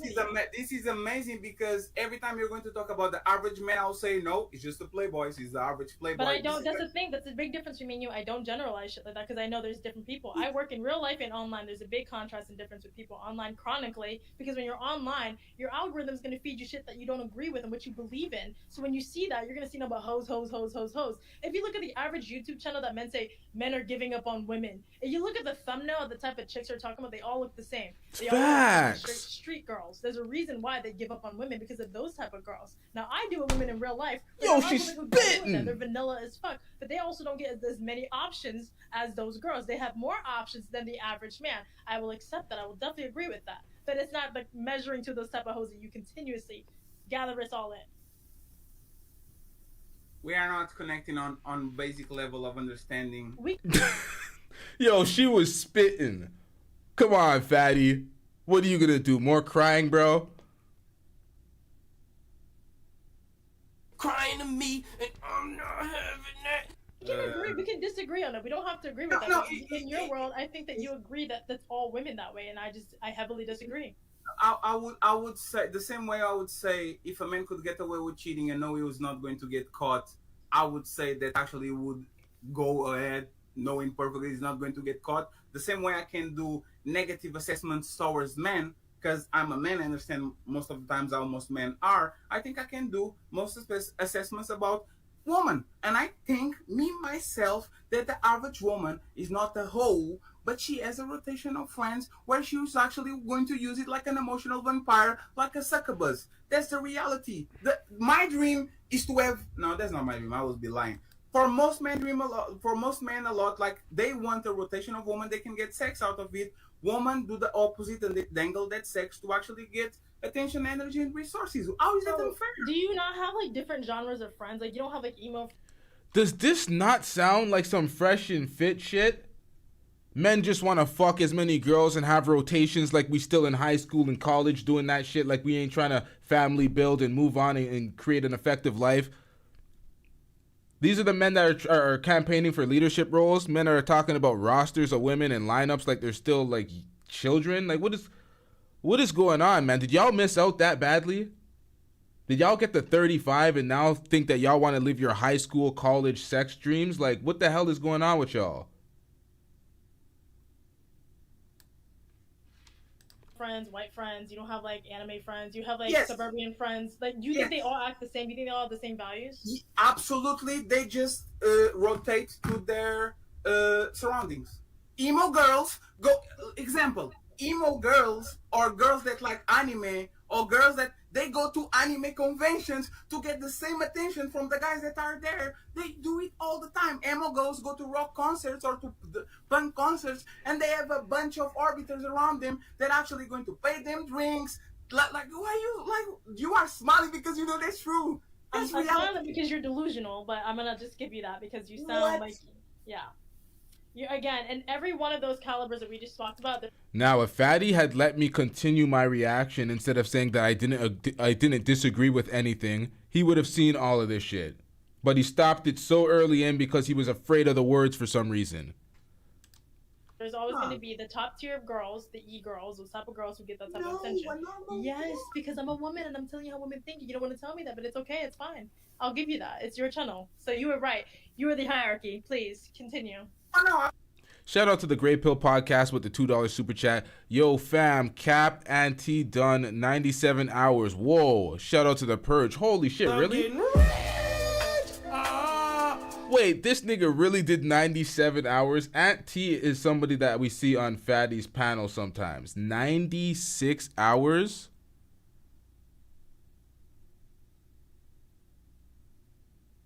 Damn. Absolutely not. Or 90, not 96, 97. He just said 97, yeah. Saying 96. What the hell? I'm not going to pound you into submission. But there's the thing, guys. Hey, the average woman doesn't have rotations. She said it. Believe me. I want that big papa smoke meat, bitch. I want that dick, bitch. This is a whole, this that I show right now. We're not talking about these people. We're talking about normal people. Guys, I'm going to open the panel. Now, I would like for people that are the untouchables to jump first. The link is okay. He's opening the panel. Now we're going to start seeing them trickle in. And Anton's one of them that he calls in because he wants his moment. He knows that Angela is somebody that exposed some of the red pill people, that she's building a wave right now. She was on, what was that show? Valuetainment, I think she was on. Doing big things out here. So he wanted to clout chase and catch a moment. Let's get it. On WhatsApp, so please go ahead and join, and then we actually go from there and open the panel to everybody. Ela is asking, where is his icon? Your icon is next to Marcus. I changed it. Now you have the red bandana. So let me read the super chats real quick because there's a lot of them. So we can go back to the video. I want to thank, first of all, Great Peel. He sent another $5. Shout out to Great Peel. Thank you very much, brother. Appreciate you. And my man Donald Hawkins says, thank you for another show. Thank you very much, brother. Appreciate you. So Grey Pill get 5 over there and 2 over here. We know what side you chose, Grey Pill. Nah, I'm not fucking around. I'm fucking around. Thank you for your patronage. Like you guys know, I want to beg for Cash App, so send me money, please. We're going to start getting some work done, family. So please get them donations in. Get them in. Hit your Cash App. Again, I want to thank everyone. Now, I don't mind any of the shit he does for his show for money. I don't have criticisms for that. None of that. They're all innovative. They're funny. You're doing a job you expect to get paid. I have no qualms with that. Everybody on this lovely Friday, we are 322 people watching. Thank you very much, Untouchables, for your... Yo, Grey Pill, you're on this panel. Yo, Grey Pill, how much panels do you do, bruh? patience. You didn't even remember you're on this panel. That's funny. And again, I'm going to go read the super chats real quick. So you go from there. Theo, $2. Thank you, brother. He says, the real people online complaining about real life. Interesting. Theo, again, woman don't understand man. Man just be horny. And I'm sorry, I know what that means in Japanese, so please don't. Please don't. Big East composition, $2. What's up, Fat, Chat, and Angela Knight? Thank you very much. Big East composition. Theo is back again. He says, Angela Knight is just another hyena. You hear that? $2 to say that. She's a married woman, bro. Get him out of here! He's got no place in here! Get rid of him! Okay. Sugar Bum, I like her. A.C. Thank you very much. Sugar Bum, Ilkan Ali. He says, if women are who they say they are, how are men getting so much sex and women getting so little relationships and marriage? Shout out to Fantasy Asian Girl. Now, you see this message right here. Ali, who joined the panel to defend Fatty. I said, I see Ali on these panels doing the same thing Fatty's doing, complaining about women. Ali has a lot of money. Ali is one of those guys who runs around these chats purporting to be a high-value man. Not him. They're saying it for him. They're always talking about how much money Ali has. So it's good to keep one of these folks in your pocket to represent their points to get them damn super chats. Nonetheless, I am not simping for none of y'all ideology. I'm spitting mine. If you agree, you agree. If you don't, we don't care. Ah, man. Hit the wrong drop.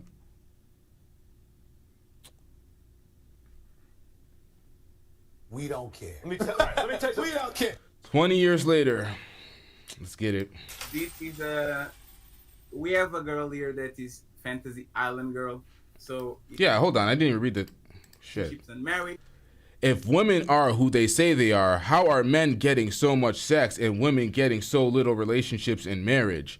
This is not a complaint. This is not the crying. This is not an example of what I was looking for. This is a rare L.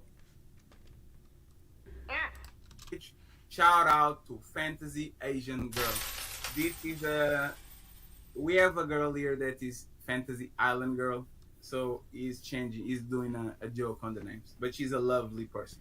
Big Energy says, only been on 5 minutes and is kept on. Thank you very much. Theo is back again. He says, average woman don't respect average man or men in general. Ask average woman if they're average. Watch their language. That you have admitted that's a good point, Angela. Don't be a weak average man complaining and crying on social media for this to be a thing, because at the end of the day, Other niggas look at that like we don't care. Let me tell you, we don't care. The average woman never rates herself usually as a 5. She'll say she's a 10, and she could like we see multiple. This is not an internet thing. The average woman doesn't think she's average, and actually, they think there's a fair assessment. Time out. $20. He said, "I can't afford the yacht with." Oh shit, my bad. I forgot the Gray Pill podcast with the $5 super chat. I zoned that out. Yo, it's late. Y'all bear with me. Gray Pill podcast. Here, take my lunch money with the $5 super chat. Shout out to you, Gray Pill. I'm getting rich. If somebody would hit that PayPal as well, get me some lunch money for real. Hit that PayPal. Y'all be hitting the cash. Oh shit, the Cash App. I have not read any Cash Apps. Hold on. My 20K a year. Yeah, you are lying. I know you have money. We have Theo again. He says, Angela Knight, your average. Get you an average man. I think she already has a man. You're already married, right? Yeah. Or some. Thank you very much. Just Appreciate my it. average man. Yes. Israel, first of his name, welcome to the Team Fatty Show. On the Pot Girl, prove woman can date across class. She was attractive. Still average. Ilkanali, $2. Believe all woman. We have another one from Okay, y'all. Please, if y'all are sending me Cash Apps, please send to the PayPal. I'm trying not to accumulate these Cash Apps. I'd be sending some of these back. Please hit the PayPal instead. Okay, so we got Romello 747. This was from Sunday. Keep checking, everybody, with the $20 Cash App. We also have Mr. C with the $20 Cash App. No response. Just J from 4068. That was like 13 minutes ago. Shout out to Just J with the $5 Cash App. She says, wait, describe him again. I don't remember which point that was. I'm tired, man. DJ Carver, straight from Japan, with 2,000 YouTube dollars. He says, and this is the problem with the space. Everything based on stereotypes, oversimplified claims. What the fuck is YouTube dollars? 2,000 YouTube dollars? No, you ain't. Isn't that yen? Ignorance, injuring effective communication and understanding because of perceived notions, thus the gender war. Thank you very much, JJ. I appreciate you. We have 10 more to go. Time out, $5. Man bad who hurt him. You wee little. You lack relationship skills. Laughing emoji. That was from me. Thank you very much. Eric, probably nice. He's going to have a nice comment. Del Angela, I love her in the movie Wayne's World. I don't know the reference, but thank you very much. Eric. Doris says you need to stop with that crackhead BS. Just saying.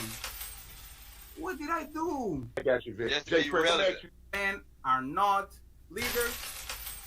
I would say that a lot of them are not leaders. That's actually my good assessment. Biggest one composition, $10. Men think they are leaders. It is a talking point. You don't recognize or count men that don't meet your standards. Men are used because of their Men are used because of their want to. Men are used because they want to have sex. Women use that knowledge to use men. Sounds like another crybaby complaint. That sounds like another crybaby complaint at the tune of $10 to complain about women taking advantage of men because they know men are weak for sex. Another coming from the weak standpoint. Shout out to Vaughn with the $5 super chat. Being extremely good looking is not average under any circumstances, regardless of the job. 2,000 yen is $14. Well, shout out to you, Vaughn, with the $5 super chat. I'm getting rich. This is 100% facts. This is the dynamic that we're talking about. JJ Carver, 500 YouTube dollars. He says, see what I mean? No nuance, just broad generalizations that undermines individually and uniqueness. One person is this way, so they're all this way. Absolutely not. This is not actually a fair argument. Generalizations are good to actually establish a baseline point. Nobody has a problem with saying most men are smarter, not smarter. Most men are more powerful than women. Most men are powerful than women. In what way? If most men aren't leaders, then how are they more powerful? So I'm confused. No. Physically, most men, like men. If I say a statement, men are stronger than women. That's a generalization. I know there's a woman that can kick my ass, but that's not normal. There's a small anomaly, and we can talk about that. What's the problem with that? Okay. That isn't that fair? Like but it's there's only two, like in my world there's only two fucking genders, men and women, and there's only one thing about that, which you're saying, the actual. Oh, shout out to Angela Knight for acknowledging there's only two genders. I thought we were going, man, sometimes I see some of the company that she with, I'm like, I don't know if she's on the other shit, but shout out to her for acknowledging that. Power that men have. But we're talking about relationships, and each person is different. Like, we named all the different genres of people earlier, and I said emo, I said straight, I said suburban, I said the ghetto, I said everywhere. So they're all gonna have different preferences. So the generalities have to narrow down to simple rules. But exactly. But that's like going at McDonald's. A Big Mac is different than a Big Tasty. That is different than actually Mac Royale. But you know what they are all? Hamburgers. And what? Wait, what are those? Exactly, but that's like going at McDonald's. A Big Mac is different than a Big Tasty. That is different than actually Mac Royale. What? What the hell is a McTasty and a McRoyale? Yo, shit's different out there, huh? What the hell? But you know what they are all? Hamburgers. And there's a basic understanding that they all move like hamburgers. I'm not saying that all women do that. I'm saying that just because the dressing is different and you have tomatoes on this one and you have lettuce on this one doesn't mean that men don't move like men and women move like women. I'm very comfortable to say that men have some actually generalized things that connect them all together. So I think that's fair to actually me saying that when it comes to women. I'll read the super chat real quick. We have 5 and then we're good to go. Oh shit, did I bypass this one? Okay, I got you. Thank you very much, JJ. Appreciate you. King Sony, $10. Ghetto. What she mean about that? She said that earlier today. So be careful. Tread lightly. King Sony, $5. So women that put men in the friend zone are 3 or 4 and ghetto. I didn't say that. I don't believe in that. I think what you do with your powers means more than actually the powers that you have. Guys, be careful with the fingers. Donnell Hawkins, $5. Earlier, she said she couldn't date a man making less than her. Then follow up with, it's not about money. Literally killing her own argument. Was this a fair comment? Can I argue with that? Because absolutely. All right, a girl has a good heart, but she's not attractive, but you don't want to wipe her up because she has at least some sort of caliber of like decent metrics. It's not one outweighing the other. It has to be at least a 7 in every category. So the fact that he's using that as the only reason why I should date a man that makes more, there's a bunch of millionaires that every girl should date. So I think that's kind of stupid to say that. You didn't address his point. His point was that you contradicted yourself. No, I didn't contradict myself. It's stupid to say that. The only reason why I wouldn't date less is because why? Personality, purpose, money doesn't mean shit in a sense where if a guy, let's for example, if you have money, but you don't have any sense of moral compass, you don't have any purpose, you don't have any family values and core values, you mean to tell me I should just date him because he makes enough money? No, but that doesn't address the comment. The comment says that either he is not assessing the statements correctly. She said she couldn't date a man making less than her. Did you say that? No, but you said that I should go to a movie because the guy buy the movie ticket. That's what the statement is referring to. I shouldn't go to the movies with the guy just because he's willing to pay for the movie ticket. That's what that comment's referring to. And I said that's not fair. I shouldn't have to because what if his personality is absolutely shit? But that's the point because you were dismissing lower level activities like a McDonald's. No, did you say McDonald's? Did you say McDonald's? You said McDonald's. Wait, how is that dismissing it? I said no. If you think that McDonald's is not worthy of your time or is below you, you are dismissing of that activity. No, right? No, that doesn't make any sense to say that. That's not dismissing that. Everybody has. Wait, if you don't want to date an old lady, you want to date a young girl. If you don't want to date an old lady, you want to date a young girl, which most guys want to date young girls. Is he dismissing old ladies? That is not fair. No. But I say, for example, age is a factor on my mating process. So I don't date that woman because she's old, right? What Okay, you said sure. was, it seemed like you were dismissing a lower level of a date per se, like things that either cost nothing or close to nothing. And you said it's not about money. Isn't that a contradiction? Meaning that, for example, if it was a better place, a better restaurant, a better, I don't know, a better. Again, you guys are narrowing it down to one niche, as in it takes only one thing to be in a relationship, which is money. And I'm saying it's not about money, but with based on everything I have already in a relationship, why would I lower my standard? That doesn't make any So it's sense. about money. No, you're not understanding. You just completely missed everything I just said again. It's everything. The personality, the purpose, the values. It doesn't make any sense. Yeah, so what if I have the values and everything, but I want you to take you to McDonald's? You want to what? What if I have the values? What if I have everything, but I'm still broken? I want to take you to You just McDonald's. painted a story that doesn't exist. It's like saying you want a girl that's Oh, Angela, don't do no, that. All right, so I had to use the restrooms briefly, and I've missed everything, so I don't know what's going on. I'm kind of lost now. I don't know what I missed. You're tripping by saying that. What if you had core values and purpose and drive, but you want to work at No, McDonald's? That doesn't make any sense. Angela, listen to me. If I say I only date women with big booties, right? Okay, sure. And then a woman comes to me, no, says, I will date women that have no booties. Imagine that I said that. It's not about the booty. It's not about the size of the booty. Hey, me, I don't like juicy booties. I just like, it's not effective for me. And then I turn around, the woman comes to me, and I says, well, look at this no-ass bitch trying to get a date out of me. Get the fuck out of here. Doesn't that mean that it's actually about the size of the booty? You're complaining it that way. I definitely didn't say that. But if you want to paint the story that way, that's fine. You I'm not don't. going to. There's no. It's It doesn't fine. matter how. The thing with this, I think people don't understand. Like, I do content enough to know how word questions are, like haha questions. It doesn't work that way. You can't ask a complex question and then want me to give like a simple answer. It doesn't work that way. That's fine. You're gonna ask, it doesn't work that way. I'm not going to waste to concede. I think it's just a normal assessment. It's if not somebody, because you're making it seem like it's only one thing in a relationship, which is a fat Yes. ass or a fat wallet. That's yes, not it. yes, and you are a terrible woman, and we'll fight at the end of the show. Catch me outside. How about that? Exactly what it is. Let me finish this one. Time out. $2. Team Angela. Notice me. See? Already fighting for access. Already fighting. What? Okay, so Grey Pill Podcast says pause it next time. If I paused it, y'all would be watching a blank screen for several minutes as I bleed the lizard. Ain't nobody got time for that. Pause. Fighting for access. No McDonald's, okay, guy? No McDonald's. Striking it reach, $2. Destiny taught her how to argue well in circles. I don't know what this means, but you probably be with Destiny in some panels. Time out, $2. Psych! Team Fatty.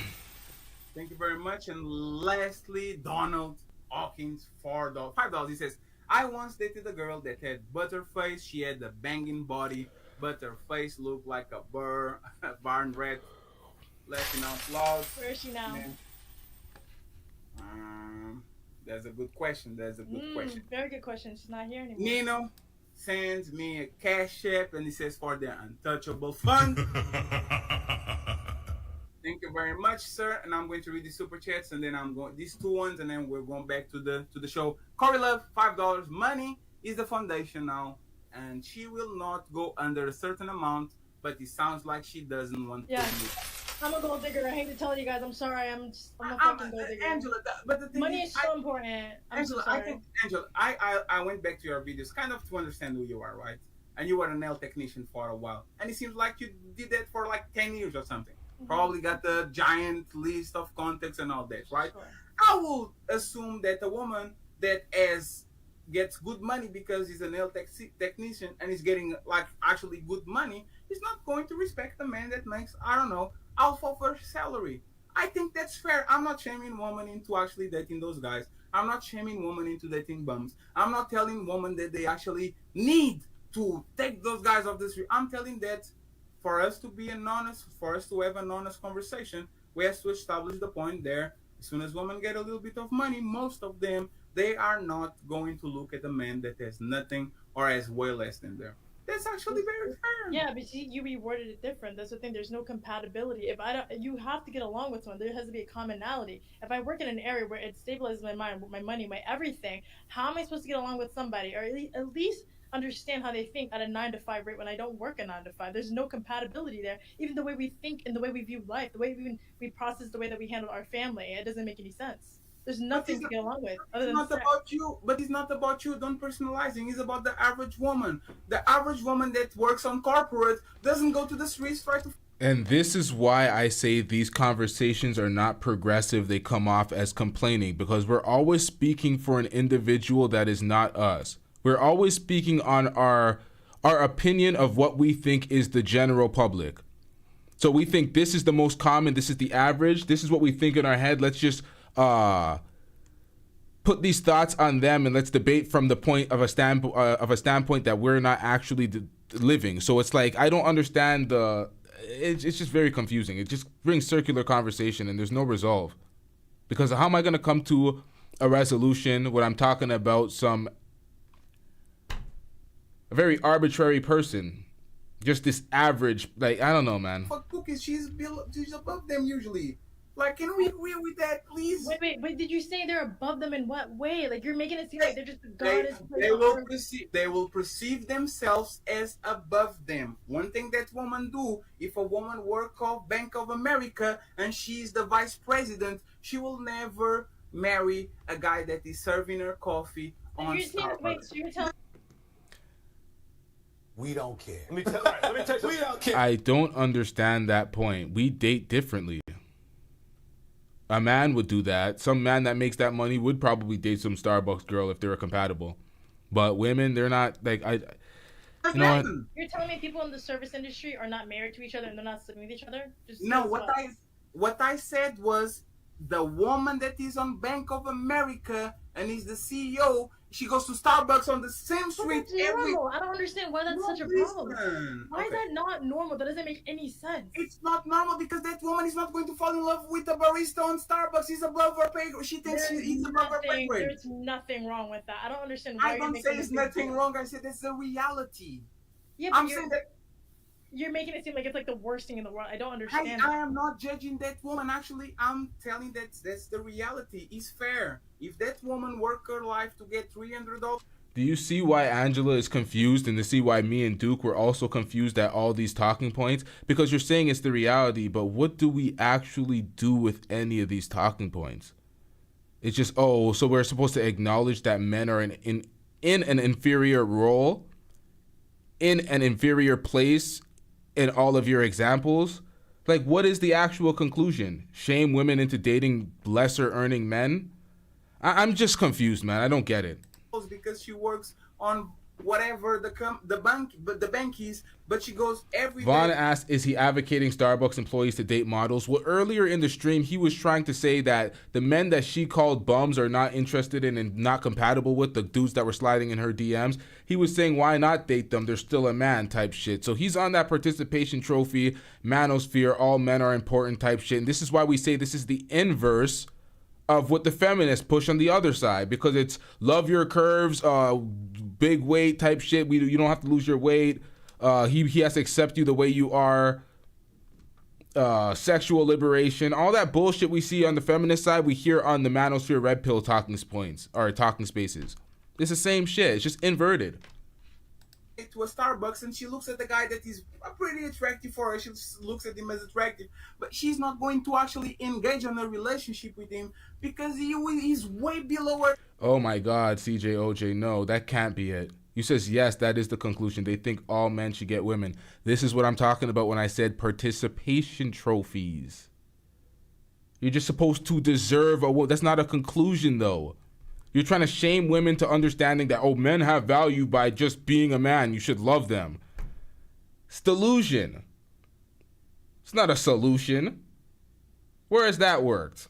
Has it worked in the duration of this conversation? In terms of monetary value, that's common sense. Can we agree with that?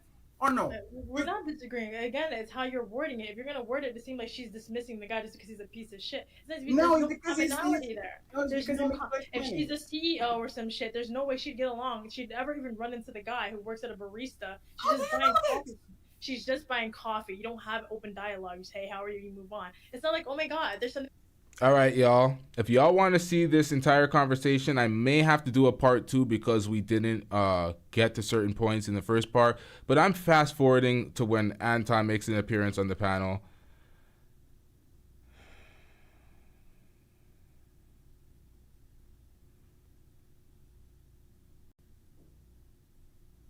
And there, the clout chasing coward is. Releasing this, putting it in a sock or something. I'd really like to understand that. Jesus Christ, Anton, please stay quiet for 2 minutes. Sure. I got you. Sure. Anton Daniels. Jesus Christ, this is great to do. This is great. I'm actually glad Anton is here. Oh, wait. Let me just say, if anyone's gonna be disrespectful, I will be disrespecting back. By the way, I just want to say that. You have all the right to do so. Now, Angela, very perceptive. She knows who Anton Daniels is clearly because she's like, hey, if anyone's coming here to be disrespectful, you don't play me like that. So she already knows. She read the room. So Angela, right? This is actually what we talk about here every single time. There are willing women that want to fuck casually by the millions. Sure. Right? These men are not tricking nobody. These men are not being degenerate. These men are not tricking women. They are literally focusing on whatever they have to focus. They are focused on their hobbies. They are focused on their job. They don't see one kids inside. They don't want to be in a relationship for whatever reason. And they're actually productive citizens of the world. They are not guys that are hidden. We're not talking. Why are you laughing? Wait. Did you pull up these guys to give me an example of men that are productive in the world or not? No. So let me tell you what you have on the They are. Oh, hold panel on. right now. You have a man that is a very high earner next to you called Ilkan Ali, and you have a millionaire on the opposite side called Anton Daniels from AntonDaniels.com. Like, nobody's going to gang on you. Millionaire. This What is the the fuck normal. was that statement about, Angela? Yeah, What was that about? Wait, you know what I'm talking about? This is me asking him questions. You don't have to get offensive. Calm No, down. I'm trying. Angela, I'm one not. second. I'm just asking a question. I'm Because I trying. have questions. I have questions. No, but you don't know who we are. Lou, I got Wait, I can't wait. There's one of me and there's 4 of you guys, and I don't. And I don't I'm have talking, the right Angela, so let me explain to you. Can I explain to you, Angela, what's going on here? Well, mute the dork so we don't have to go back and forth. No, we're not going to do that. Wow. Who are the dorks? The one that's bitching back and forth with the woman. I'm So- lesser than him, but he's No. arguing. One second.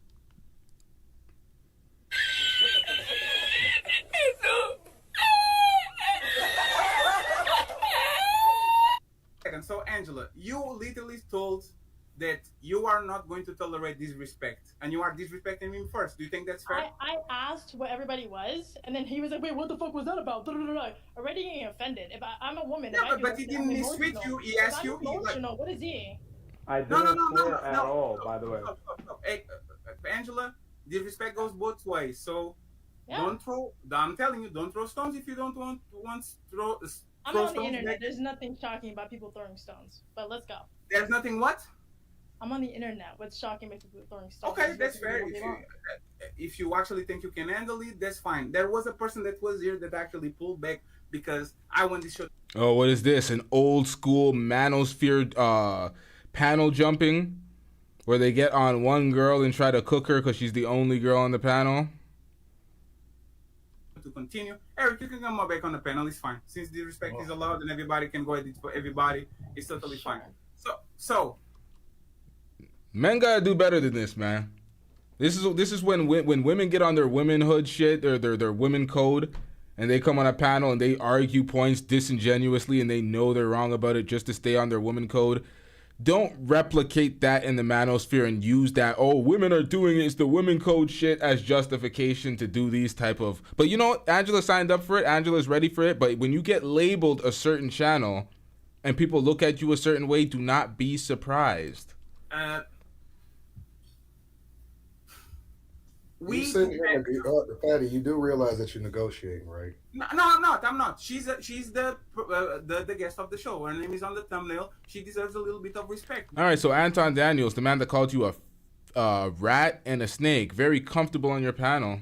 But like I told her, hey, if you throw stones, don't forget where you are because again, Angela, I told you, we are the fun guys. We are the rowdy guys. We are not the polite guys. I agree, Okay? and I didn't disagree Okay. with that. So I I'm trying respected to you. I establish. don't disrespect anybody else. That's the I problem. try to establish a bubble around you. If you burst that bubble, you have to actually handle what you have to handle. That's all I'm going to say. This is the Okay, so the panel, as far as I see it, they're single. Anton Daniels married to the first girl he ever porked in his life and remains married to her. His high school sweetheart lost his virginity to her, kept her around the whole time, and now he's going to campaign for men to not get married because it's an unfair deal. So he's on the conservative talking points. He's on the conservative grift, of course. So he's campaigning for men to not get married, although he himself has been married to the only girl he's porked in his life on some one giant shit. So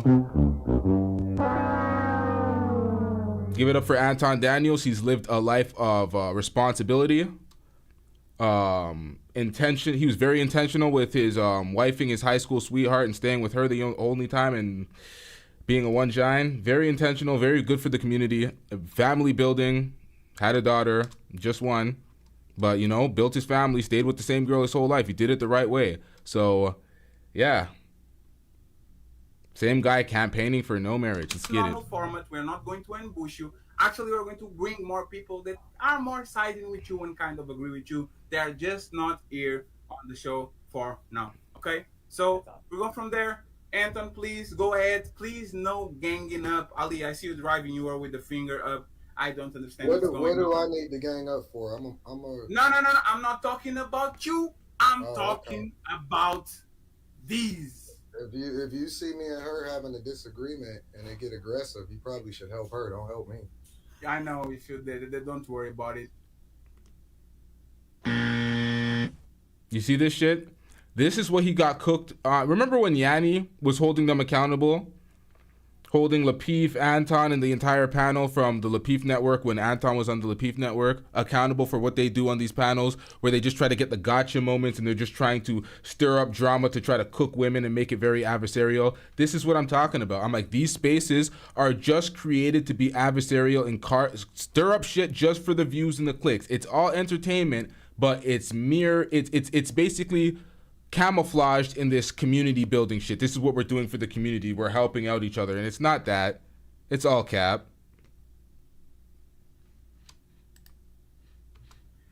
Patriarchy strikes back. In the boot, is it? I'm disappointed in you, fatty. No. I'll tell y'all what. I'm gonna drop down because, I think that this is gonna go left. So as soon as Eric called in, Anton requested to drop down because he knew it would go left. Eric is also a dweeb on his channel, but let's get it. No, it's not because I'm not going to let Eric do what he did. Eric, respectfully. I'm not talking about Eric in general. I haven't even said nothing yet. No, Look at these gentlemen protecting a woman. It's not about I'm not saying Eric. But I just got a question for him specifically. Let me bring the other people up, please. How much blush did you put on today? Let me bring people up real quick. And again, personal attacks or personal disrespect, people are going to be removed from the panel. That's actually going to be my rule. There's an investment here. There's 400 people watching the show. There were invites being thrown around. This show had a little bit of time to prepare. So if you're actually going to sabotage this shit, I'm going to make sure that you get dropped off the panel. Please be polite about what we're doing here. Coach K in the building. All right, we don't need any of y'all here. And we have Great Build Podcast in the building too. Welcome everybody on the panel. I appreciate you guys. Thank you for being here. Anton, go ahead and say what you have to say. Shit, did I time out the wrong fuck? So I'm curious. You think it makes sense for men to create families in an environment that's obviously set up for them to fail, including and not limited to some of the examples that we see today? We see Jonah Hill. We see him suffering when he's one of the most respectful guys. We see Kevin Costner, in which a prenuptial agreement couldn't protect him, in which she leveraged family court, especially with regard to child support, in order to then support her lifestyle, because there's no way that $250,000 you need for a child or any children in order for them to survive And until we fix family court laws, and until we fix the idea that women can do whatever it is that they want to do, because the logic behind it is that women of today don't hold up to the standards that we held of yesteryear. How can we support the narrative that men are supposed to create families and just try to vet better, when in reality, we don't know what we don't know, especially from the type of women that we're dealing with today. And you can't unsee all of the trauma and all of the chameleon type vibes that they bring into relationships that they're then bound. You see this long ass soliloquy he goes on to be a victim for all men. All men have to be a victim this way, this victimology. Oh, they're telling us to choose better, but the women are X, Y, and Z. And it's like, nigga, you're married. All the wrong folks representing all the wrong points for clout in their stupid grift that they're going for. Oh, it's unsafe to be married. It's a bad deal, blah, blah, blah. All this weak ass bullshit. To by these court laws that are archaic and that were created at a time when women couldn't even vote. So when you listen to somebody like a Hafiz, who doesn't even truly have real experience when it comes to marriage, relationships, and understanding what men are truly going through and how they're suffering, to completely ignore the other side of the conversation and say that men are supposed to just lead themselves into a space where they don't know what could happen to them, especially considering that the things that men look for when it comes to relationships and how they see love as an action word is completely different from what women substantiate love is, and which is like a light switch in which... Yo, who did I time out? How did that happen? Like, I seen it when it happened, and I'm like, wait a minute, who is this? Yikes, bro, it is what it is. They don't feel a certain type of way, they can cut it off and break off the marriage. Also throwing in all of the statistics and the facts that we know that women initiate the divorce the majority of the time, and that family court laws are set up against men, and they always have been historically. How can you not say that A, this is pandering, and then B, he's throwing men under the bus, when the very thing that he could have just done is left and said, you know what, I'm in a different stage of my life. But instead he's having a conversation about what men aren't doing and how they're setting other men up to fail, when we know for a fact that family court laws and everything that's happening within society today is absolutely the thing that's setting men up to fail. It's not the law. It's not the fact that men can't vet. It's the fact that the system is set up to where there's... Victim. I thought he hated the victim Olympics. I thought he hated when folks were framing themselves as a victim. But now there's no solution. The court system's against me. It's unfair. There's nothing I could do. Vetting better is not a solution. Although you're married, didn't you vet well? Didn't she do everything that you want in a woman? Like, I don't get it. None of this. It's selling the folks fear. And that's what they do in these manosphere spaces that are basically camouflaged as manosphere adjacent, but it's the goddamn same thing. All the shit is the same thing. You just rebrand it, repackage it, and ship it out. They're incentivizing women to break off their families. But men created that system. And then Sims created the system. But they're still men. Let me finish my statement. Talking about Sims created the system, you married the first girl you porked in high school. Talking about Sims, one gine. Bro. And then they're allowing for women to advocate for equal, but to advocate from updating the family court laws. How can you say that that's not pandering or throwing men under the bus? How can you say that this is not pandering to a bunch of incels while throwing women under the bus and jeopardizing further marriages while you're already being married? So you're trying to, there's a big movement. Y'all know there's over the top or over the counter birth control readily available in most of America. So it's like, come on, man. Can I answer this, or is this? Yeah, it's for you, absolutely. Okay. I want to make sure I want to interrupt anybody because it's hostile all of a sudden, and I don't want to piss anybody off because I have to respect my place as a woman. First off, I don't think that. Great Bill's face as she said that. I don't think that it's fair to say that the agenda is pushing it, and that's why relationships are breaking up. There's always things being pushed in the agenda. If the household itself is a crumbling household, that seems to be something between a man and a woman. Saying that the agenda is pushing for women and it's incentivized, it's like saying that you're doomed to begin with. So you started the relationship already failing. It's like...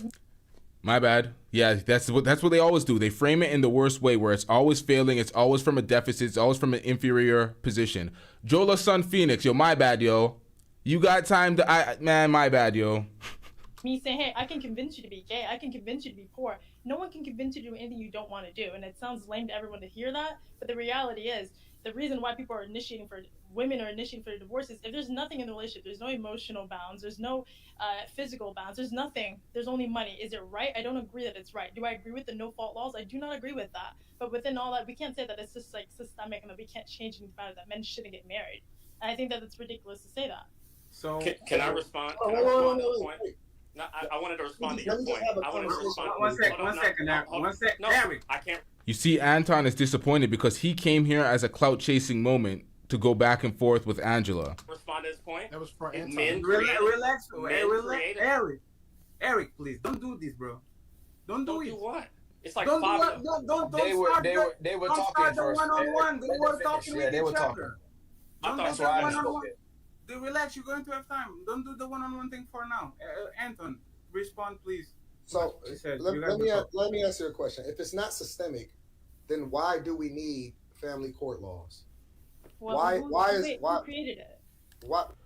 Jola's son Phoenix is just Jay, and you got shadow banned a lot. Yo, that's even more tragic that I by accidentally timed you out. You be getting shadow banned. You're just Jay. I'm pretty sure you sent a super chat during this. Yo, my bad, just Jay. Complete accident once again. Why? Thank you, Angela. It was created at a time where women didn't have the options that they have today. Okay. So wait, now after that a woman, it's like after a woman everything. raises your kids, Who gave the woman the options? All right, I'm gonna let y'all have it since we can't have any. Yeah. I thought we were just gonna have a discussion.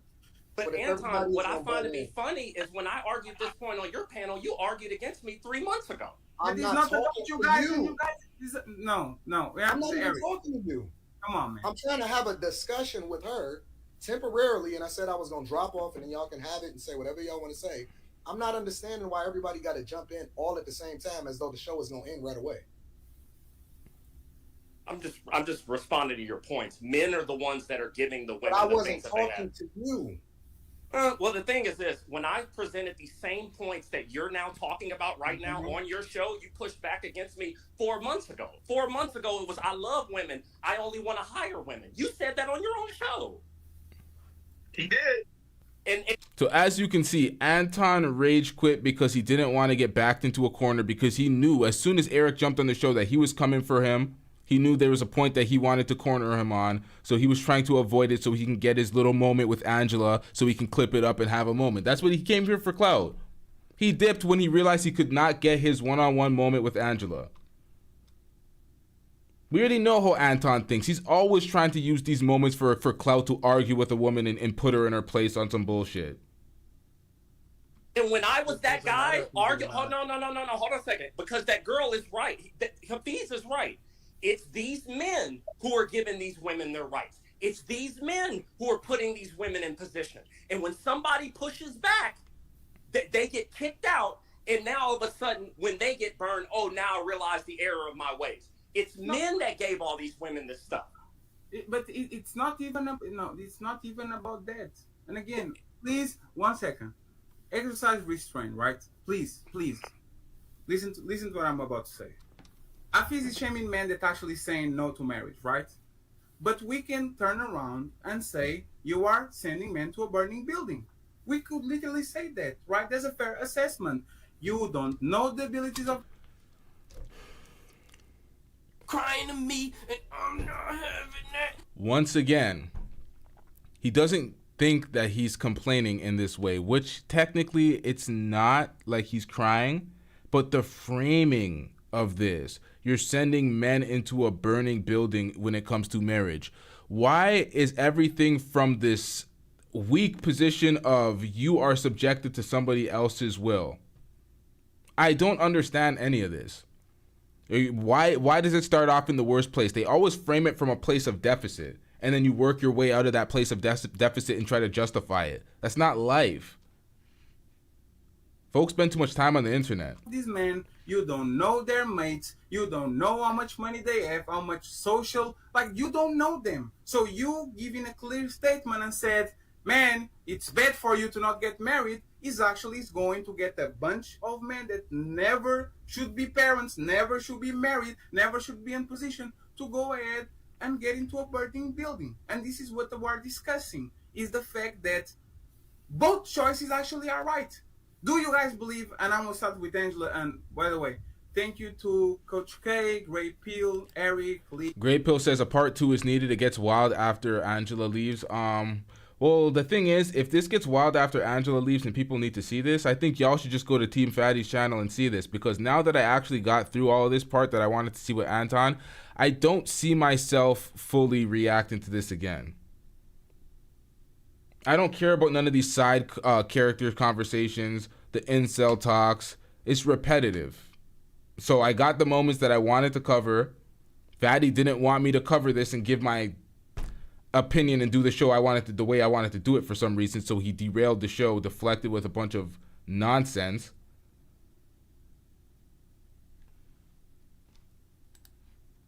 Dark Lake, Marcus, Inas to come on the show. Ali was already here.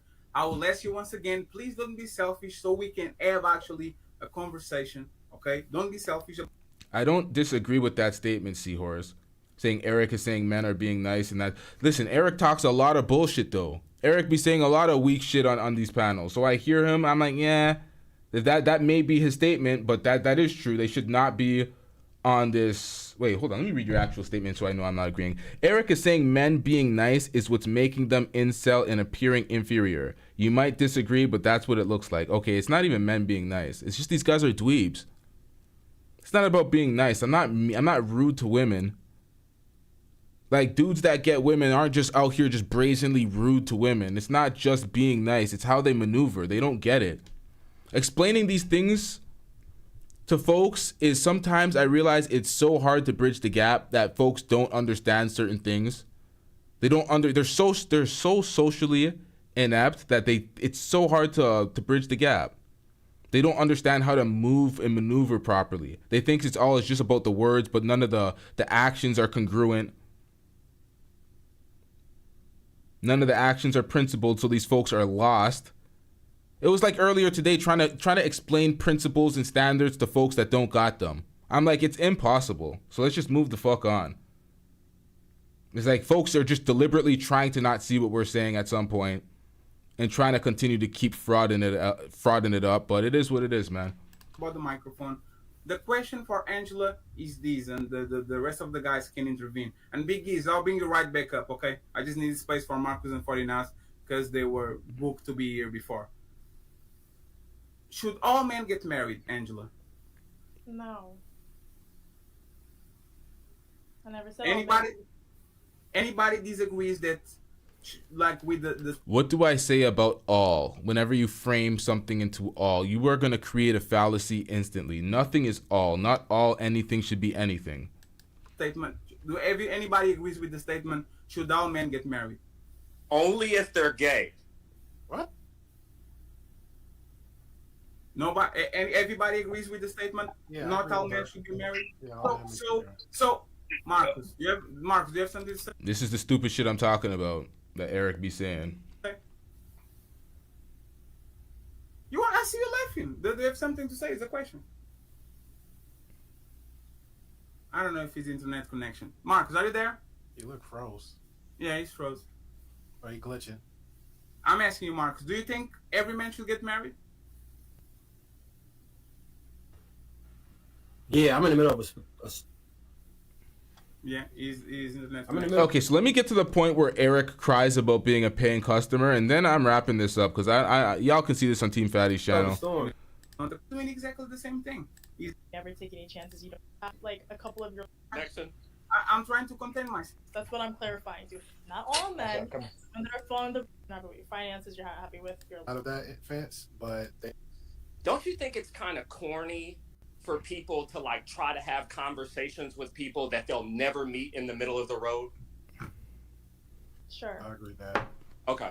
Because I just think that that's a little odd, right? Like some people have their mind, and what I think now that is happening is there's too many people trying to, maybe these conversations are like the next season of Snowfall or the next season of something, but it's like they're not getting anyone anywhere.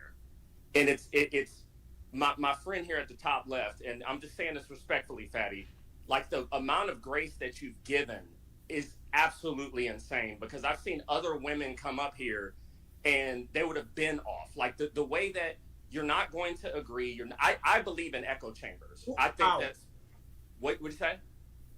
How she was disrespectful to Lou, and I told be careful because he's going to go there. I actually made sure that they didn't get into a fight. What should I do? No, I'm just saying that your conversation with her, we're not going to agree. Like Hold on, Wild Seed, are you reacting to a different part of the video? The way Wild Seed be going off, I'm like, wait, what's going on? the thing is, and even for her, it's like, well, if you have a problem with all these certain people, why even engage with them to begin with? Why even is it just entertainment value? Because yes. Okay, all right, I got you. Because I just feel like if I felt like another group was beneath me. Can I ask you a question? No, one second. Let him finish. Okay. Yeah. Because Eric, I don't try to change these people's mind. I don't try to save the world. This is I don't know, bro. You look like you were stepping out the phone booth with the cape on today. It looks like you were trying to be the Eric, without the respect, I have to be preemptive. People, for example, like you and Dark Lake, will do this to their beards, and they will say, "I have a question for Angela," and I know this is going to. I didn't have a question for Angela. I had a question for you. She is what she is. You're not going to reason with her. Eric, the fact that you come on my panel and you say, I think you should do this and I think you should do that. Well, I'm a paying customer here, sir. Yo. I don't see no brothers on the wall. I feel like I'm doing the right thing.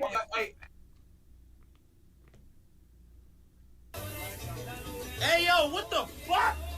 And you say, I think you should do this and I think you should do that. Well, I'm a paying customer here, sir. I don't see no brothers on the wall. I feel like I'm doing the right thing. Hey, Eric, you know it's funny this and I think you should do that. Well, I'm a paying customer here, sir. I don't see no brothers on the wall. I feel like I'm doing the right thing. Hey, Eric, you know it's funny. I think you should do that. Well, I'm a paying customer here, sir. I don't see no brothers on the wall. I feel like I'm doing the right thing. Hey, Eric, you know it's funny. So they want their points represented a certain way. They want to have, well, Eric at least wants to have an echo chamber, wants certain points represented, does not want Angela Knight and her points being the opposition. They want an echo chamber. They want these same manosphere talking points represented in their space, and they're paying customers for it. No hate on Fatty. I do appreciate what he's done with his model when it comes to the show, with the whole paying to get people off and all that shit. It gives for good entertainment. It does, but this shit is fugazi as fuck. So a lot represent these manosphere talking points, complain a little bit, camouflage it as, oh, we're just speaking what's true out there, but no solutions, no real direction to the conversation. Just accept these points and be indoctrinated in my reality, because this is how I see the world generally. And most of it was wrong. As we actually got to break it down, you're generally looking at men as the weak men that are heavily propagated in these spaces and using that as a general representation of the average man. And then you're using the hoes in these spaces that guys clown on and subscribe to their OnlyFans but spend money to talk shit about them in the super chats. Those girls are a representation of most of the average girls out there in y'all minds. So that's what this framing and these conversations do. They highlight the loud and small minority and represent it as something that is bigger than it is. That's why they always speak from generalities, no personal perspective, so we can get some actual facts of what's actually going on in these streets. Because if everybody's speaking generally and nobody's talking about a specific person and their experiences, how do we know any of this shit is real? It's just your ideals. It's what you think is out there.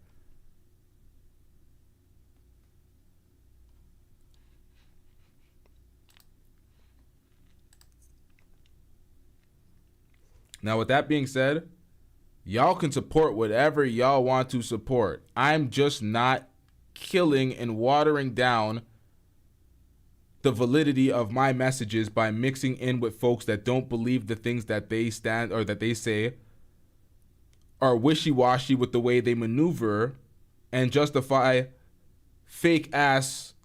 You know what?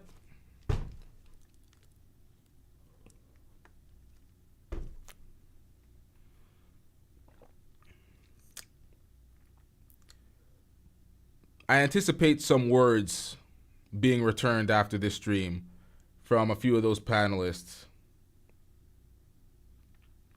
Probably not going to watch because I don't give a shit. But in advance for y'all, this is my response. Shut your bitch ass up before I get to talking shit about you. Because y'all think that this shit is just the internet. Shit, unfortunately, gets realer than that sometimes. So choose your battles wisely, folks.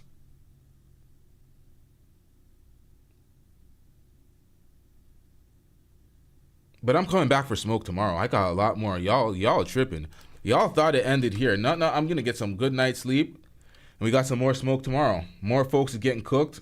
Some folks is getting some pats on the back. We showing some love to some folks tomorrow as well. But yeah, some folks is getting cooked, man. The frauding is at an all-time high. The finessing to get a bag outside or on these platforms is at an all-time high. Folks are chest out, getting together, finessing a wave, finessing the audience. But it is what it is. There's a way to play these games organically, be authentic, stick to your principles and your guns, and be successful without selling out and going the Adam 22 way. But everybody pushes selling out because that's what they see. And they wanna cloak it by saying, "Oh, this is business." I could say X, Y, and Z, but this is all business, and always trying a way to rationalize and justify being frauds. That's all I see. That's all I see.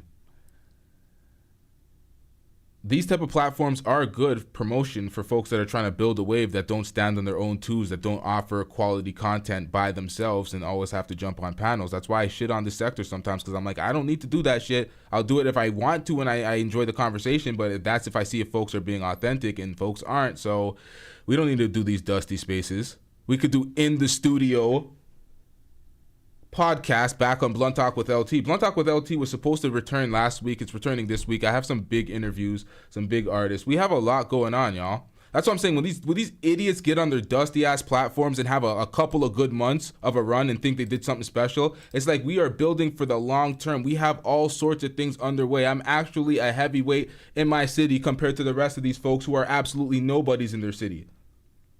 I don't think folks understand. I'm one of them has-been ass niggas that should have been hot a long time ago, but I fell off, but I'm trying to get back hot.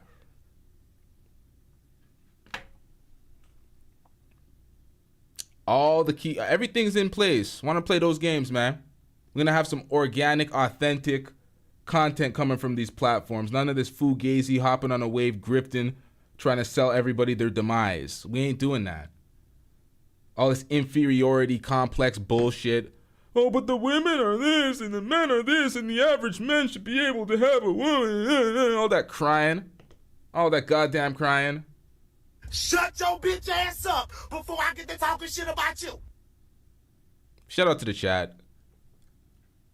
Shout out to the chat. Y'all hung in there with me. Pause. Unnecessary pause, but you know what I mean. Hey, yo, the sun's about to come. Okay, I'm out, man. We out. Yeah.